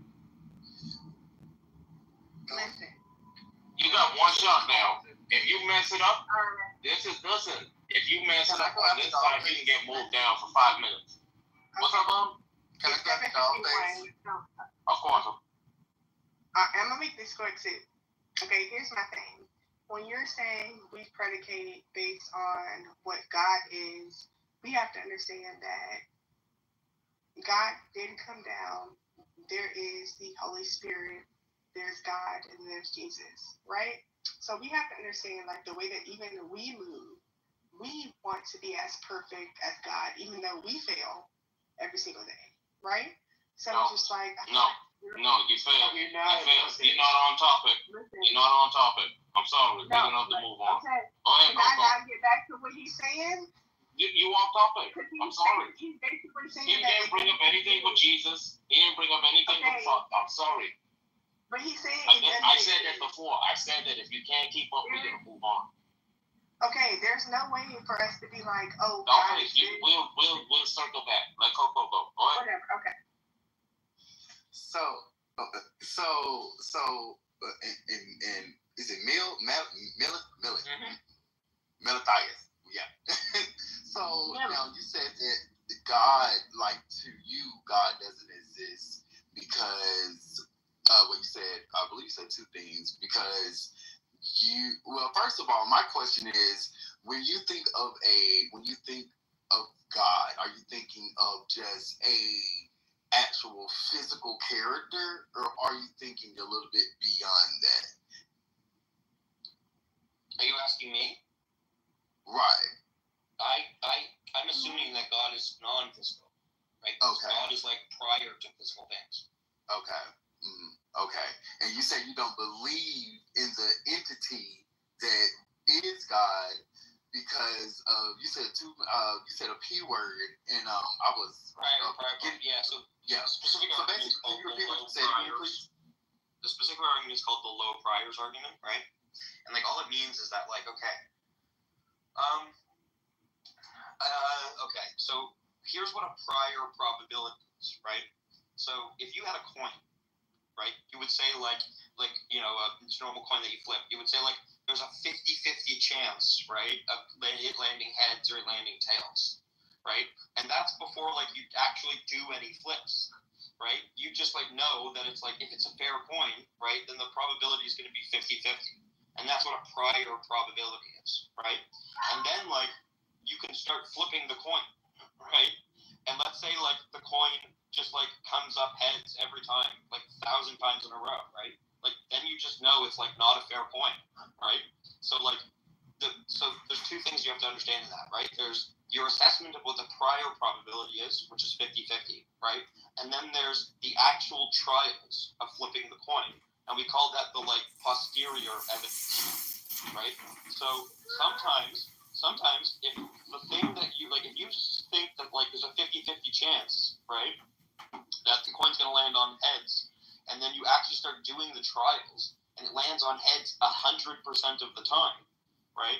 You would like come to a conclusion that it's not a fair coin, right? Because fair coins have the expected prior probability of 50-50. Right, and only like coins that are unfair, that are stacked, right, that are like forcing themselves to land on heads every time, they're the only ones that come up 100% heads, right? So you have to have like sorry 1 second, I'll just finish off really quick. You have to have like the two things kind of like play into each other, right? You have your assessment of how likely the thing is, right, given no examples of trials, right, and then you have like the quote unquote examples of trials, the posterior evidence. right? And then you like compare those two things, right? And you see like, maybe like I thought the thing was really unlikely, right? When I had only the prior probability, but now that I have all the posterior evidence, I think it's likely, right? But like, you have to like overcome like what you initially conceived of as its low prior probability, right? So it's like if you have a low prior on something, it just means that you need more evidence in the posterior trials, right, in order for you to believe that thing. That's just kind of how that works. And so here's my thing. Hold on, real quick. I'm sorry, I'm gonna make this real quick, and I'm gonna move on. But Millen, in your conversation, right? Hey, shut up. What I'm gonna say is, in your same conversation, you're basically being like, if we can show a short-term evidence, then it moves on to a long-term evidence, right? Okay, here's me being a Black woman who is more conservative. Let's actually talk about it, right? If we're gonna say that these things are just something that happens and then we move on, then that would mean that I actually have a better leg to stand on than you would. Because yes, you may have these conversations that can, move past and have people take up for you, but at the same time, it's just like, I know for a fact I've been around people who do things and we fuck with each other, not because we are doing just shit. We are long-term evidence. Right? Hold on. Hey, shut the fuck up. We're long-term evidence, right? If you're going to say that, oh, well, this is a problem, and he's talking about probabilities. Hey, hold on, like, I'm trying to be, like, cool here, like, you know what, like, a probability is? Like, he's talking about, like, given the concepts. Okay, cool. So think about it this way. Given the concepts at hand, right, there's going to be an assigned probability before you even examine the evidence on the table, right? Like, like an overly complex object has a lower probability of existing because all of these things about the object have to be true. Right? And as you add those things that have to be true, the probability of it being true is less likely overall. Like, I think about like a math equation. The more premises it has, right, the more complex it is. Okay, cool. So, honestly, I feel like you want to pop your pussy, and that's cool. I love that for you. But if we're going to actually talk about math, honestly, truly, I can actually talk about people in this room. Right? Like, I can. No, that's your issue. You talk about people. You talk about people yourself.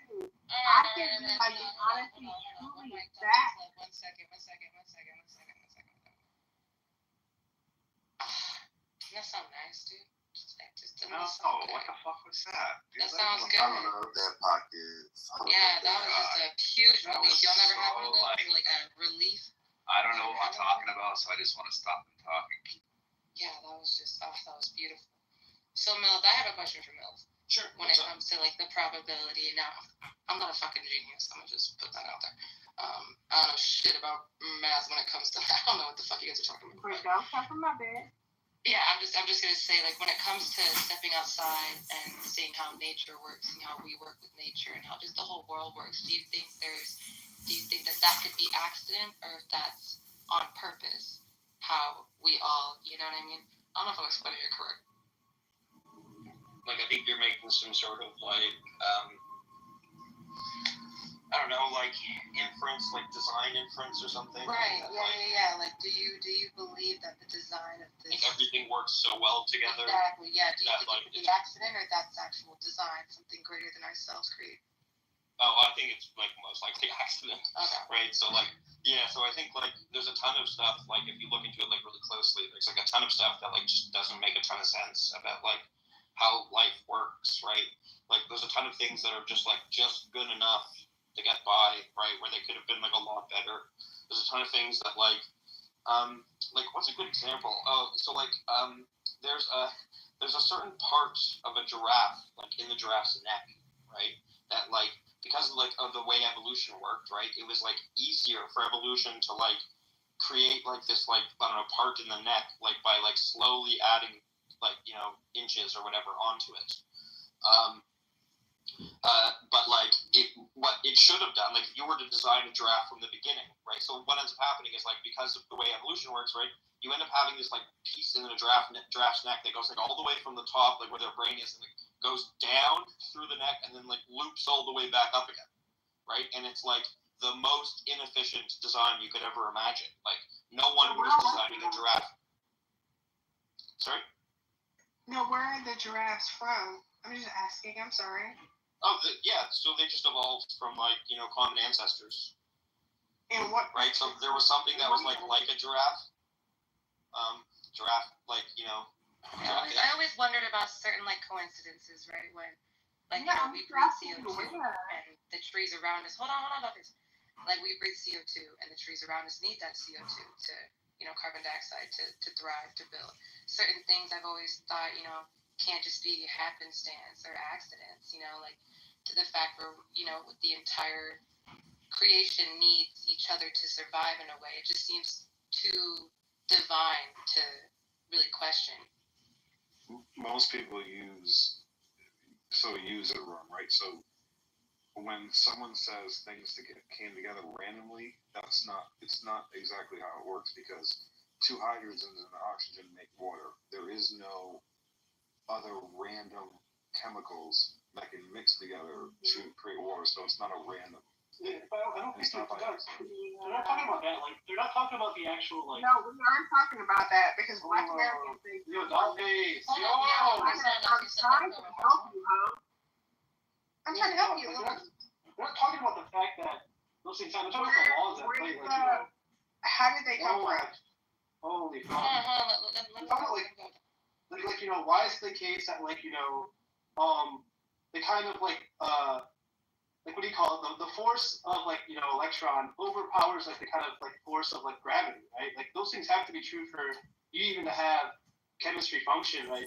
And they're saying something like, well, it's not just the fact that those, like, molecules make water. It's like, why do those molecules even have the relations they do? What grounds them kind of, like, the labor for the actual laws? Hold on, because also, AWAC, what's crazy is that these things would be here even without our knowledge of it. That's what's amazing, is that even before we put the actual label of this is hydrogen, this is oxygen, this is, it was already there before we even had that or put names on it or whatever. So that's where... like an epistemic fact, right? Like, But why are the... it's the case that, like... It's the case that, like, I will go to work tomorrow, right? Even though I don't even need to, like, think about it. I don't even have to know that for it to be true. Like, it's just... But that's how kind of how facts function, I think, though. It's not like a feature of, like, intentionality or something. It's just, like, how the subject works in regards to facts and accessibility. I'm not sure what you're saying there, Ace. So, like, from what I see, like, they're not making put away and from, like, organized. the fundamental constants of the universe or such. Yeah, like, they're not making that inference. They're making, like, a more, like, watchmaker, you know what I mean? Like, you see a watch on a beat. Like a fine-tuning argument or something? Not a fine-tuning. Like, I think they're making the design, right? And not a fine-tuning. You're pulling them towards fine-tuning. Whereas I think they're really trying to make, like, the watchmaker. No, I think A was responding to the molecules or the waters coming together being the Hold on. He's saying like the lack of randomness. He's saying the lack of randomness is like besides the point. No, besides the correct. Yeah. So Mike, like the other thing I'm saying is that like like he was responding specifically to that, right? But like I think what Pockets was trying to say is that like it's like curious how like we breathe in oxygen together. Right, we breathe in oxygen. Right, it has nothing to do with like covalent bonds between like hydrogen and oxygen. No, it's more to do with like we breathe in oxygen and trees breathe in carbon dioxide. We exhale carbon dioxide and trees. That would be the case regardless. Trees breathe in carbon dioxide. So it's like that's possible now. Well, my point, hold on, y'all. My point was to prove the existence of God, a higher power, something beyond understanding how do these things fit and work. Yeah, no, we're kind of arguing about like, what method you're doing with that, right? Like, under my impression, I was fine with Tim. I was like, I don't think you're specifically saying that hydrogen is hydrogen because of like whatever you're saying. I thought you were making a greater point about like all this stuff has this kind of functionality to it, and why are they functional? And Milt's just saying it's like it's more so like an argument about like intentionality being found in like design. Yeah, more so than just, exactly. Like, Yeah. So he was right. I think I was maybe more contextualizing myself towards Tim and not, kind of focusing on the overall argument. I apologize. No, that's why I asked Millis if he believes in like accidents when it comes to, science and nature and all that? Are there accidents, or is everything designed? Well, so that's the interesting thing, right? So like, it's kind of like both, right? So like, the way people describe evolution, right, is like random mutation with non-random selection, right? So like, how your genome mutates is completely random, right? You just get like random mutations, like sometimes when people are being birthed, right, and that like changes their morphology in some way, or their like, ability to do X, Y, or Z in some way, to their capacities, right? So the mutation part is completely random, right? But then what randomly changed organisms end up surviving in a given like ecosystem is completely non-random, because it has to do with which organism is the most fit for that ecosystem, right? So that's why it's non-random selection. And Milith, one thing too, because I like that. I'm glad they used that word, because a big misunderstanding too is the difference of when we say like survival of the fittest, or when someone mistakenly says survival of the strongest. In the evolutionary science, where fit just simply means able to reproduce at like a high level. So a lot of times we look at humans as fit, but so are flies, and so are a ton of other insects. So I definitely feel like means fit for the ecosystem. And that can mean a whole bunch of different things. I definitely feel like, even to you pockets, I lay down, girl. I definitely feel like when we have like the fittest, especially when we have like these conversations, like American conversations, like a lot of people will be like, oh, like, you're Black American, you're this, you're that, like, you're dark skinned, we don't even want you. I'd be like, why are you hoes on my ass? Leave me alone. You know what I'm saying? Like, honestly, you're the only one talking. You see how everybody else I be cool with, I apologize, I have no beef with them. You want that drama. About that, girl. You see how he wants that drama? Chill. I'm trying to chill, because I fuck with y'all. I fuck with the rest of y'all. Y'all be cool. It's just certain niggas. You say you don't fuck with me, and then I be making these white men beat you up. Is that what you want? And I hate to be that black woman. Like, they be making me feel bad. Like, now I'm a dark black woman making the white man beat this nigga up. Like, it makes me feel bad. I need you to just mute up. Save it for the next. I'm a lock in. Yeah, but I'm saying, listen to the convo. All right. I just don't like how certain people say certain things. Baby girl. Night shift doesn't condone some behavior. I'm so sorry. No, was good, because this is a good combo. Who was gonna? I think a couple people were trying to say something. Yeah, because I'm trying to learn, because like I did not listen to Bill Nye back in the day. I was snoozing through the classes, so I'm trying to understand the science. Hold on. I was trying to understand the science aspect of proving whether or not God exists. Because I always thought it was a higher power, something we don't understand. There's some things we'll never understand, and that's what I always thought God was something beyond us. And I don't think we could ever put science to it. Can I ask you a question, No Pocket? No, you're absolutely right about that. Science doesn't determine whether or not God exists. God is like a metaphysical, quote unquote, like postulate, right? And science has nothing to say about metaphysical postulates, right? It can only tell us about like quote unquote physical things and how they interact. It can't tell us about like whether or not a God exists.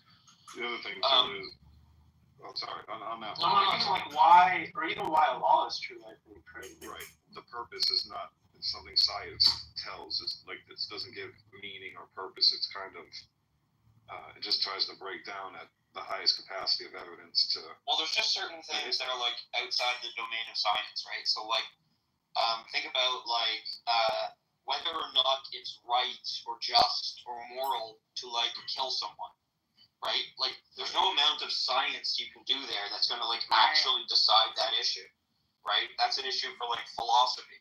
And it's the same with like God, right? Science is just not the thing we're going to look to adjudicate whether or not a God exists. We're going to look to things like philosophical arguments.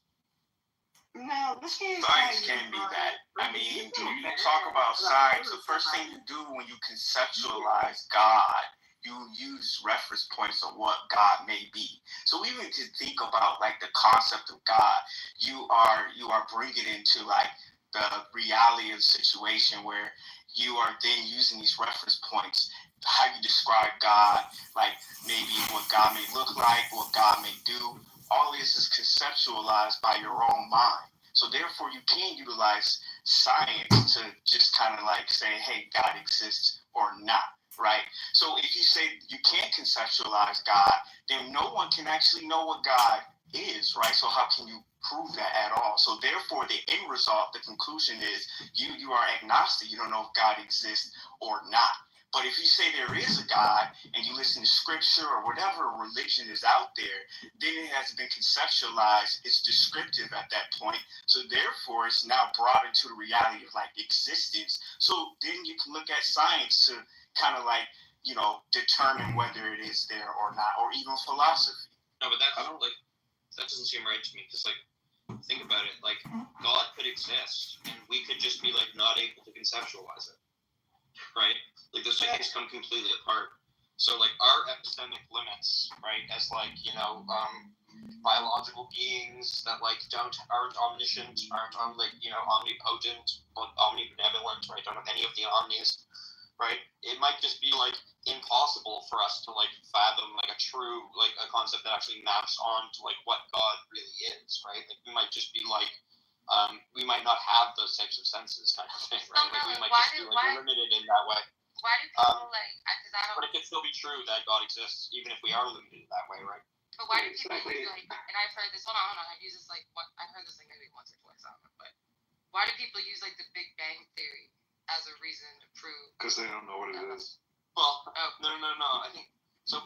Pockets like you can use scientific evidence to like support premises and philosophical arguments, right? So like people will make arguments like if the universe began to exist, the universe has a cause. Everything that begins to exist has a cause. The universe began to exist. Therefore, the universe has a cause, right? And then the people will say like that cause is God, right? So like it has to be in order to support. Sorry, yeah. Yeah, well, it has to be on cause as well, right? Yeah, I was just adding that part because that's an important part of the premise is that like the cause has to be on cause, and that's how you get like the necessary. Right. But to specifically touch upon what you're saying, like I just want to when they found out that the Big Bang Theory was what it was. So it's Yeah, let them do it real quick, Mike. Let them cook, bro. Yeah, so I just want to land this very clear, and then I'll shut up. So like in that argument I just gave you, right?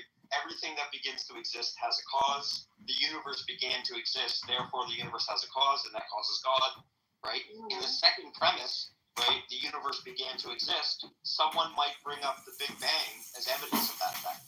Does God exist? But it's so the conclusion is God exists for that argument, right? But it's still a philosophical argument. And even here's my thing, Miller. Even in that conversation, God does still exist. And I feel like that's why y'all. Alright, I'm back. Well, Dollface, you just questioned Becky. Like, think about the kind of argument we're having. No, let me finish the conversation. Let me explain. You're not engaging. And I'm trying to tell you why. Finish what he's saying. Let me answer him. I think you let me explain it so like people are just like. Listen, you were talking to the other niggas. You was letting them be quiet. I want to answer him specifically. You're not answering him. You're starting to And I don't have to do that. Honestly, look, I don't have to do that. Yeah, I don't have to do that. I literally don't have to do that. Like, I think that's one of my favorite things about being around the whole ethnicity of people. I don't have to listen to you. I'm black. I don't have to listen to you, nigga. I don't have to listen to you.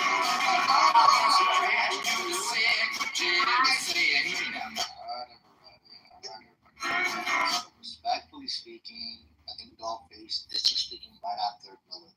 Even though it's a bad point, let's make No, Nathan said no. Like, Nathan's been doing this all night, bro. Nathan said she has to be on topic, bro. Nathan said she has to be on topic. Let's let the bad point come out, and then after the bad point, you can Nathan, this is why we have to deport all Mexicans, bro. I'm voting for Trump. And honestly, truly, honestly, I love y'all because I think it's so funny because You see it's why? so crazy. No, shut up. I'm only a little bit Mexican only because we used to be Blackfoot Indian, but they was yelling at us and they was like, y'all aren't Native American no more.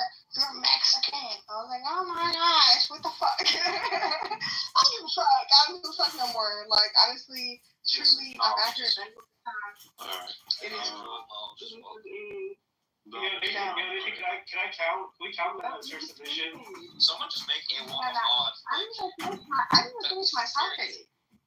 So I want to real quick too, because this is a subject I generally enjoy and read a lot on and watch a lot of stuff on. So a lot of times too, pockets, people misunderstand what science say what the Big Bang is. No, don't stop coming at pockets because he was coming I'm at just moving it. down, Dolphin. I'm just gonna move you down.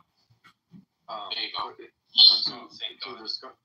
To the discussion of what, see, scientists wouldn't say really what started it. They don't really talk like that. But to a lot of people take the Big Bang as like that's when space and time started. So they think someone a mind had to start it. And some people even say a God could even have performed the Big Bang, which scientists does not say when the universe started, and have left it alone from there too. Wait, which is what do you think the Big Bang is, bro? It's the expansion. It's the early expansion of the universe. Oh my God, Millet. Yeah, Millet, your name is right there, bro. No, that's what the answer is. Yeah. No, the stuff. What? It's the expansion. It only talks about the expansion of the universe, meaning that it expanded, not that it is the beginning. Yeah, it's as far back as we can go to where time conceptually started. And then what happened is, so like this is when we get into like, can science prove it? Well, science can prove it because we can watch the radiation. We can watch the cosmic microwave background. Yeah, we can watch the red light shifts. So then when you talk about science, here's what the problem is. When you talk about philosophy, it turns into, well, what started it? And science doesn't really claim that. But what a religious person will say, or maybe a philosopher will say, is that there had to be a first cause. And I think a lot of people attribute that to the Big Bang, like God, that was it. But so that's where it gets confusing for religious people and scientists. It's like, that's not what science is saying, is exactly what, you know. There are some like philosophers or some like especially religious people who think that like there's good arguments for there have to be a first cause, but like I don't think that's the case. Right. I think it's like silly. You don't think there's any good arguments for there being a first cause, Millet? Sorry, yeah, I think they're all really silly, the arguments for there like being a first cause. Like they all depend on like very, very, very philosophically dubious type of like assumptions or premises, right? So like the type of like regressive Aristotelian first cause that Tim argument that Tim was pointing out, right? Relies on something called like the principle of sufficient reason, right? And what's wrong with that? Well, nothing. But like who dislikes many people. There's arguments against that. Yeah, because like the big conjunctive effect. Yeah, exactly. The PSR is like even like a weak PSR is like still too strong, right? Because like presumably a lot of people will know. I think there can be brute facts, right? And if there's brute facts, then like those things don't need an explanation. So the PSR would just be false in a case like that. And I don't think there's any good arguments that are levied that like say like. Think about that idea of like the God. It's like I guess I'm about to say the same thing. I was thinking about like you can say God's necessary, but it's like what explains the necessity? Like, is it a brute fact as well? Like, is it the bottom out as a necessity play? There's no further necessity to explain this necessity. It just kind of gets weird, right? It seems like special pleading or something. Why aren't people better? Y'all Dollface, shut up. My God, why that? Why aren't people better, right? If someone says that in the you general want to live terms, like God is outside of existence. My first thought is something outside of existence doesn't exist. Yeah, how do you feel about that? Why? Existence is like the hardest thing to talk about. Here's my thing, like, But why about that are we statement? as Do you think I'm wrong Americans? right off the No. bat, or what would you say? Dollface. Let me ask you this question. Why do you think you need to be heard? I feel like, why are y'all having these conversations about You say you don't know how to answer. I'm just pulling you down, man. I'm saying saying, like, why are we as Americans having these conversations? But why do you think you need to be heard? Why should we listen to you? You don't have to listen to me. I must say, for an hour, but I do enjoy that knowledge is going to do what he typically does to me to make it. And I'm healing. I love it. Yeah, I got a question for Tim. Tim, you're not one of the philosophers, so what does PSR mean? These philosophers. I didn't understand the word you said. Say it again. Yeah. What does PSR mean? This is a common philosopher term. PSR? Yeah. I'm not a philosopher. I enjoy, I'm more of a science guy. I enjoy listening to philosophy, but I don't know what that term means, PSR. No. You're good. Yeah. PSR is just a philosophical term for principle of sufficient reason. Oh, I might have heard the term before, said like that. I don't know if I've heard They don't speak like regular books. That's what it is. No, there should be like some kind of explanation to that thing. In the context of what we were talking about, Tim, it just means that like everything has every effect has a cause, right? That's what like the PSR in the sense that we were talking about it, which is like what you need to like run the type of Aristotelian argument you were pointing at before, right? So like sort of like, you know, whatever begins to exist has a cause. The universe begins to exist, so you know the universe has a cause. That causes whatever begins to exist. So the opposite is if someone says uncaused cause, is that a rebuttal to what PSR is? So when they say PSR, they're gonna say their version of specific reasoning. They're gonna try to like say, oh, this is what I believe. Reasoning.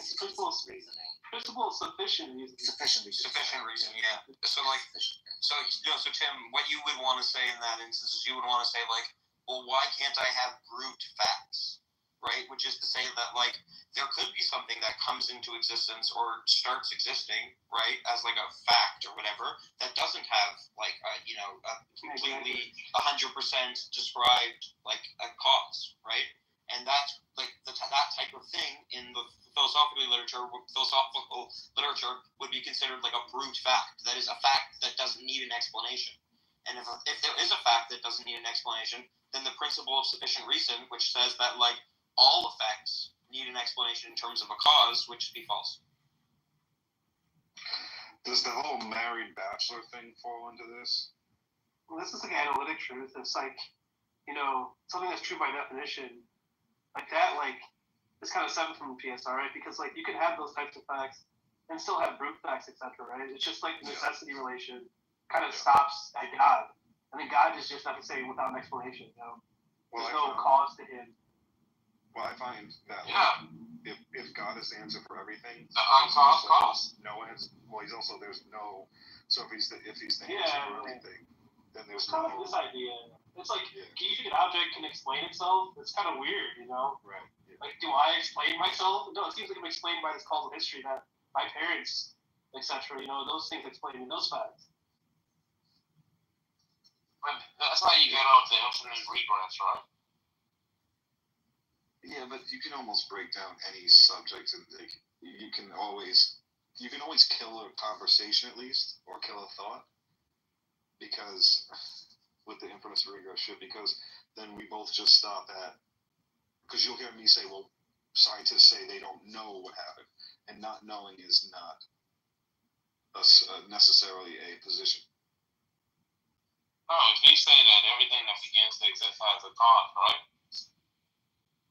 Then it's going to be something that exists that doesn't have a cause, or something that begins to exist that doesn't have a cause, right? You got to stop. They got to reach some starting point.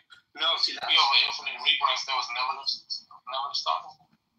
See, like that's like a very common mistake, kind of, that people make too, right? Like another thing I could just say, if someone says to me, like, you know, every single thing has a cause, right? Every single effect has a cause that like fully explains it, sufficiently explains it. I could just say something like, okay, absolutely, right? Every effect has a cause going back ad infinitum, right? So it's like there is no effect in the chain, right, of like cause and effect. There's no effect that doesn't have a cause, right? Because it's an infinite chain back. there is no starting point, right? So therefore, there's no need for like a first effect that doesn't have a cause, right? So I can just like accept the PSR and then just say like, well, you know, time stretches infinitely in the past, right? For the universe or the multiverse or whatever. Yeah, when we move up with time, when we say there was a beginning for our expansion of our universe, right? There is a beginning. There was, yeah, that's what we say. Yeah. When you say there isn't a Wait, what do you mean? Wait. What did you say, Bill? You said it's right that we have a beginning in our universe or something? Yeah, like I think the scientific evidence, right? Like the commonly adopted, understood scientific evidence is that like our universe started 14 point something billion years ago. There's some like the Big Bang sort of expanding, but it's like, you know, that could be like an infinite cycle. No, of course. Yeah. Yeah, I was just saying. saying. Like I think you know what I'm saying, right? But like the point is that like you can just deny that like every effect, like you can accept the principle of sufficient reason that every effect needs a cause that sufficiently explains it, and then just say, well, you know, there was no beginning of the universe, so there's never a instance of an effect without a cause, right? Even though like there's a response to that, which is to say like, well, what explains the entire chain, right, of cause and effect? Even if it goes infinitely back, if the principle of sufficient reason should say that there's something that explains the entire chain, because everything has an explanation. So like that's a response to it. Why is that a problem? Everything does have an explanation. Everything does come from What explains God? What explains God? In which way? The way you just said everything has an explanation, that way. The way you said. So, for example, like me personally, as someone who doesn't, you know, experience privilege, I definitely feel like even when people come at me and they're like, "Oh, no, I don't need that." Like, no, I'm not saying about your account for like what I explained to God. Can I explain the situation to you? No, because you're not talking about what I asked you. Okay. You want me to explain it like raw, right? No, I want you to explain it in the way that okay, you no, I can do it raw. As a Black American, I'm better than you. I'm prettier than you. I make that's not true. What is this like all racism? my I'm friends are black. better than You fucking You're idiot. a fucking hoe. You're a weird ass nigga. And honestly, truly, you have to fight for your stake in these rooms. Honestly, they kick me down, bring me back up. They know I be wildin', but they know I'm a nigga. So what do you mean? They look more than you. Is that what you? That's Is that the answer you wanted? Well, that's false. Is that the answer you wanted? Is that the answer you wanted? I can hold you out anyway. I can hold you out anyway. They're saving you. Oh my God, you're just like a retard. The whites save you. The whites save you and be like, come back.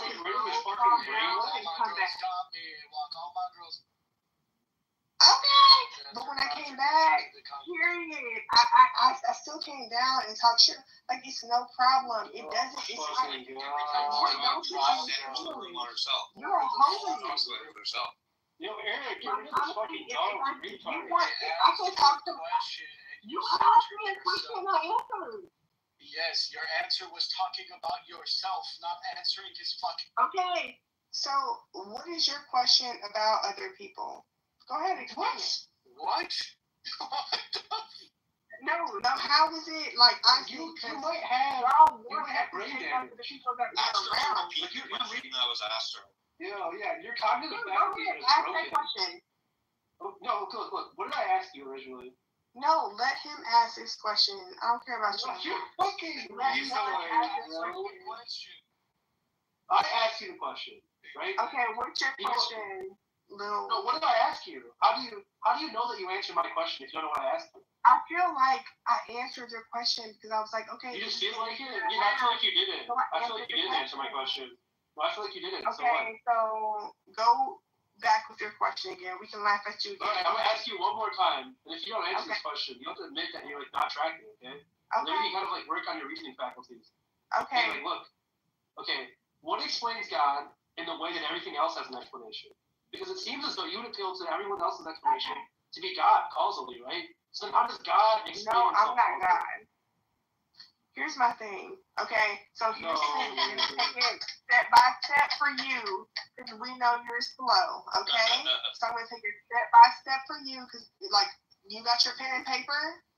So I want to take it from the top to the bottom. Yeah. So answer You my got question. it? I'm waiting. Yeah. Okay. So the beginning is, how do you know that you believe in God? Right? No, you can't answer a question with a question. You simply give me like. No, I'm answering your question. Are you I'm asking telling me you, Papa. like No, Papa's. I'm telling you to get your pencil and paper. Yeah, I'm answering the question. I'm telling you to get your pencil and paper. Okay, never mind. Okay, get your pencil and paper. Okay, right. Period. So I know that I do support the God because honestly, truly, if I was really a type of person who y'all believed wants to be a victim or this and that, not answering the question. No, listen. Get your pencil and paper. Well, Why are you talking? I'm done. Why are you talking? Why are you talking? Let her talk about herself. Shut up. Exactly. I would know for a fact that's not true because, quite honestly, we have our pencil and paper. Get that out of what the Lord wants for us. Okay? The Lord wants for us to be peaceful. Write that down. The Lord wants for us to be understanding.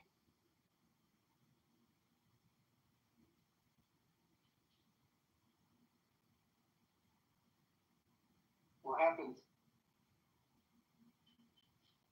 The Lord give it, the Lord take it away. Thank you. Thank God. One of the hoes got mad. Y'all should be getting mad. No, you just rambling. I warned you. I told you that if you keep rambling, I'm going to move you down. No. If you keep rambling, I'm going to move you down. This me, Nathan. Please. How was me saying something to him rambling? Because you're just using words. And using words in a room with words of meaning isn't cool. That's not cool. That's what, by definition, what How cool it can is. He asked me to answer to him why I felt the way that I did, and I was like, okay, cool. That's not what I asked you. You fucking insane woman. No, I asked you what explains God. Okay, and I was answering that to you. Okay, you explain God by talking about what he wants.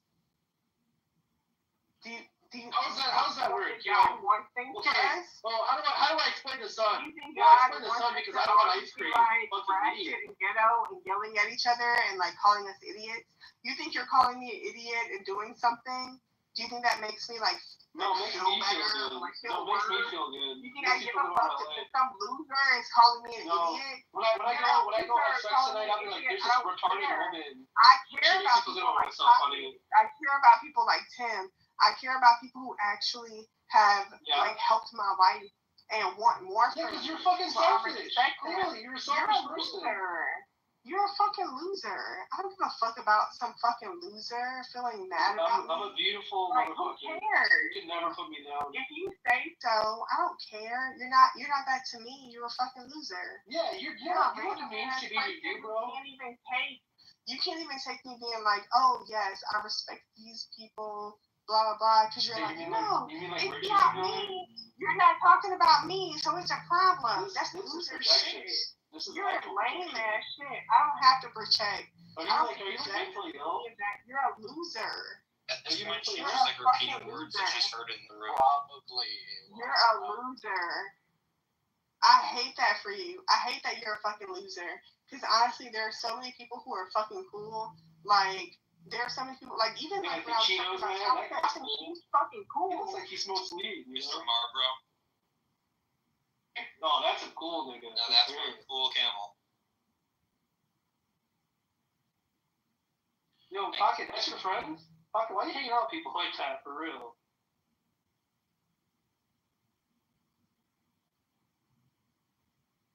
She's either plastered out of her mind, or she's like quite possibly the dumbest person on the app. Let's not talk about people when they're not on the stage. Let's leave it. Right. Listen, she's not usually like this. Right now, she's trolling. Let's don't troll. Anyways, Lilith, I think you gave a poor argument for the non-existence of God, and that's okay. Okay. Well, what was poor about it?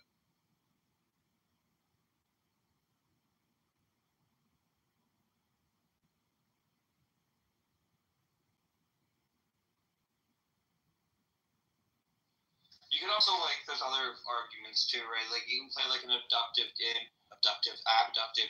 with saying things like, most religious professions about a god, right? Even like you, Nathan, you take most of them to be wrong, right? Like every other religion that isn't your religion, their gods you take to be incorrect. Basically, even people in your religion that don't have like the same view of God as you take to be incorrect, right? So there's way more God concepts like that you reject than there's God concepts that you accept, right? So it's just like more likely that any specific God concept, right, is going to be non-veridical. That is like not tracking the like truth of ontological truth of what actually exists. Than any specific one being true, like more likely actually vertical, right? So that's just like an abductive or inductive way to think about like God claims. So that's another argument for atheism. Are there any other good ones, A-Walk, that I'm missing? You think Nathan's gonna respond to any of those arguments? Doesn't have to. Are there any other good ones that you think are good that you think I'm missing? No, I think like the low priors is my favorite, to be honest. Yeah. I used to be like more agnostic until I heard that actually. I mean, like I think there's like arguments against like Christianity. Like I think like the last problem evil is fine, but it's like an issue contextualized towards certain religious institutions. Oh yeah, that what you think. Oh really? So you think it's like an at-home kind of thing when you're presenting it? You have to. Yeah, dude, but not in a way like. Yeah, but not in a way you'd want to fucking. Fuck you. Like I. Oh, by the way, Sasha came in and backed me on this thing I was saying with Clef. About the idea that like yeah, but like I think Cloud's point is still true that like that's arguments only ever going to be forceful if someone accepts the premise of the argument, right? And that's what makes it contextualized. No, but like the whole point is that like if they accept the premise, right? That's where I can draw out the like. No, yeah, that's true. Yeah. So right? Like I know like, when you have an ad hom argument, right? They have to accept the premises, right? But it's their acceptance of the premises that allows you to draw the tension. But I would think the ad hom. Yeah. But I would think the ad hom not to be deflationary point. Yeah. No, I think I agree with you, but I think the ad hom to kind of be like, it's not necessarily a function or I guess it's a function argument, but it's not a part of the argument. The ad hom comes in when you have like this kind of like understanding of their background beliefs too, on top of the premise acceptance, right? But that's how I think I agree with you there. Yeah. But the point that I think I agree with Albedo is that like all arguments are ad hom, and the way you describe it is just the fact that they have to accept the premises need to be motivated. Like the argument doesn't function if they don't accept the premises. I think that's true of every argument. The ad hom is just the idea that like there's going to be background tension. No. You don't have to accept the premises for arguments to be forceful. Like you can have a specific argument for a premise, right? And they can like think that argument for the premise is like generally successful or whatever, right? But like they don't have to like accept the premise before you like start talking to them about the argument. But that is a requirement for an ad hom argument, right? Because an ad hom argument, when you're creating it, right, when you're like like determining what you're going to be addressing, right? Motivational. You're only addressing a certain subset. No, I agree with you there, but like by motivational there, you just mean that like persuasive intuition wise or something, right? Like, I mean, I can agree there, but I think like in terms of it's like being applicable functionally, right? Or to have the motivation that like the conclusion does follow in the way that should persuade the person. I do think that is a function of accepting the premises. Well, only in deductive arguments. Well, I mean, that's going to be true for inductive ones. Just be like, you can say it's probably true or something, Yeah, exactly. Yeah, but like that's fine. I mean, that's still motivational. Like you can get like more likely than not premises, right? That are like no, that's fine. Right? But the idea there is that like likely, right? They're determined on like more likely than alternative. But the idea there is that like that probability claim is going to follow in some function, right? Given the argument. I'm not sure what do you mean by follow, given like what? Even an inductive argument, right? It's like I don't mean follow inductively. I mean like it's gonna like the conclusion is true given those things. If the premises 1 and 2 are true, the conclusion is likely true, right? Like Yeah, but And that's like a function of the argument. I can just be comparing A to B. Yeah, I know. Yeah, I know what abduction is, bro. I'm listening deductively. That's why you said likely. I was putting out the language you use. I'm saying, but that is like the function of the argument is that motivation. So it's to illuminate that for the person, right? Like, you know, I agree with you that like I can give someone an argument. They can not even think about the premises being true. They can have an intuition about it or something. Like, you know, whatever. That's fine, right? But like, I think the point Alvito was saying is that like that relation or that motivation is like the kind of function of why we give arguments in the first place. Like, okay, so like I look at it like this. Like, you can tell me where you get off this ship, right? I look at it like this. If like me and you have a disagreement, right? I can do like one of two things, right? Like I can give you an argument, right, that I think I have like support for the premises that you may or may not agree with. Yeah. Right? And we can discuss like what I think is my support, and then we can discuss like whether or not you think like the thing's valid and sound kind of thing, right? So that's one way I could go. The other way I could go is I could very narrowly tailor an argument to your specific professed beliefs, and I could show a contradiction. Yeah, and that's like an ad-hom, yeah. Yes. And they're right, no, I agree. Completely different. That's all I'm trying to point out I don't know if it's completely different, but I do think like in the sense that you're saying is that especially the evidential problem of evil, that clearly isn't addressing the person's personal beliefs, right? More so like about to like kind of like that's why I say it's like about like Christian commitments. And like it necessarily like seems to be engaging with background beliefs. But they're gonna be forms of arguments that don't need that, right? I think we agree there. So yeah. No, well, the point I'm saying, yeah. But I think Alvito's point was that like the motivational part is like true of any argument, given the premises being accepted or something. But like I don't know, he was just being overly combative with you. No, it's fine. Like shit happens. He was doing that shit where like he's like I'm a black belt, so I'm gonna like wrestle. But I did make a bunch of mistakes. I did say some stupid stuff. He kept talking this show and like silly, bro. Yeah. The propositional stuff is really bad. I got a question for you too, or a statement, and I want to hear your opinion on it. So someone says, and this is the argument like I would make. Well, I wouldn't make this. I would oppose it. You'll see. Someone says, believes in the creation story, right? Everything's created, Earth is created, humans are created, and they always bring up, everything takes a mind. So they'll bring up like a computer. But I would say, if you can't distinguish what's uncreated.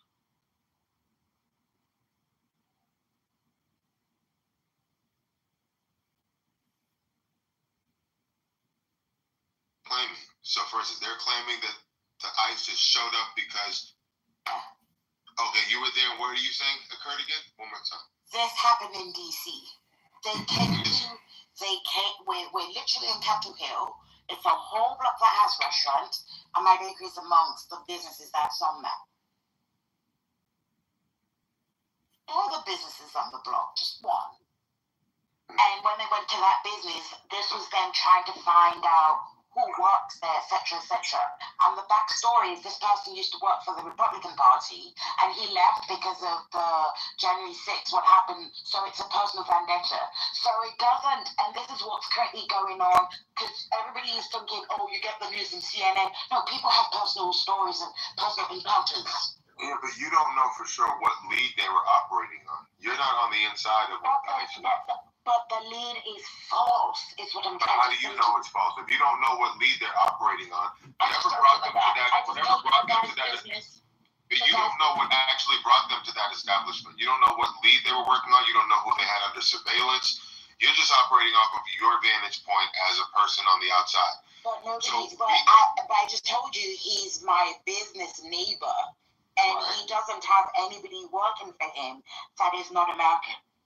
Okay, but what I'm saying is you don't know what brought ICE to his establishment. You don't know what information they were operating on. Yeah. Whether the information be false or not, people get false information. What I'm saying is, how do you know that ICE didn't go there on the basis of something that was legitimate? That's my question to you. But it's not. The answer is you don't know. No, but it's not legitimate, because if it was legitimate, they would have gotten who they're looking for. It's not legitimate.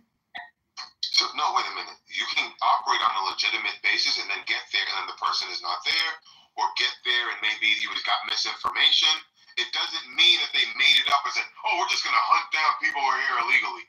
That's what you're trying to conclude. Okay, and you don't so have enough then, information. okay, so You don't have enough information to make that strong conclusion. Okay, so then if we're doing raids, right? How come of all the businesses, there are several businesses on the street, more than 40 businesses, why did they only go to one establishment? To the question, that's a question for ICE, not a question for Manfinity. And for you to make a strong conclusion to the opposite, that, oh, they went there because they were target, that's also premature. You don't have enough information to make any strong conclusion. That's what I'm trying to suggest. But we have the information that this is something that's happening all across the board. They're grabbing people left and right, even grabbing American citizens like, oh, sorry, my bad. They grabbed a vet the other day. We spoke about this. And he's like, I'm a vet. I served. I'm a citizen. I mean, if we have the resources to go after them, we shouldn't be making errors like this, wasting taxpayer dollars. I agree with you. I agree with you, but I don't have any I never had the expectation that this effort, deportation effort, was going to be executed flawlessly. And that's not to leave them off the hook. They should be held accountable. Anytime they frustrate the life of an American citizen who's just minding their own business, they should be held accountable. They should have to explain for themselves. All of that. But if you had the expectation that this execution was going to be 100% perfect and flawless, I got a Brooklyn Bridge to tell you. Okay, there's going to be errors. There's going to be mistakes. And I agree with you. There should be. But I'm a project manager. We can have the best of intentions, but when the rubber hits the road, things happen. And the problem is, if they continue to do the problem after they've been made aware of it, that's another issue. But once they're made aware of an issue, if they try to correct it, give people the grace. Stop acting like they're this Gestapo. They're not. Yeah, but they're moving like Gestapo, bro. They grabbed a kid in Harlem the other day. People are like, who are you? What is going on? They grabbed a guy coming from court just 2 days ago, went viral. Coming from court, the judge gave him a stay. They still took his ass. He looked like a white man. He looked European. So it's this Gestapo attitude. They're not listening to judges. They're not doing due process. They're just not fucking following the Constitution. Everyone should have a problem with this. They could grab your black ass to say, we don't want to hear shit, we'll take it. Did you hear? Sorry, I can't speak loud. Go ahead. Did you hear what he said? That Manfinity said, if anything that frustrates the life of an American citizen unnecessarily, we should trash them for that. And I know that you guys don't like that we make a distinction between an American citizen and a legal alien who jumped over the border, but that's where my mind makes a clear delineation.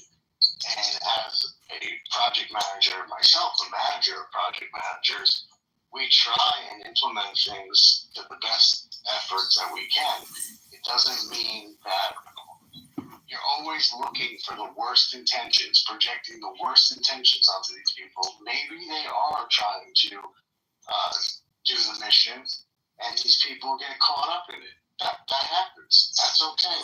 But you're gonna have that, especially when think about if you're working at the local Blockbuster Video in 2000 or 1999, and your manager has been letting you smoke weed and shoot smack in the basement of Blockbuster for the last 10 years, and all of a sudden you get a boss who actually cares and knows how to do his job.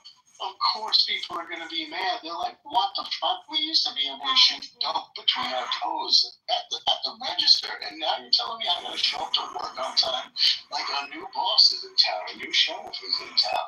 That's going to be uncomfortable for people to make them upset. It's a great analogy. Horrible analogy. I think it makes it's a good point.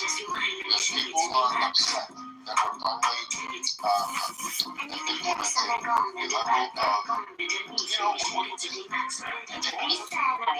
I'm not upset. I'm not upset about that. Everyone's the laws of the book. But again, when people are afraid, and people are getting caught up, and people that were allowed to stay, all of a sudden, like, no, your TPS is too strong. I'm just trying to become a big content creator. Please don't scroll. What is the T stand for? TPS. To admitting, Hang on. How was that? You don't just throw your temporary protected status out the window and say, get the fuck out of America. Give them due process, especially to individuals that are contributing to the economy, working their jobs, and they're not the people that cross the border illegally. Go after them while you're going after the people that are actually trying to live the American dream or getting the people that live the dream and following the law. Why go after them? Because we don't have infinite resources and we don't have the luxury of just going after them. We don't have the luxury. We don't have the luxury of just going after district people, leaving district people alone. It's an all of the above approach because we're in crisis. They are endowed by their. You don't understand. Show you that you lack just You're not in a position of governing a country.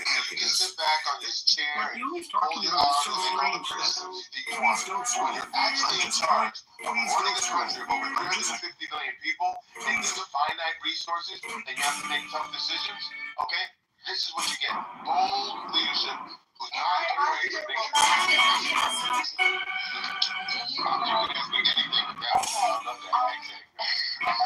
Please don't scroll.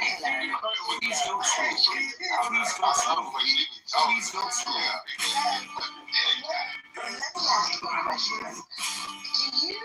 Please don't scroll. Please don't scroll. Dominating the headlines. No, not fully. Okay. Do you know that when somebody comes in, and I know that when somebody comes in illegally, right, they have no contrary to what you guys believe, nobody takes any benefit that is not from American. Are there any I understand that's what it says on paper. No, that's not how it actually is as well. I wasn't born here, I wasn't raised here, right? I came here 14 years ago. I paid taxes when I wasn't even supposed to pay taxes from day one. Because the law of the book says if you're working for a company as a non-US citizen, you don't get to pay tax unless you become a permanent resident or a US citizen. I paid tax into your system for 17 years. What kind of world? Demons have no. It doesn't matter because I'm not going to. No, it doesn't. No. Well, I'm not a landscaper because I came here because I got through college degree. Tony Radmore goes down. So no, I'm not a landscaper. Okay, so experience. Right. The majority of people who come across the southern border or anywhere. Well, hold on one second. But the point that I'm trying to make is this, right? This is the point that I'm trying to make. You have to have an American citizen that is willing to tell the American government that they will sponsor you for 10 years of your life in these United States, including their families. So when you're saying these people are relying on the system, that is not accurate. Because somebody who's American that already has their own family, let's say it's 2.4, right? Let's say it's a 2.4. Now they've got you and somebody else that they've got to show that they're above the poverty line to support you once you're here, because they don't, like, guys, if there's anything, listen, I'm neither Republican nor Democrat. I'm for the right thing. Right? One way or the other. You can't just rely on it. I don't wake up in the morning saying, oh, you know, I've lived in America 13 years. I support what this. No, I support the right thing. That's how I live my life. Even when I lived in England, same situation. One thing you guys need to do is go really study your immigration laws and fully understand it before you have these conversations. Because a lot of Americans don't understand the system when it comes to immigration. I understand the system. The system's broken, guys. It's broken. It's been broken since I came here. And I've not made it a secret. I've never made it a secret. I've told you guys how much much money I spent with getting to just a green card holder. It's a broken system, and you guys don't have an immigration system. You have a labor issue. It's a labor Let's not issue. get off the immigration system because you just spent a few minutes on that. No, don't do that, Doctor. We believe you. No, we got to go with what you just said. We believe you. Right? I have family members who have gone through the legal immigration system. It is cumbersome. It doesn't make 100% total sense. And I believe the things that you're saying. What we're just trying to say, instead of just now lumping all these groups of people together, we're talking about delineating between somebody like you or even somebody else. We have Ukrainians that work for us. We have Polish that work for us. It's a different situation.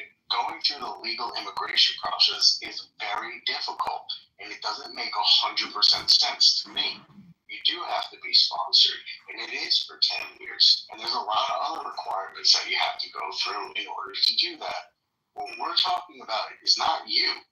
You are a legal immigrant to this country, and it's harder to do it that way. A lot harder to do it your way. Rather than hope that you get some sort of presidential decree that says you're now a citizen. It's a lot harder to go through the system. So we need to change the legal immigration system to be less cumbersome, number one.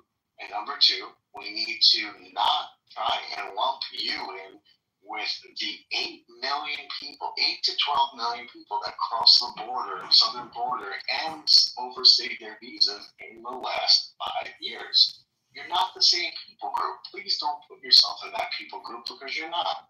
That's all we're asking. I think, but the point was, Manfredi's making it seem like everyone that comes here is bleeding the system, and that's not the case. Everyone that comes here doesn't get food stamps, doesn't get free healthcare. You said it's overwhelming the system. Then what did you mean? We have finite resources, and there are some instances where people come into this country illegally, and they do. What do you mean by what you just said. We believe you. Are not family members who are through the legal immigration system. It is 100%. Doesn't make 100% total sense. I think what do you mean? We're just trying to say is that just now lumping all these groups of people together.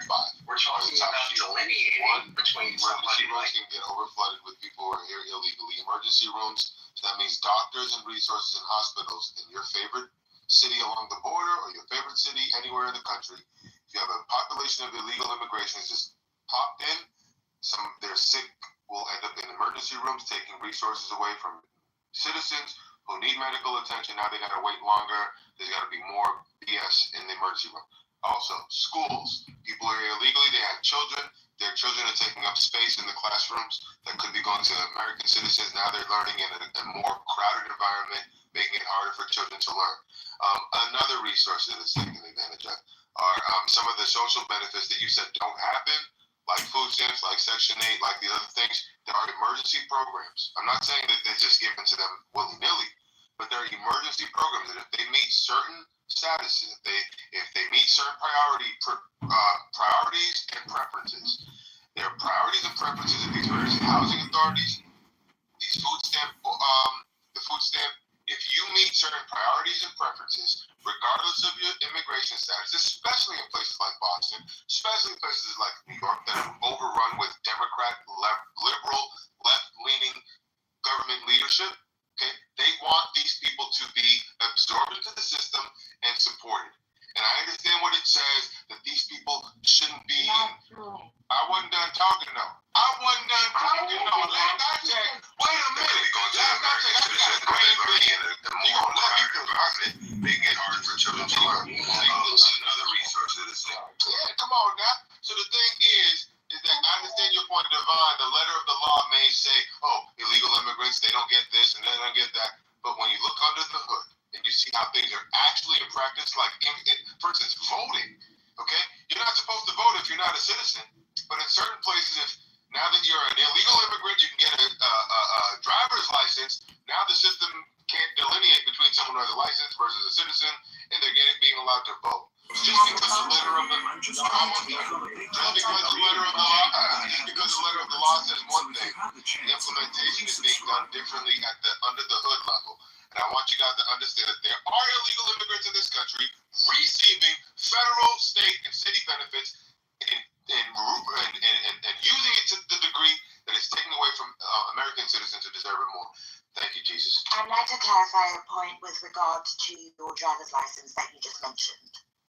Whilst sanctuary cities will give a driver's license, right? Those licenses are actually labeled. They're different to the license you get as an American citizen. So no, you cannot vote. Here in Massachusetts, not in New York. It's no different at all, and it automatically registers you. Not in California either. Anyone can vote in California. Anyone can vote in any state. Stop telling us what's true. We're going to send it to Brock and do a fact check. We live here. We're telling you that you can know. You got your fingers. It's called absentee ballot. Absentee ballot, love.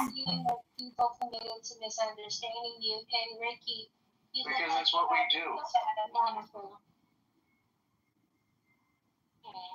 This is where we live. This particular issue in New York, California, and Massachusetts is completely and 100% true. This is the way. Bollocks, that's not true. She knows the truth. You're not listening. It's not true. Okay, they can go to jail for it, and that's the quickest. It's called absentee ballot. Even locked up. Illegal immigrants cannot vote. There was a motion in New York State, or I think it was in New York City, that allowed them to be a part of local elections. No, illegal. I can give you elections. Yes, that's the headline. So they could be in. Okay, it's not true. So now we believe news. Oh, we believe news. All the news is fake news, love. It's all spam, including this room, except for Manfitini. He's telling you the truth, and you're all just spamming us with your lies. Yeah, I like to hear what's going on. Not true. Oh, stop with your spam and your lies. It's all communication is spam, and all you're doing is spamming us with your fucking lies. I don't want to shut your fucking mouth and you dirty mug. Propaganda. You believe the propaganda? What did I say that was propaganda? No, not you, Manfitini. You're telling us the truth. These other non-native English speakers, these non-Americans are lying, spamming us with their propaganda, wasting our fucking time. I don't know why I can't move people to the audience. Firstly, you don't even know if you're Scottish, Irish, Scouse, Australian, South African. Go ahead. Anyone in the audience, I can't mute individual people. This is terrible. Yeah, it's because it's public. Let's play fair, guys. You can't You can mute the whole stage. You can mute the whole stage if you want to mute that. You can mute the whole stage, but I can't mute the individuals and I can't move people to the audience. Oh, what a shame, Manfitini. Well, now I can always come back under an anonymous account and continue listening to all the spam and lies that this app generates, minute to minute. I'm sorry. We're going to give the microphone. We're going to give the microphone to Monica. And if you keep interrupting, I will have to remove you from the room, and I don't want to do that to anyone. Monica, what were you saying? The three dots top right, just change the settings of the room to anyone can join the stage. You have it set to no one needs an invite. You change it. Hands raising. Turn hand raising on. Yeah. That'll change it. No one can. Everyone, hold on. Hand raising. Speaker, which should I put it? Everyone can, speakers, friends can, or no one can? Everyone can. Everyone can. It's boring. It's just your parents don't. Okay, And so now I'm going to change it. move down without having to remove people. Oh, this is great. I love me some Monica. Thank you, Jesus. He's like, he figured out the game. I got control of the room. Y'all keep messing with me, I'm kicking you down. Just Google it, Manfinity. It's not true in New York. They cannot vote. They cannot register to vote. They cannot vote in New York. They can't vote in any state, full stop. So I'm not even wasting time acknowledging that. You can't do it. They only changed that in the last year. They literally changed that in the last year. Where did they change it? In New York. They made a law that they when they said that you could vote on for the state and local elections, they meant it. They made it a law. It got changed back again last year. Yes, they did. Crazy. Really? Really? Nah, it's not. Put up a shot. Don't need the law.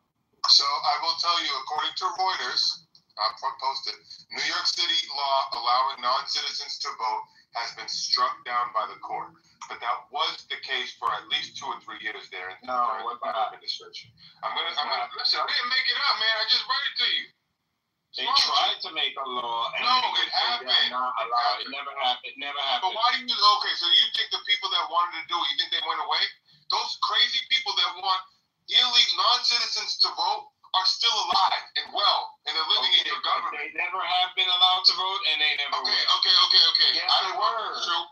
Let's read it. No, they were not. They were not allowed to vote. Okay, did Trump? Let me ask you a question. Show me when they were allowed to vote, and I'll shut up. Because you guys New York City. Not true. Well, saying it's not true doesn't mean it's not true. So prove that it's true. Prove it. It's literally reading you a Reuters freaking article because it was a law. It got on. See, you're not letting me finish my sentence. You're not letting me finish my sentence. They made it a law, and then they put it on the books, and then it got contested, and it took them 2.5 years for it to go through the Court of Appeals for them to strike it down. But for that time that it was on the books, people were allowed to vote on local and state level. Jesus Jesus, bro. It was not divine. All right. Wait a minute. No one else should be speaking. I want to hear a divine response to what Doc just said. No one else should speak. I'm in New York. Quick Google search. It was never on the books. It never happened. Okay. Alan would like to say something. Everyone, please be quiet. Alan? Yes. I'm sorry, Rachel. Please allow Alan to speak. Hey, how are you? And my friend Alan. Yes, Grok. Non-citizens are generally not allowed to vote in U.S. federal or state elections as voting in these elections, blah, blah, blah, blah. However, some local jurisdictions in the U.S. have passed measures allowing non-citizens to vote in specific municipal elections, such as for city council, school boards, or local ballot measures. Okay, California, San Francisco, since 2016, non-citizens who are parents of or guardians of children in the school system can vote in school boards. This was reaffirmed by voters in 18 and 20. Oakland, I'll just read off the cities. Berkeley, Maryland, Tacoma Park, Hyattsville, College Park, Monterey County, Vermont, Burlington, Montpelier, and Winooski, New York. In 2021, the New York City Council passed a law allowing non-citizens with legal permanent residency or work authorization to vote in municipal elections. For instance, for mayor, city council, and local ballot measures. This would apply to approximately 800,000 non-U.S. citizens. However, the law has faced legal challenges in the state of unconstitutional in 2022 as of 2025. So from 21 to 22, it was allowed Washington, D.C., also allowed in 22. Stop for a second. Alan, what is your source? What are you reading from? Excuse me. Excuse me. Alan, where were you reading that from? Grok on X. What is that? Grok, AI. Instead of Google, I use that. Grok? I've never heard of Grok. Yeah, Go on, X.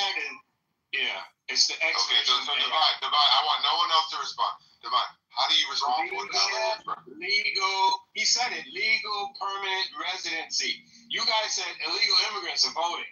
That's what you said. I said non-citizens. Let me read it again. However, again, the synopsis. However, some local jurisdictions in the U.S. have passed measures allowing non-citizens, whether you have legal residency not make you a citizen. You can. Okay, but the part you read was under New York. You're applying. Well, and I read. Well, if you're read the New York part again, I was listening. Okay, all right. I'll read the New York one. Let me go. In 2021, the City Council passed a law allowing non-citizens with legal permanent residency.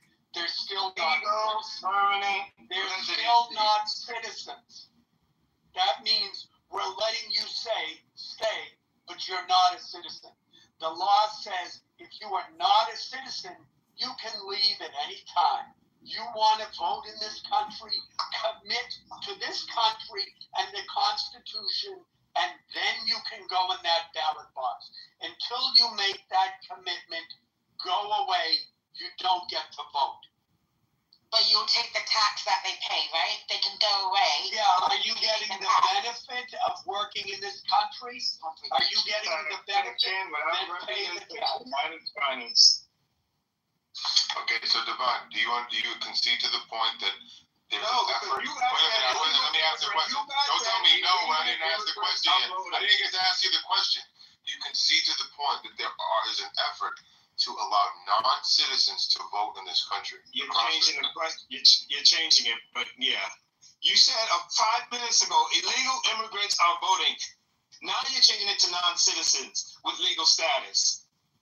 If they're paying taxes, yes, they should be allowed to vote. If they have legal status, and they're going to get due process, allow them to vote in local elections. Why not? City council, city council, school boards, things of that nature, things that affect their day-to-day life. We say it all the time on these stages. Local elections matter.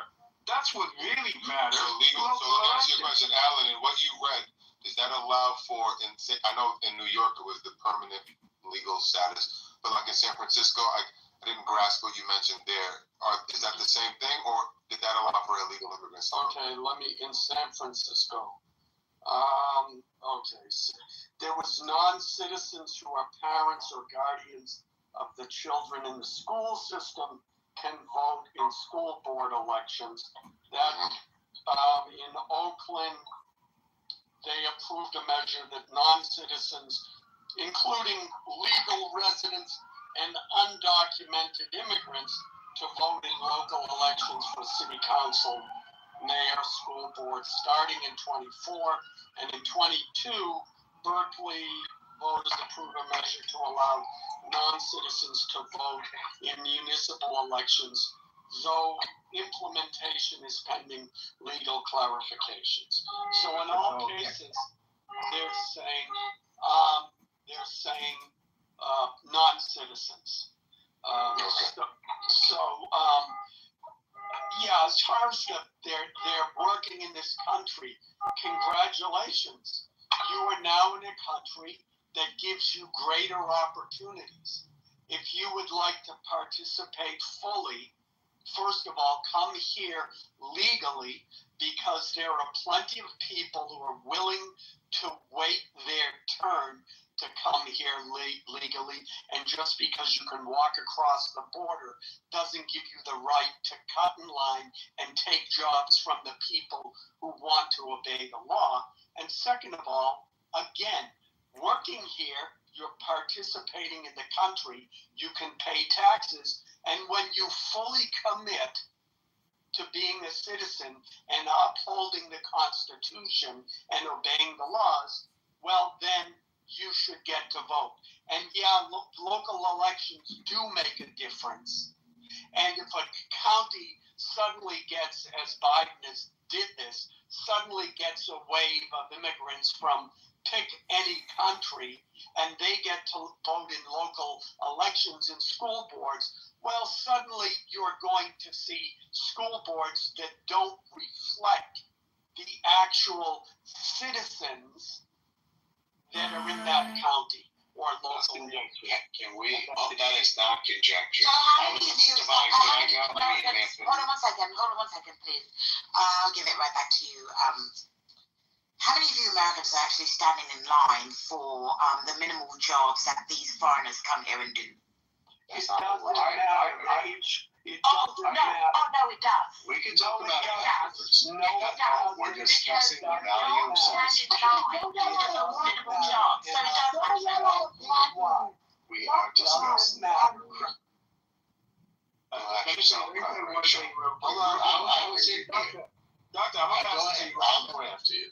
Yeah, so, all of this could have been alleviated, because I remember there was a bill that wanted to hire enough border agents, enough judges, and enough manpower to sort all of this out.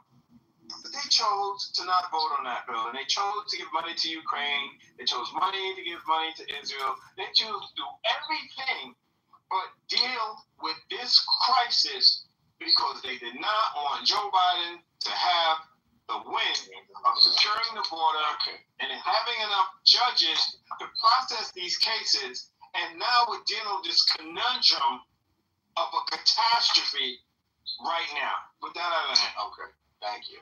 Man, And after Doctor Responsible, do the honors. Please, just sweep that under so the much. Jesus So much.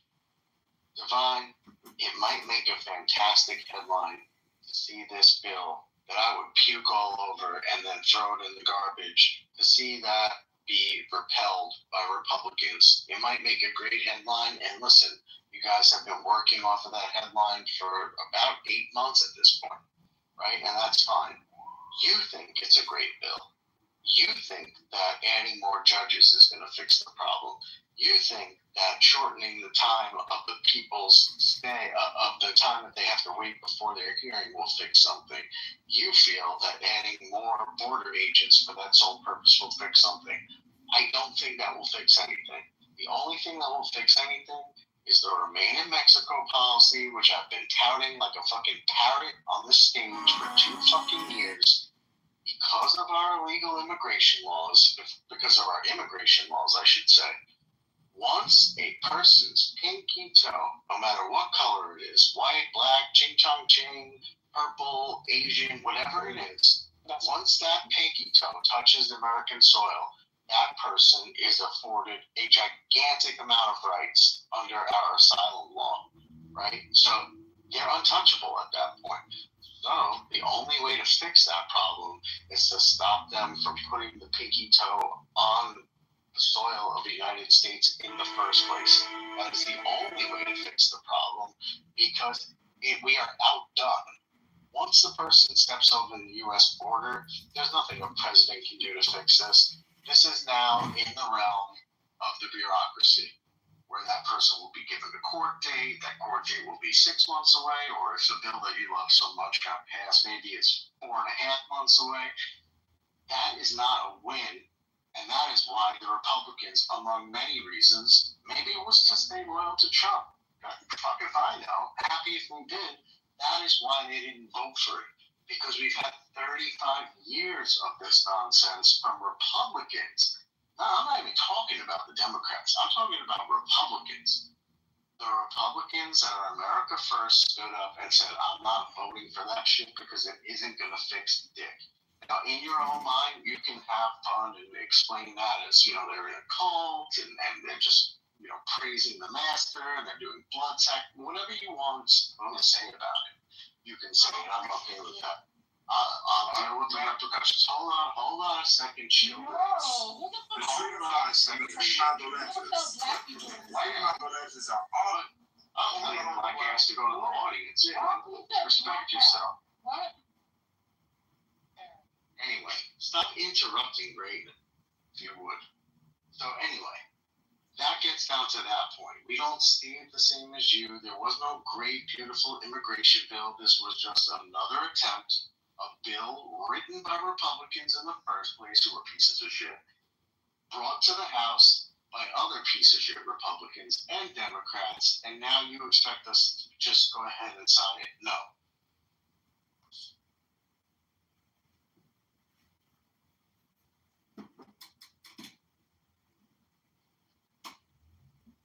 The link sharing thing can be useful, but it's just a troll to a yoga account.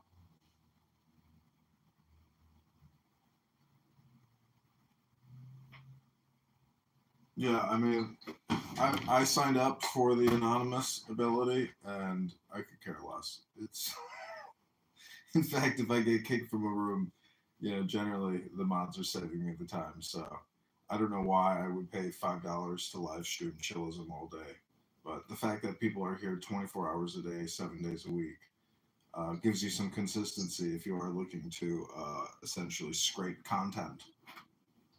Well, the feature that I think I'm surprised you don't like is the fact that you can now link to you can link to different URLs. So that's valuable to the people who are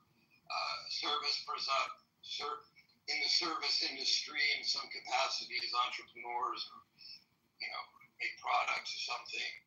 That's where Yeah, you can promote your OnlyFans. I keep breaking the servers on my OnlyFans. Okay, so Edmund, how does this screw you up or help you?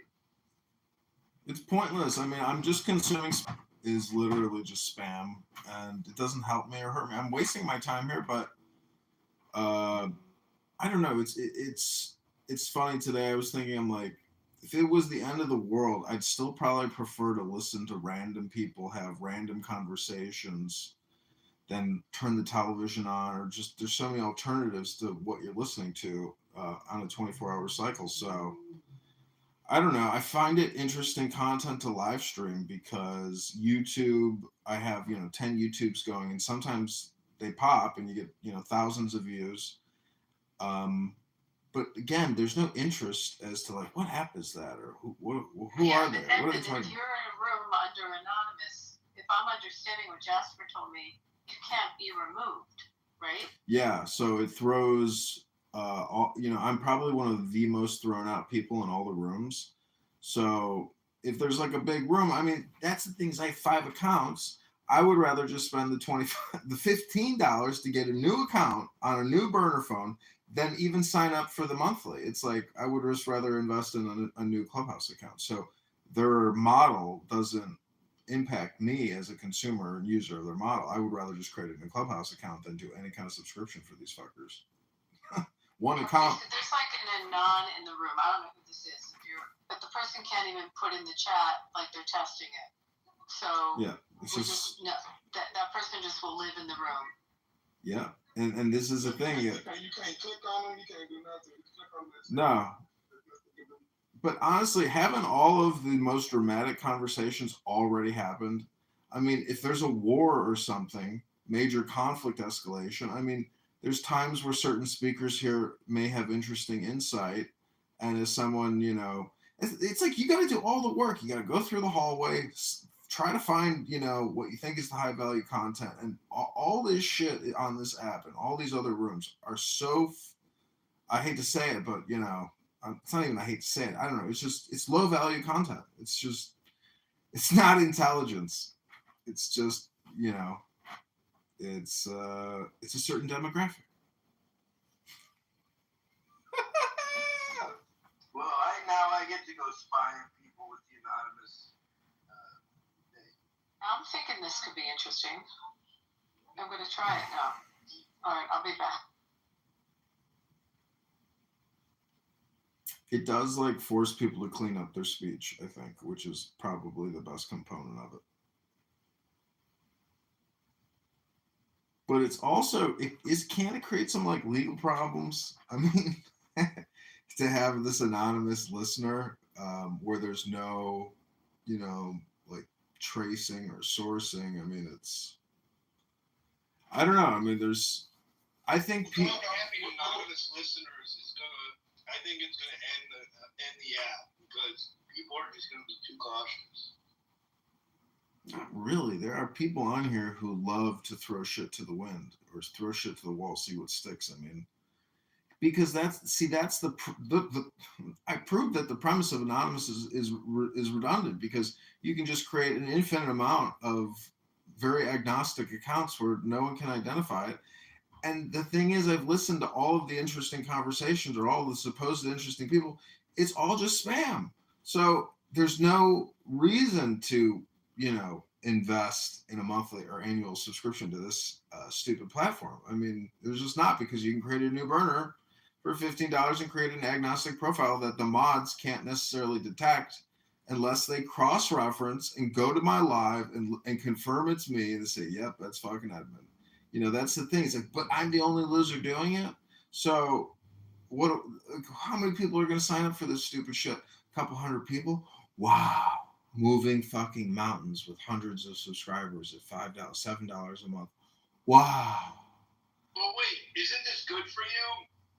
The fact that you could have these anonymous accounts, you can go in and no one will remove you? No, well, that's my point. Is I would rather just spend the money on creating a new account and not attaching it to anything and play that game again. Because for me, it's a game. All right. It's like a game for me. So when somebody detects me and they say, that's fucking Edmund, kick him. You know, I mean, but I'm just who they assume every time. I've conditioned people on this app in this little micro universe. And Evan, you made no true statement, because every troll I see, no matter what, I believe it's you. I don't know if I'm right or wrong, but I definitely, you're the number one suspect of everybody. yeah, I mean, and so that's my point, is like, this isn't going to move a mountain. This isn't going to move it either. Well, wow, they're making like, say they get 1,000 people to even sign up monthly. It's like $7,000 a month. Do you know how much they spend in fucking server costs on this stupid app a day compared to the model doesn't work. If they don't empower the creators here and give them a revenue share, fuck them and fuck their stupid platform and fuck their stupid business model. Like, make this an economy. They don't make this an economy. I mean, make this a fucking economy, a place where people can actually earn a living, you know, and then it'll get some fucking traction. They need to turn it into Patreon or something, you know? It's totally pointless. We were getting traction. Somebody changed the title, which is totally fine, but we were getting traction with my title. Hey, I'm guilty, and you definitely right. When I changed it, I thought it might help, but it definitely hurt the room. Oh, okay. You know, it's fine. I was just curious. Yeah, I just thought, like, we were talking about that. No, I mean, I think that was right. I feel, no, it was actually wrong. It was a good thought, but it was the wrong move. Edmund, the one advantage of using the anonymous option as it is like access to houses. So if someone opens rooms that are only for house members, you can go into a room anonymous if you're a house member. You can't otherwise, but it doesn't really matter for a bunch of the houses that like don't have any limitations on people joining.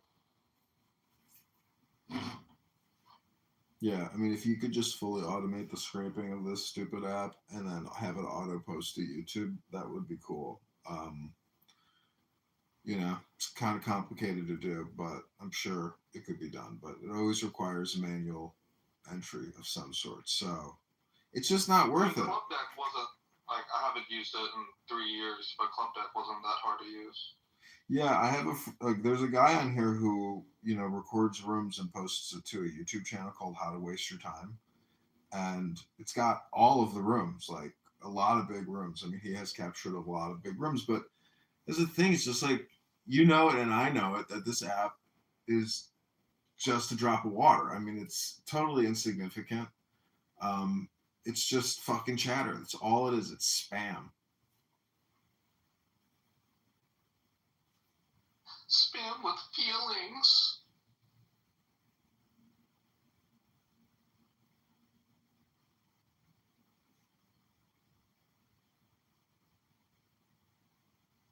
I mean, going into the election, like, you know, there was more value in the app, absolutely, at that point, going into the election with Kamala and Trump. Like, that was the after that, it's like, see, this app does have this like propaganda social aspect to it, but it's only like, you know, more relevant and important at like peak times. So what does that tell you? I mean, that it's all spam.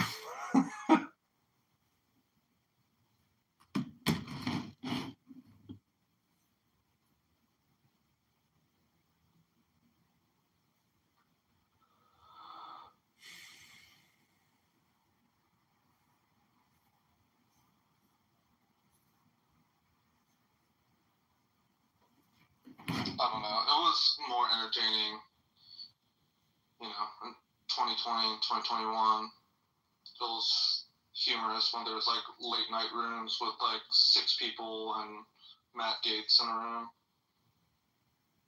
Yeah.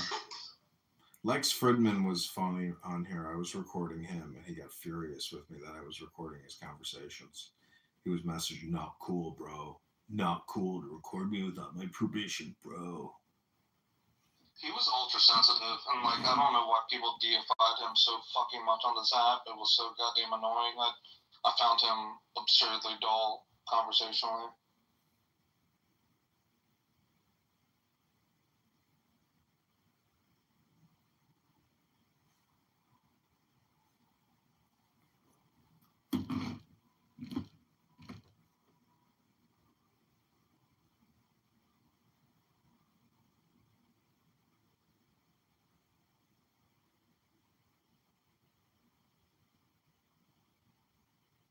So is Pink Taco going to make an appearance?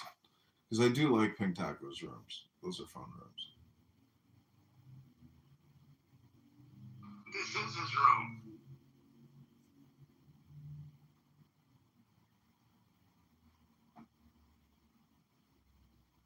You know, do you think it's rude, Dr. Jordan, if a woman demands that you wear a condom, but she also demands that you provide oral sex to her? Like, as a man, what's more valuable? You know, the tip of your penis or your throat? I think it's unfair, but I don't think it's rude. It's unfair, yeah. But all is fair in love and war. So what do you think about Trump saying, I'm talking to Putin, and he's gone crazy, you know? And he's launching these attacks while we're talking. So how do you view, you know, Well, actually, that what statement? I think is funny is, I don't mean to change the subject, but I was on the treadmill today when I saw breaking news scroll across CNN that Barron Trump did not apply to Harvard, and it just the way it was taken out of context, or I took it out of context, but it was hysterical. But go ahead, I'm sorry, I interrupted you. Yeah, I mean, I don't know, like why people think Harvard is all that great. I mean, but anyways, it's just that brand name recognition, and I guess that Rolodex, because I was thinking today, you know, even if I were to go through, I have like these alumni directories, and I was like, man, you know how I could probably raise a lot of money out of this alumni directory for a political campaign. So there is a certain aspect to having a, you know, an Excel sheet of contacts, but that's like if you even work it. I mean, most people never even retroactively, you know. I mean, how do you use your networks like outside of this app? I mean, have you ever, you know, done alumni stuff or mass communication to people? Well, I mean, I like LinkedIn. I mean, I don't really get involved in alumni affairs. I probably should, but I don't.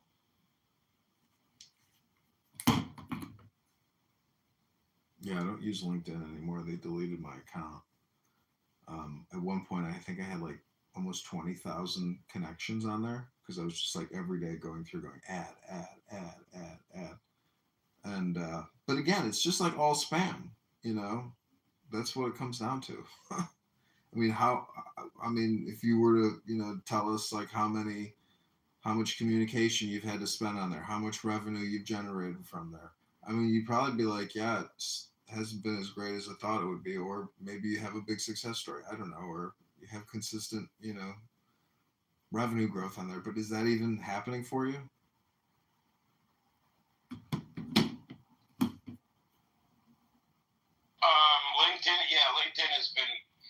LinkedIn has been helpful recently, but you know, they're all saturated and they're all, you know, it just becomes more and more competitive. It's a rat race to kind of get your brand out there and get the visibility and get opportunities. So, you know.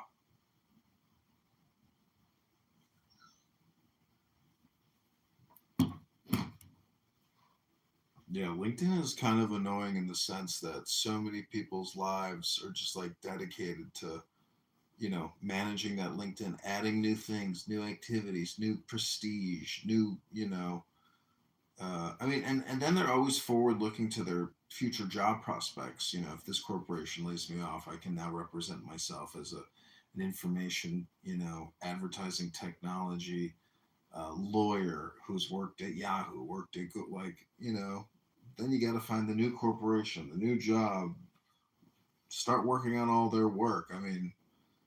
Maybe bring new business, basically. So everybody ends up becoming a business consultant, or a chief revenue officer to a certain extent. It's like fundraising, basically. So I don't know. There are some people who are very personable, and if you happen to go to their event and you're worth $200 million, you might become a donor. Well, you're right that LinkedIn, they've come up with, every kind of way for people to funnel clients, but everybody's doing the same thing. And they're, these newsletter things, everybody's got people signed up on their newsletter. There's no way that people have the amount of time to read other people's newsletters and create their own. And it's just too much information. It's voluminous, in my opinion. And then you've got groups. You've got private and like Facebook. You've got private and public groups, and you've got this. It's a lot. I agree. It's just information overload. I'm using X a lot, and I've been asking Grok a lot of questions, and that has been an interesting form of content generation. How's the Adrian Dittman stuff going? I've rebranded everything Republican, because I figure that's like a brand that's never going away, and so to have like a bunch of Republican digital assets is, basically a political consulting and spamming business. But the Adrian Dittman stuff, he does still hold. He holds private rooms for subscribers only on X, and then he's also doing sometimes a Saturday room. But well, wait a second. You just told me you weren't going to pay for this app, this new thing. Not here. I'm saying on X. If you want, no, but you're not. You told me you weren't going to pay for this on Clubhouse. I did. Yeah, I just signed up for it to test it, and then I canceled the subscription. I see. Yeah, it's stupid. I've had a lot of fun with this app and bouncing around, but I have they took down one of my YouTube accounts recently, which had thousands and thousands of Clown House recordings, but I don't know. I have approaching 20,000 videos on YouTube, 15,000 videos on Instagram. It would be so nice if YouTube had a way to. What about how often you record on Twitter? I've been recording a lot of anti-Semitic, racist, low IQ pieces of shit on there in a room called JQ Radio, which is Jewish Question Radio. And all they do is talk about Adolf Hitler, his speeches, the Jews, everything and anything. And they have weird guests come in. I don't know if you know Brother Nathaniel. He's this like Russian Orthodox. He's Jewish, and he's from Brooklyn, and he's a self-hating Jew. He hates Jews, and he's a self-professed. He's insane. But the point is, these are little like hot spots of hate and extreme hate and racism and toxic communication. Total waste of time. But I like to go in there, ring my bell, and just remind them how they're all wasting their time and just spamming each other. So, doing that type of social audio activism, I feel like is fun because people recognize it and they go, fuck, he's right. I'm wasting my time here. Fuck. People start questioning what they're doing in these rooms and why they're listening or talking or posting shit in the chat. So, I don't know. It's just fun to like troll people who have really bad ideas and takes. And I don't know. I think they're like living in their own little universe of misery. Again, essentially, misery loves company. That's what happens in a lot of these toxic communication rooms.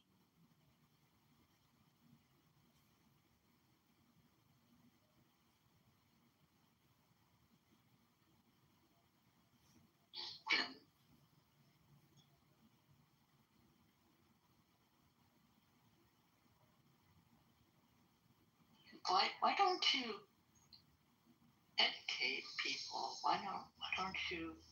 I do on YouTube. I have millions of views of people that have listened to me reading books on YouTube. I create shorts, 1 minute, 3 minute clips of me reading books, and that's my educational contribution.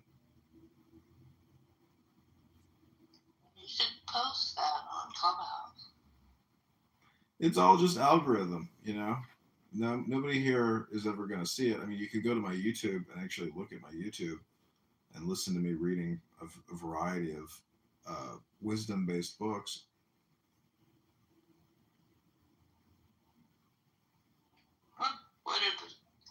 Don't take this wrong. What are some of the titles? Of the books? Yes. Look at my PTR, A Treasury of Polish Aphorisms.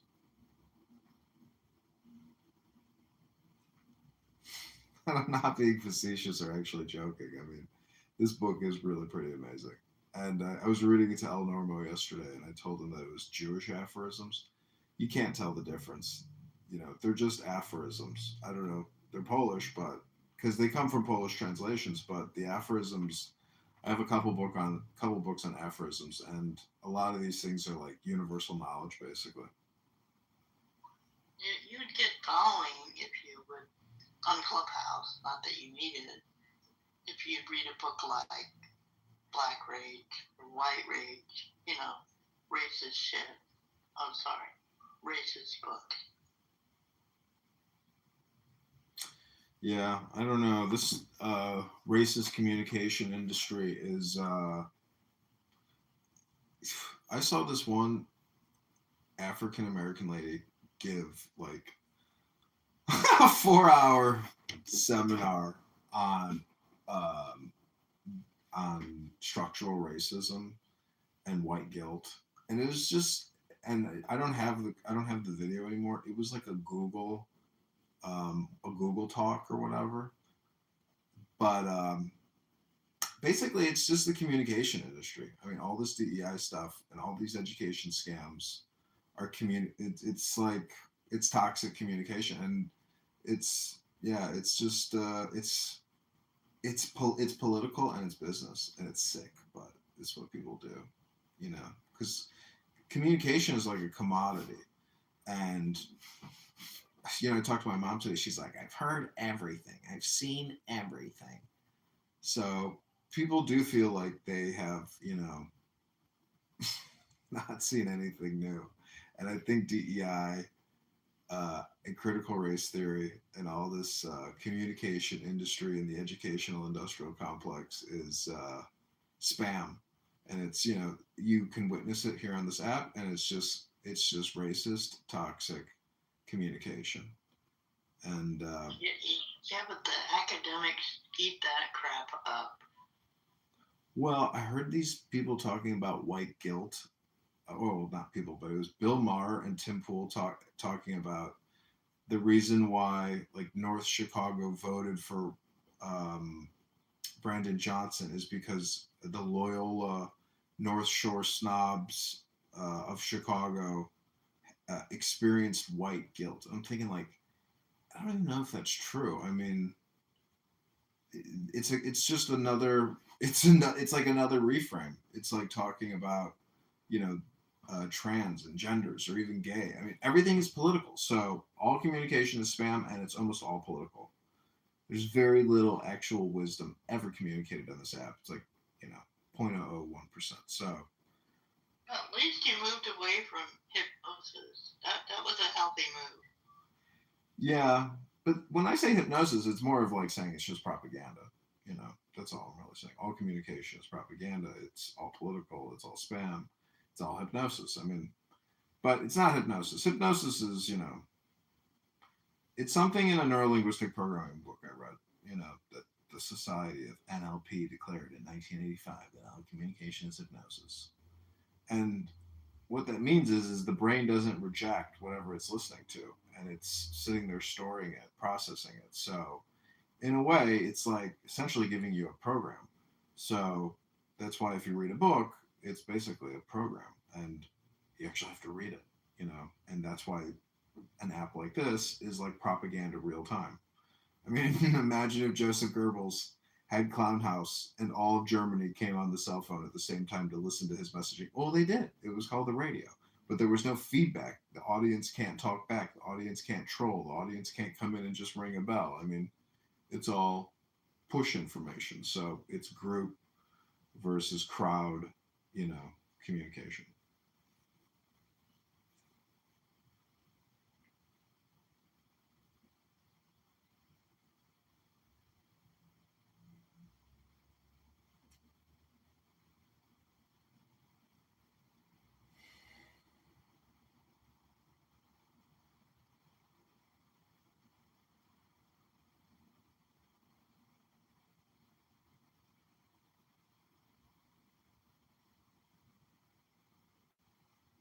In the game is being played, and he wants to find her before she learns how to read. But it's a compliment for her, even though she never got the opportunity to really see what she deserves in life. A lot of times, women get with a man where if she grew to her full potential, she would have never accepted him. He would be a man where he, like, whatever he became, she actually would have been like, nah. He's my type. So it's almost like predatory. So even though you say it's a compliment for a woman to get married as young as possible, to dedicate her life towards a family, if that were universally true, then how come the man is 40?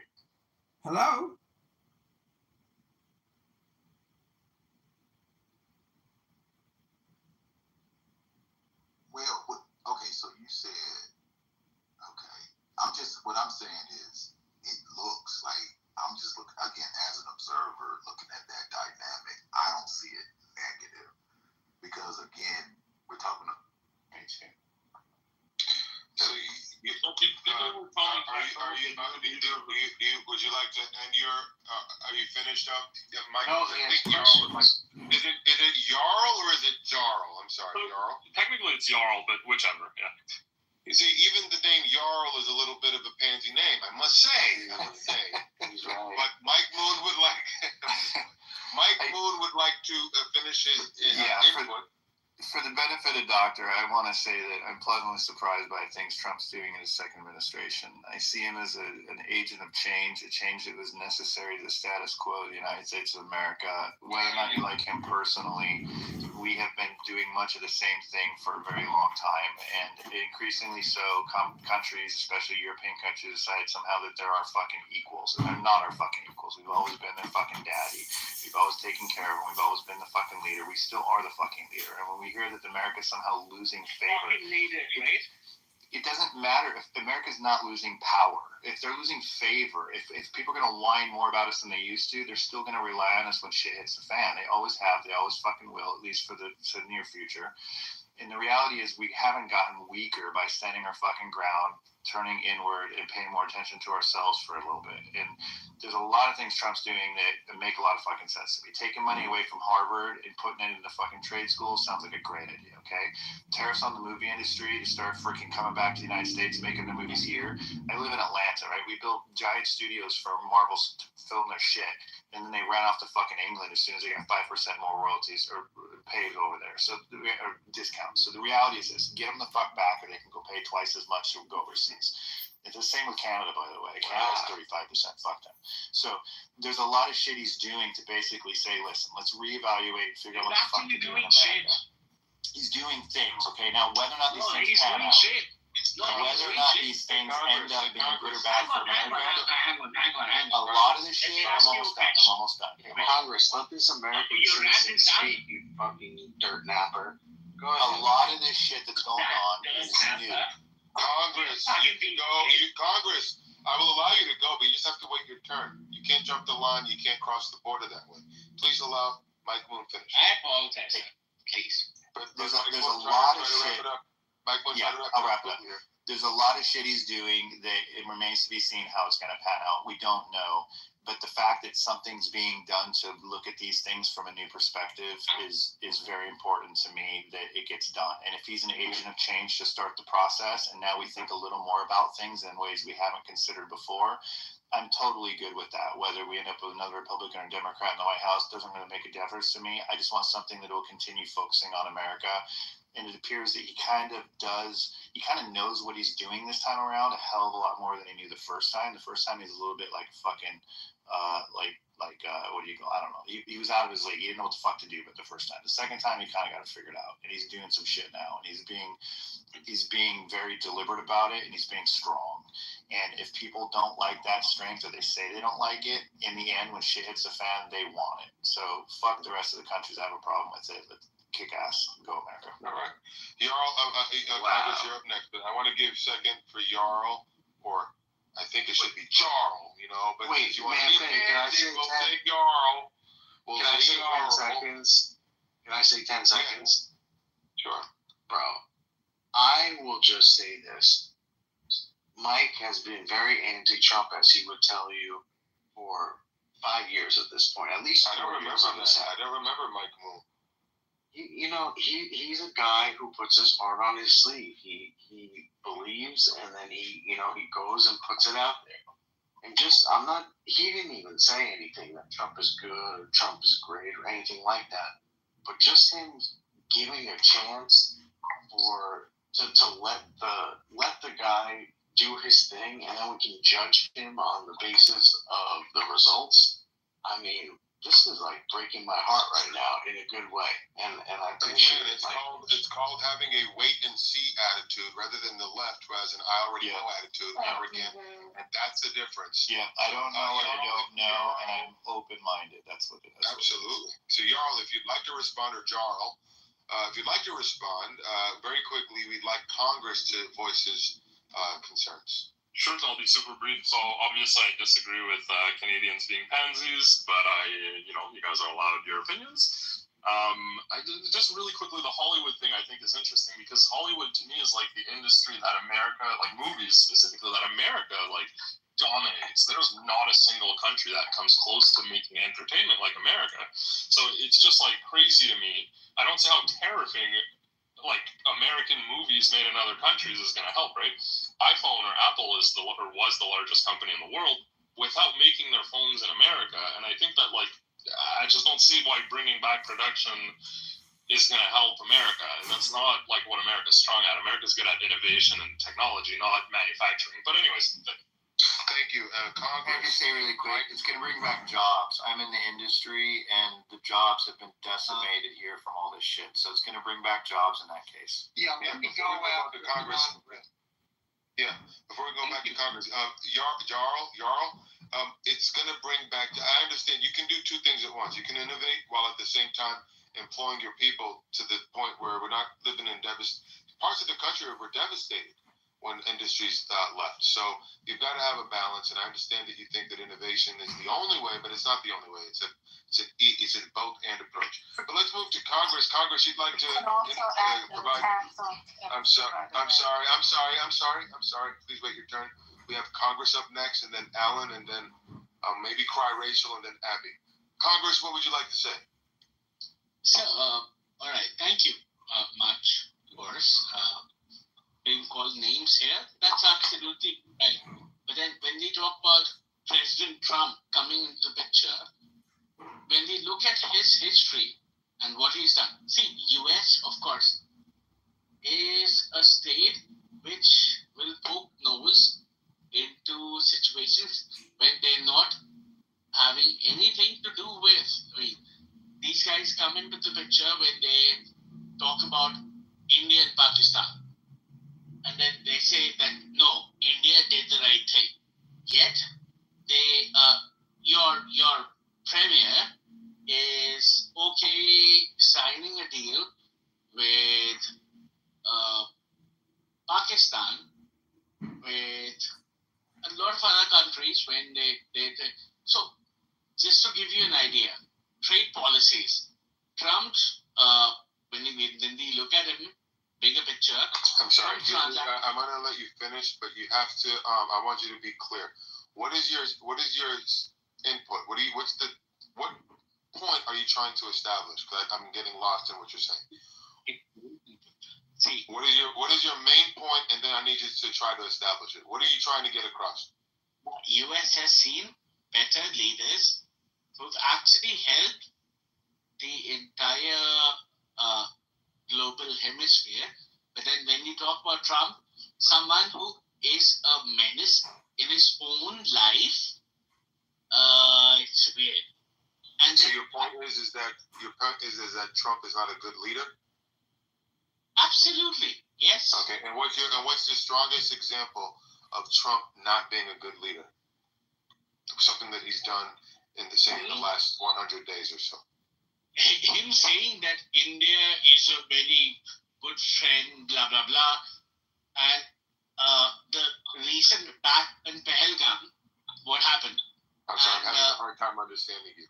What did he say that I'm having a hard time understanding your English. So tell me, what did he do that makes him such a bad leader? One more time. Simply put through, him funding Pakistan, him funding Turkey, and India being very vocal about the fact that we've had these situations and we're sharing that Turkey is involved, Pakistan is involved, and yet US signing a deal with Turkey for But this is an example of his poor leadership to you.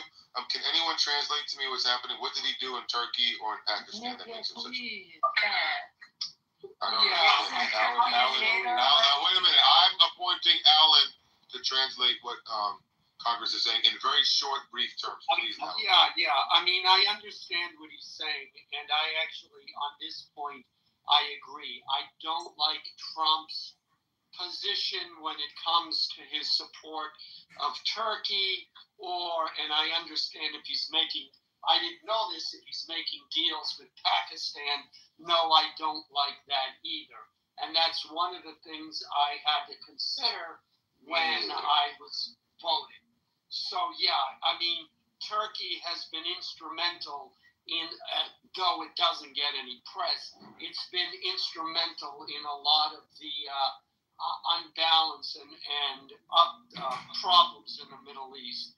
And Trump is supporting them. So I think that's what he's talking about. Yeah, it looks like Congress real appreciates I'm sorry, dot heads. We should be supporting the dot heads. The Indian people are a great market.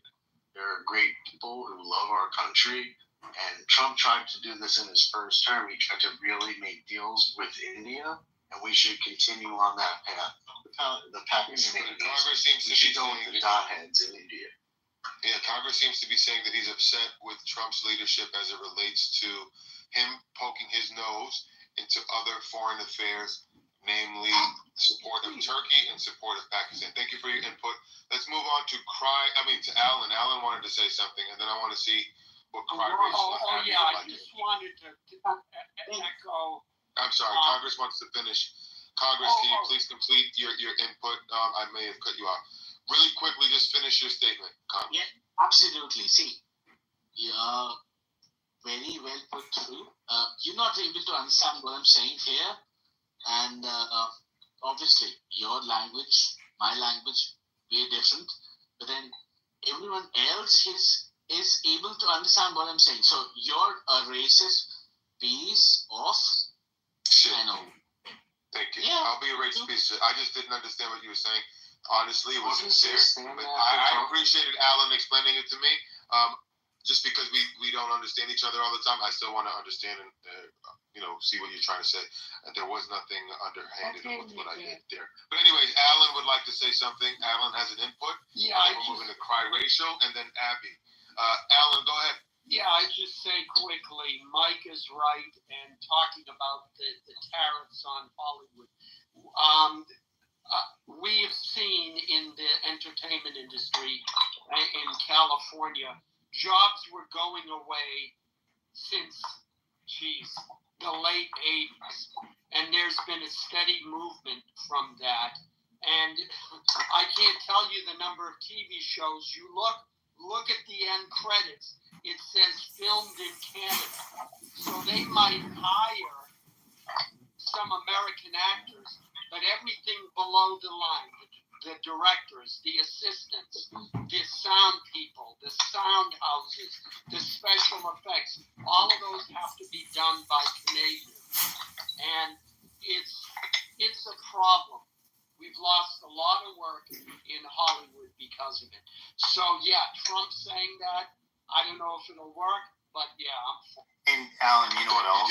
You know what else I came to the conclusion of, which is that all of those reasons that they go elsewhere in order to film for like different aesthetics, basically, it's the reason we don't have large backlots anymore. It's the reason we don't have the construction people anymore to build these giant sets and things. We're doing less and less sets because we're bouncing around the world and saving money at the same time. If we can't save money by bouncing around the world, then we'll start building more sets and backlots back in the United States again, both in Georgia and California, potentially even places like Texas. And then we'll start having all of that below the line labor hired again. I can tell you right now that about 80% of the people that I know below the line in IATSE are struggling to find jobs right now. Georgia has about 2/3 less projects than they had 2 or 3 years ago. And even though we invested all that money into there, even Marvel, the last shit they filmed, they went to fucking England for it because England offered 35% and Georgia offers 20 or 25%. Yeah, and let me explain what that means. That means if they spend $10 million, or if the budget is $10 million, and a country like Canada or someplace else is giving incentives, they will get $3.5 million back from the, I don't know what the correct term is, the federal Canadian government, and then the provinces have their own incentives as well. So it can be something like almost, 45% of a budget that a production company gets back. Now, if you're filming and you're going to say, well, instead of it costing me $10 million, it's only going to cost me $5 million. They can't resist that, and American companies can't compete with those kind of incentives. Okay, thank you, Jesus. We're gonna move on. I wasn't calling Alan Jesus. I was just saying thank you, Jesus. All right, Cry Racial. You've been waiting patiently. I want to see what you have to say before I ask you to speak. Mike Moon, how did you get your hair and your beard to do that? Is that a real picture of a man? That's a real picture of a man from actually 1918, and there was a brief period in the United States when that was a popular haircut. What the fuck? What did they call that? I don't know what it was called, but it's in the pre-1920s, and there was actually multiple people that used to do their hair that way. We don't really. Does that have anything to do with the moon? I'm gonna look it up. All right, thank you. Cry Racial, what would you like to contribute to the conversation? So how did he win? He didn't win shit. What are you talking about? How did who win? Your lover Trump. I don't have a lover named Trump, but Trump won on a number of Trump has won. First off, Trump won on November 5th when he wiped. Excuse me, ma'am. Trump won on November 5th when he wiped the floor with one Kamala Harris. No, he didn't. That's why he your president today, man. Okay, so we're gonna talk about that. He won on election day, and he won on a number of issues since then. So we can first talk about the election. That's how he won. And did you want to dispute that? He didn't win shit. So why is he your president today? When men clean up after activities, I'm sorry, so why is he your president then? Thank you. All right, we'll move on. Moving on to Abby. Abby, how would you like to contribute to the conversation? Two things. First, to what Alan and Mike were saying. Hey, guys. And I've talked to them about it before. My daughter's a filmmaker, too. And with respect to Hollywood, we're building in Nevada a huge studio right now and picking up. We just created tax incentives, state tax incentives. Her last films, one was filmed in Italy, one in South Africa. And the price for production was so substantially less. Also, she has a project in New Mexico and in Georgia. These are states that they're building facilities, or they have facilities. So I agree with these guys, and that's what's happened to the industry. What I think is, I'm also in a state where 1 in 5 people are taxed or tipped employees. 1 in 5 are tipped, and the no tax on tip that was his plan, which now has gone through Congress, hopefully will clear through both chambers of Congress and get signed. It is incredible incentive where I am, and a game changer for our economy, for people to have that extra income and not have the tax on their tipped wages. So that's a big issue where I am, and I want to say that's a win-win for him. Thank you. I want to go around the room, starting with Anthony. I would like for you to name, since Trump has been in office, his biggest win and his biggest loss. Starting with Anthony, what would you put out there for Trump's biggest win as president since January 20th and his biggest loss in your perspective? Anthony? Let's see. Trump's biggest win since he's entered office, I think that, honestly, Would you like to come back? That's okay. No, he got it. Tri-racial, really? That's what we're going to do? Like, why do you do that, man? Respect yourself, tri-racial. What is she? It's really sad. Nah, she called me Uncle Tom. Yeah. Oh, Lord. Anyway, exactly. I just came in the room, and here she comes, coming at me. Uncle Tom. All she knows how to do is tri-racial. Yeah, so, I'm not a fan of the bill, so I don't want to say that, this bill is his biggest accomplishment. What he's been doing in terms of the illegal immigrants, I think, and if I had to point to one thing, it's the border crossings. The attempted border crossings are like all-time lows. So I'd say that was his biggest win. Biggest loss is the situation in Ukraine. I genuinely believed that he would have had this thing squared away. Okay. And it's not. Can I give mine too? Hold on, we're coming around the mountain. Thank you, Anthony. I think that's a very fair and good assessment. I'll go next to Abby. Abby, what would you say for his biggest win and biggest loss at this point? So biggest win, I might also echo what he said with respect to the border and the amount of crossings on the border, and also what's personal to me, his seizing the problem with anti-Semitism and going at these colleges and really trying to get them to control it. And he's just taken the bull by the horns in an incredible way, and with so a you're lot coupling of that with the biggest one, with the border. You're coupling the border with his fight against anti-Semitism. So for me personally, I would put anti-Semitism first because it affects my life directly. I see. So I'm going to put that as a win. The biggest loss, that's an interesting one. It's probably also in some of the foreign policy. I don't think it's all gelled yet.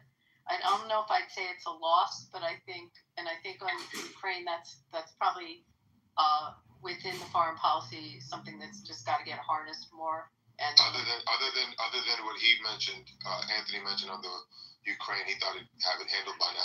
Is there another thing on the foreign policy front that you can point to other than the I think he's handling the Middle East well, with strength and with conviction. So I'm comfortable with that. But I gotta circle back around on the loss with me, because there's probably some other things that are concerning. Okay, Congress, a vocal Trump. I don't want to call you a hater, but you oppose Trump.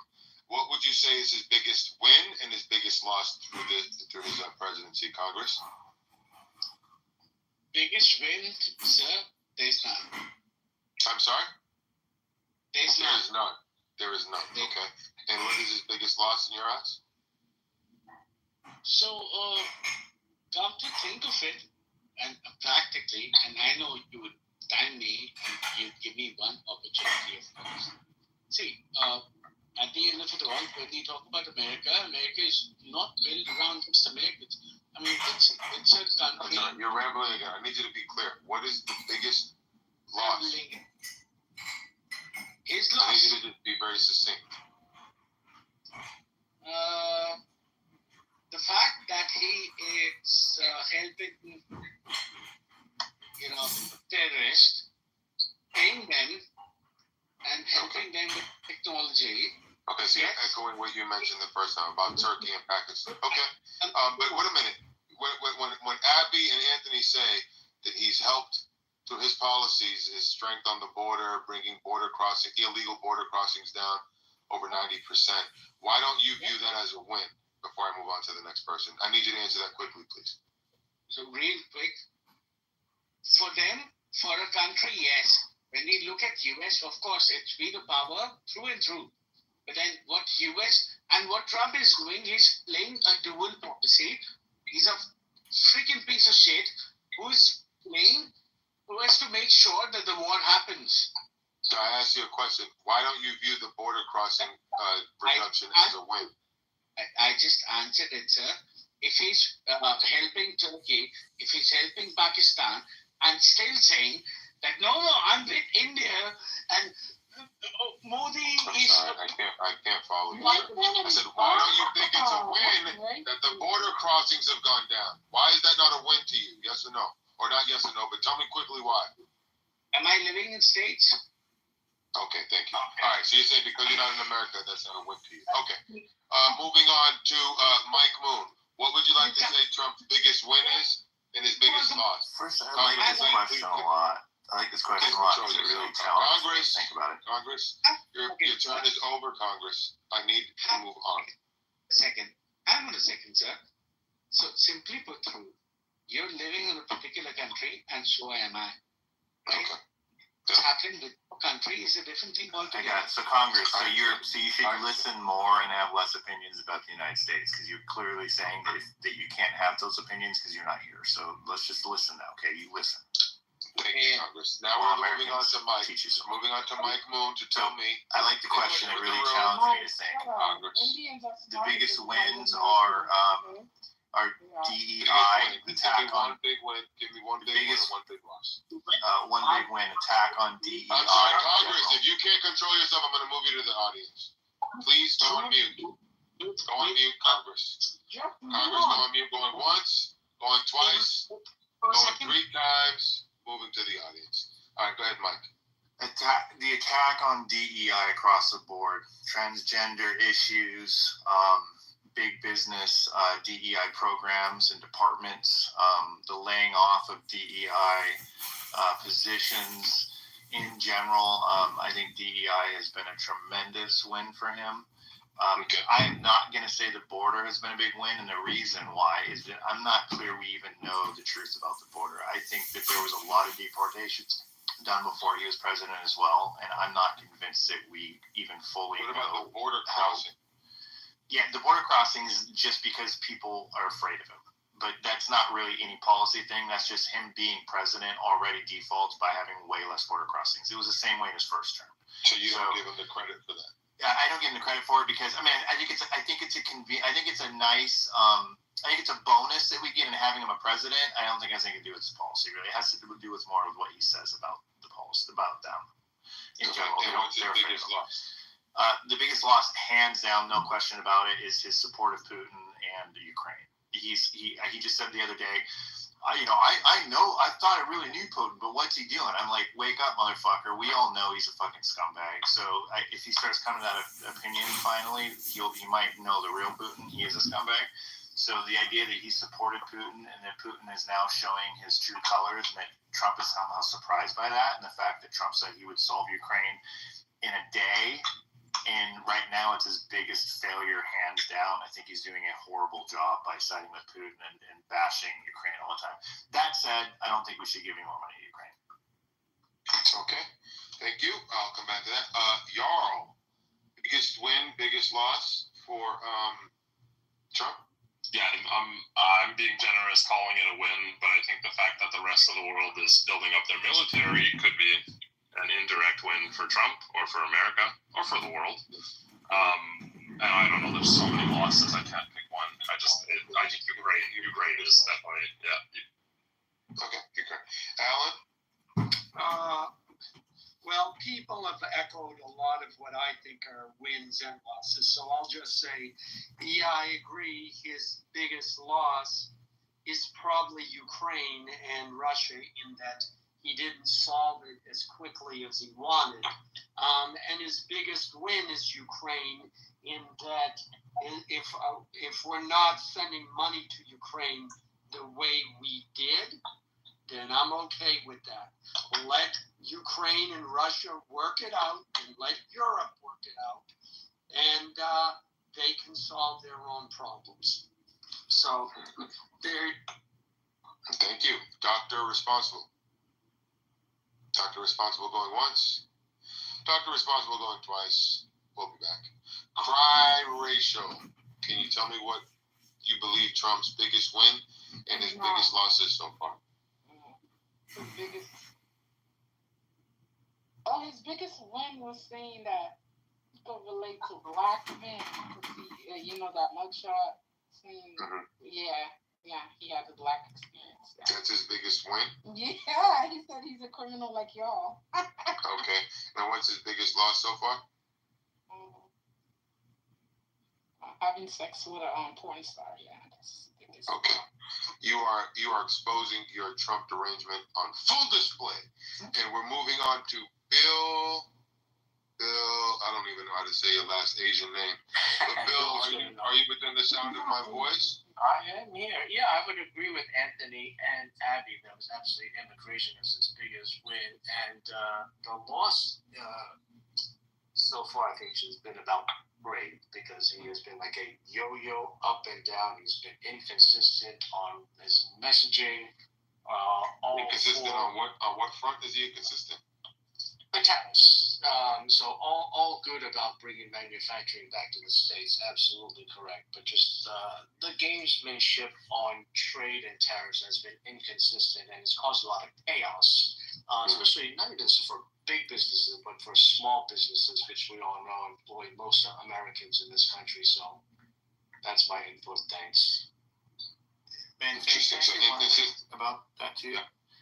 The tariffs. So I did the research, and you can tell me if I'm wrong. I'm pretty sure I'm not wrong because I did do the research. Not many people can answer this question. The question is, what were the tariffs on China and U.S.? How did they compare to one another before, like for the last basically, 15 years? And what are they now today, as of now, in this 90-day period initially? And I looked it up, and it's pretty shocking. And so it sounds like he's going all over with tariffs, and he is, by saying, 130, 145%. But what he did is he successfully scared the Chinese, right? And when he went back and settled with them for this 90-day period initially, and it might extend, hopefully it will, the before and after numbers, I wish that people talked about them, because I don't hear anybody talking about them, but it's a win. Before, it was 2019. We were getting 19%, they were getting 20%. Now, it's 10-30. We're getting 30%, they're getting 10%. So he literally flipped it around and cut ours in half and cut theirs by 2/3 and made us the leader in the equation. And those numbers, I'm not hearing anybody talk about it. They talk about the flip-flop, but that's his MO. He goes out there and he says something bombastic, huge, to freaking stir the pot, make it real extreme, and then he's hoping that they're going to back down and get scared, which China apparently did. And I think that's a win too, by the way. But I just want to say the numbers themselves, it's fair. He should be getting more credit for that. Thanks. Any reaction from anyone? What he just said? It's good to know those numbers. I didn't know that. Thank you. Also, it's nice to hear you laugh. There you go. Well, that was a good joke. Now you know. That's very cool. Moving on to a new voice on stage.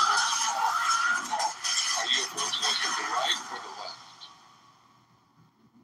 Paul, the right. You're approaching us from the right. Can you explain what you believe his biggest win is since he's been in office and what you perceive to be his biggest loss?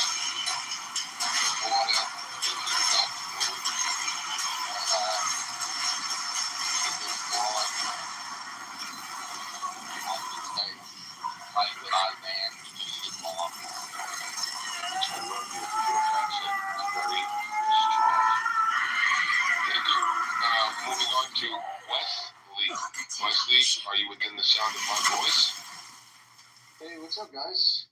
Thank you, sir. Are you approaching us today from the right or the left of the political spectrum? Are you approaching us today from the I'm right definitely right. or the left?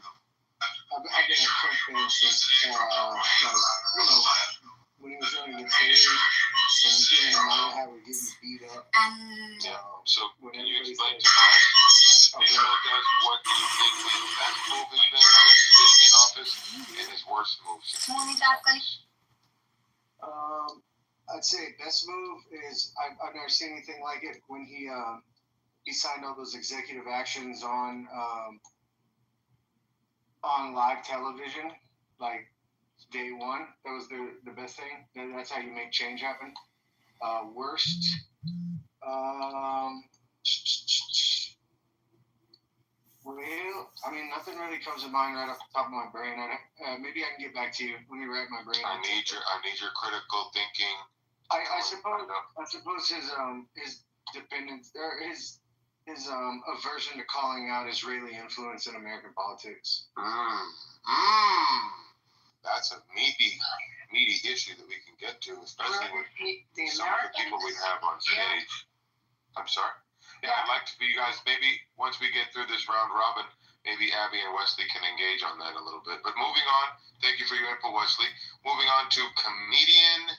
I want to get the last name if I can find it. Comedian comedy. Can you share with us, first off, if you're approaching us from the right or the left of the political spectrum, Mr. Comedian? I would say I'm probably approaching the from the center right. Thank you. So this should be quite easy for you. You called balls and strikes. What can you name as his best move or win, or worst move? I mean, and worst move and loss. I'd like his best moves and his worst moves. Yeah, just one of each. I don't need more than one of each. I'd say his best move is not being hyper reactionary, meaning that there's so much communication every day generated by the media and him also, but his response has been, I think, great, meaning he hasn't been vitriolic. He has. I like this. I like the inauguration. I don't know about you, but I was. You're saying in comparison to his first presidency, his response to 100%, the media framing of things has been a lot more measured. Oh yeah, he spent way too much time combating the media daily, insulting journalists, getting his feathers ruffled. Now he really seems, in my opinion, to be in his element, in his historic, frame and control. So I would say I'm just, really pleased with his demeanor as an American, and a voter. Very professional, very businesslike, very pragmatic, and he's not spamming us. He's. So what about the other day, just to push back a little bit, the other day when he had the South African government in his Oval Office, he referred to, cannot remember his name, the NBC reporter as an idiot and a jerk. Called him an idiot twice and called him a jerk once. I'm just curious, how do you, when you know that happened, how do you integrate that into what you just said about it? Yeah, I mean, the South Africans are doing drill music on their people. They're doing the same type of propaganda. No, he wasn't talking to South Africa when he said that. He called an American, I remember his name now, Peter Alexander, an NBC reporter, Oval Office, White House correspondent. He referred to a White House correspondent in the Oval Office with all the cameras rolling, a jerk, an idiot, and then an idiot again. Good. I'm asking, how do you integrate that in your framing that he's a lot more measured in his response with the media? That's great. Let him be authentic and say what he feels and feels what he says. That's why we voted for him. And if he thinks that journalists you don't want that brand of him to be out there. Listen, I'm just saying that it's night and day compared to the first time around. I mean, he's controlling, he's controlling the communication now, which is a great thing. Gotcha. So you're saying you're fine with him doing it. It just needs to be a lot less than it was in the first time. Meaning he wasted so much of his energy communicating with the media. He needs to just give us the entree, and we don't need to read the menu anymore. We want the entree. We're ready for the filet mignon. I mean, give us Trump steaks is what I'm saying. Got it. All right, so that's his best move. More measured approach. What is his worst move? What's his biggest loss?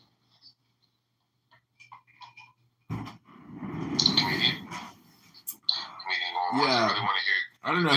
His biggest loss, I think, is probably not enacting the Doge cuts or fully supporting thrift and frugality and making that a major communication message to the American people. Because all these taxpayers, if you're driving an Uber and you're only making, $45,000 a year and you're paying taxes on that, and you see how this money gets spent and this woke spending through the Doge exposure, you have to be pissed off, because that we've been sold down a river. The devaluation of the dollar, the $40 trillion debt, $100 billion a month in interest payments, and you see what they're spending the money on. And there's so much coming out with Doge with regards to even government money printing computers. I mean, these things sound ridiculous, but they're not. We know that they're wasting money and shipping it overseas for all types of waste, fraud, and abuse. So as a taxpayer, as an American, I mean, this has to be the uniting issue, that this uniparty Democrat Republican bullshit, the spending and what they're spending it on is so egregious and so stupid. We should all be sick to our stomach that no senator, no congressman even exposed any of this shit prior to Elon Musk having the ability to actually technically even go in and do this type of auditing. So I'm complete. Whoa. Comedian was still finishing his input, and then we can move on. He's almost there. Comedian, I know you're rounding the. Just need you to load. Yeah, I'm just saying that the X platform. So his biggest win is new and improved demeanor, and his biggest loss is the fact that he's not fully embracing a uniting issue, which is this being more thrifty in government spending. Meaning that we're borrowing all this money when we should be cutting spending, lowering taxes, raising tariffs, and really just doing pragmatic things, eliminating government. The government is huge. What do you say to people who say that cutting spending removes vital services for people who depend on it to survive? Listen, I'm on the treadmill next to a doctor. He's talking about how to scam Medicaid Advantage. So these doctors aren't doctors. They don't provide medical services. Maybe a therapist is what a lot of people need, but I'm talking physical therapy. Going to the gym, reading books, eating right. Stop getting vaccinated with 2 vaccines and triple boosters and eating Pfizer for dinner. I mean, we all know that the COVID-19 and the vaccine. I want to stop there and get some more voices involved. I do want to just say, excuse me. Can I get my worst? I didn't do that. You want to do what? I gave you my best. I didn't give you my worst. Can I give you the loss? Or what I did? Yeah, give me a quick. Before you give me a quick loss, I just want to say: is there anyone who's been, before Abby gives us her loss? Was there anyone? I wish I had reached for a pen to write these things down. I'd like to review them after. Has anyone been keeping note? I'm just curious. Anyone? Can I do my thing? Before you go, 80s baby. Before you go, we want you to know. I'm just curious. Has anyone been writing down what they've been hearing so far? Yes or no? Please, I'm not your secretary. All right, cool. Thank you, Crowd Ratio. All right, nobody's done that, but I'm gonna. Yeah, I didn't know there would be a test later. Yeah, I like what I'm hearing so far. Especially some of the things the comedian said. But anyways, Abby, before 80s Baby goes, because 80s Baby is dying to go, I'd like for Abby to finish her submission by providing to us what she's saying is Trump's biggest loss since he's taken office. So I was thinking about this. I told you I need a minute to put it together. So from a legal perspective, I don't like the fight on the birthright citizenship. I think it's a losing battle with the Supreme Court. I think constitutionally it's not a strong case, and I really wish he wouldn't put a lot of his emphasis on it. It's different than the immigration issues that he's dealing with in closing the border and deporting criminals. But I think that the birthright one probably loses in the high court with SCOTUS, and I just think it's probably not a good use of the energy. That's my loss. I do want to push back a little bit on that. So why wouldn't you want to try to close a loophole where right now the status quo is that people are coming here with their status being questionable or illegal, and they marry a citizen or whatever they're doing? Why not try to force the courts or force the Supreme Court to clarify what they mean. What does birthright citizen truly mean? And let's clarify that. Even if he doesn't get everything that he wants, at least there'll be more clarity around the issue. Because right now you have women who are coming here pregnant, taking advantage of a loophole. So to the extent that it closes the loophole, why do you think that's wasted effort? And then we'll move on to 80s baby. I think it's wasted effort because you could end up, I don't know if you'll get clarity if they lose at the high court, you may end up with more floodgates on it. I just don't see the constitutional strength. What do you mean we end up with more floodgates? Well, I think that if the Supreme Court rules that in fact there is the birthright, then I don't know, floodgates is the wrong way to say that. I think that you don't close that loophole. I just think that there may be another way to approach it. I just think that the going through the 14th Amendment argument and looking at it's basically free, and so it's like, okay, well, how can you use that in the best sense for but basically the hardest fields in the world, right? It's like, how can we speed this up? And sort of just like, this reminds me of a paper Google released. Did you see Alpha Evolve, I think? Did you hear that? I know, I just got. Yeah. By the way, Alda, did you watch the thing that I tagged you on in the group chat? The video, the Transformers thing. I saw that. Yeah.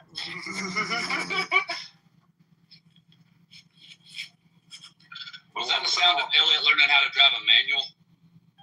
No, that's the sound of me sitting inside of my car and it just beeping for no fucking reason because it's like it's on and the door is open, right? It's like it's on, but not entirely on. It's like on before the engine on. Because I have like one of those, those cars, the ones that you just like, you press the button. You don't even like to have to insert the key or anything. You just like press the button and it goes. And it's an automatic. So yeah, you have to like turn it on, leave it there. I like the aesthetic of like having a car where you have to physically keep the key inside of it. Like that was nice. I don't know about you, but there's like something about that I quite enjoy. Like an old little fucking like a manual what are those things called? Ignition switch.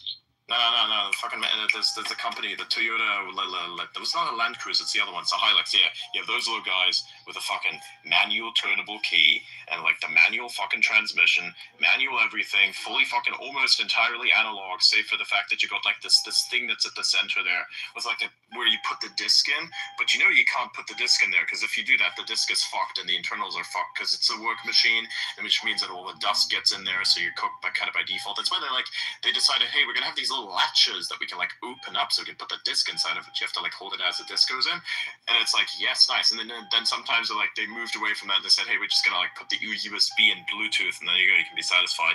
And then you have the most retarded innovation of all kinds, which is you have this like physical thing that you put inside of the car, this like center screen thing, which then can connect to the internet. I'm like, why the fuck would I want my car having proprietary ass technology like this connect to the internet when I don't know its security? Like with Tesla, I can kind of understand that one does work, but like with this, no, fuck that shit, man. Absolutely fuck that shit. I don't want internet inside of my car, save for the phone. That's bad enough. Oh, and you know what the latest thing is that people have done? They're starting to like get those batteries that have like these little electronic regulators on top of them, and it operates by Bluetooth. Who the fuck? Like, huh? Why? Oh, this is like the lack of intelligence that is required to like come up with. Like it escapes me. It physically it's like it hurts and disgusts me. I can't explain what that feeling is. It's a feeling where it's like just no. Can I please beat you up? Type of feeling is it? It's like just please let me beat you up so you can learn from this and never do that again. We don't need Bluetooth batteries. Who the fuck thought that was a good idea? Please, just let me beat you just this once. Just this once, okay? I don't even want to do it, but you need it. That's how I feel about that thing. That's how I feel about this type of like weird bullshit. I don't want to beat you up. I really don't have to. And you need it. You need it. Fuck you. that's the feeling. That's the feeling. I think I verbalized it now. That's the feeling. It's not like it's not even a hatred. It's just like, please, just no. Let me spare you by like not sparing you. Parenting 101. Let's go. Bruh. Learn to verbalize your feelings by listening to Adrian Dittman.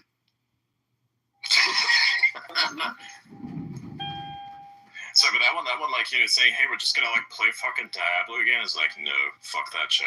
Oh my god. The Blizzard business model is built on getting its customers addicted to a heavily measured dopamine drip.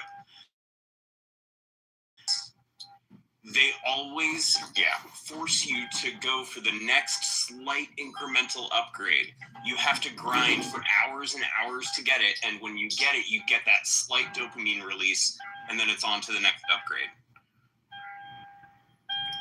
Sounds like my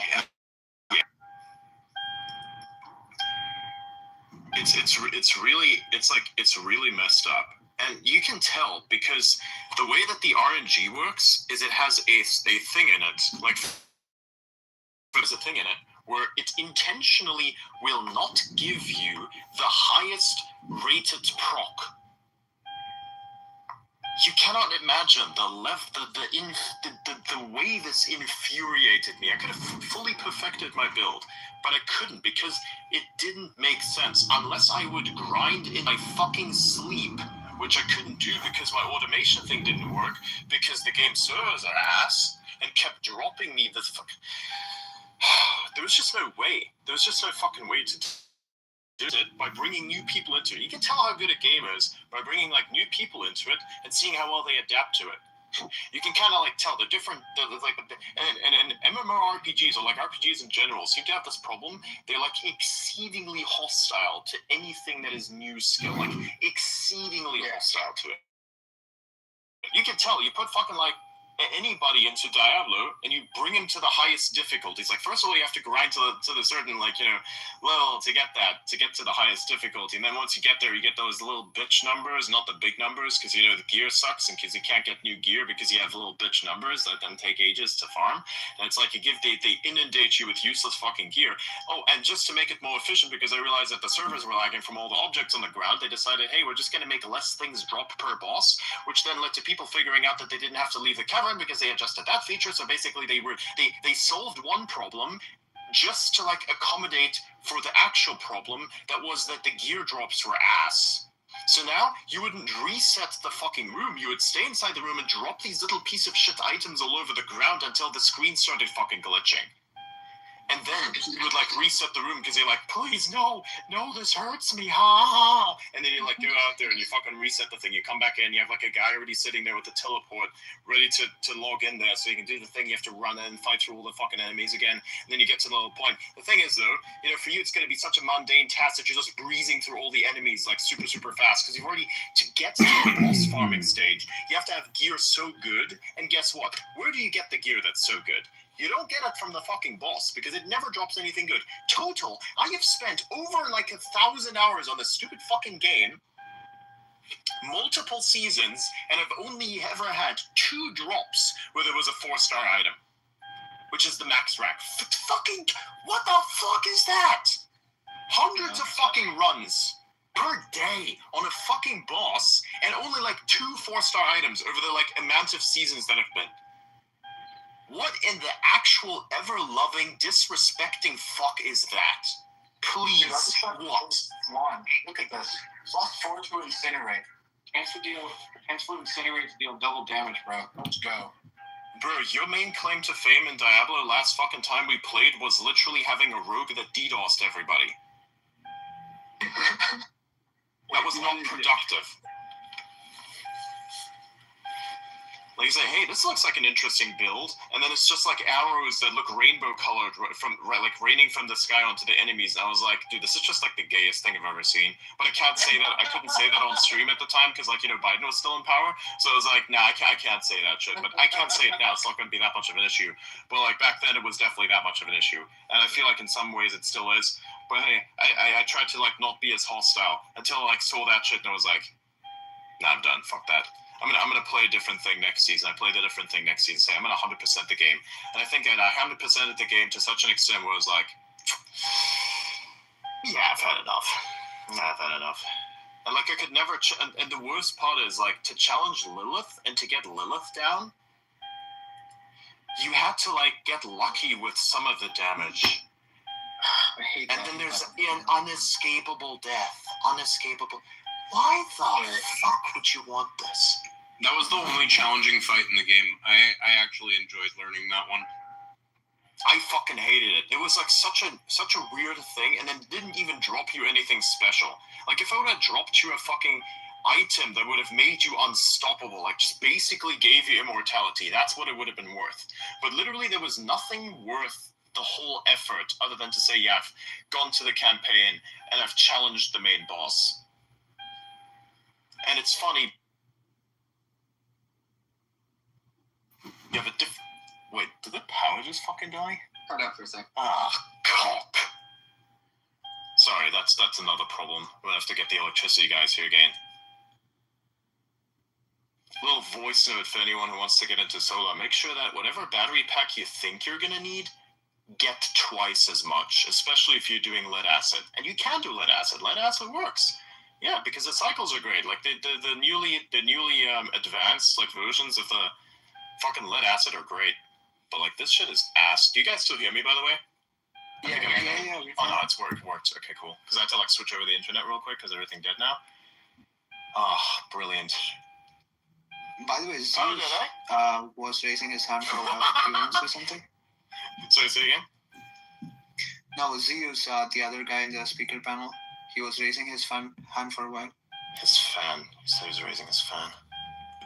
And, sorry. Does anyone remember the horse armor from Oblivion? The 08?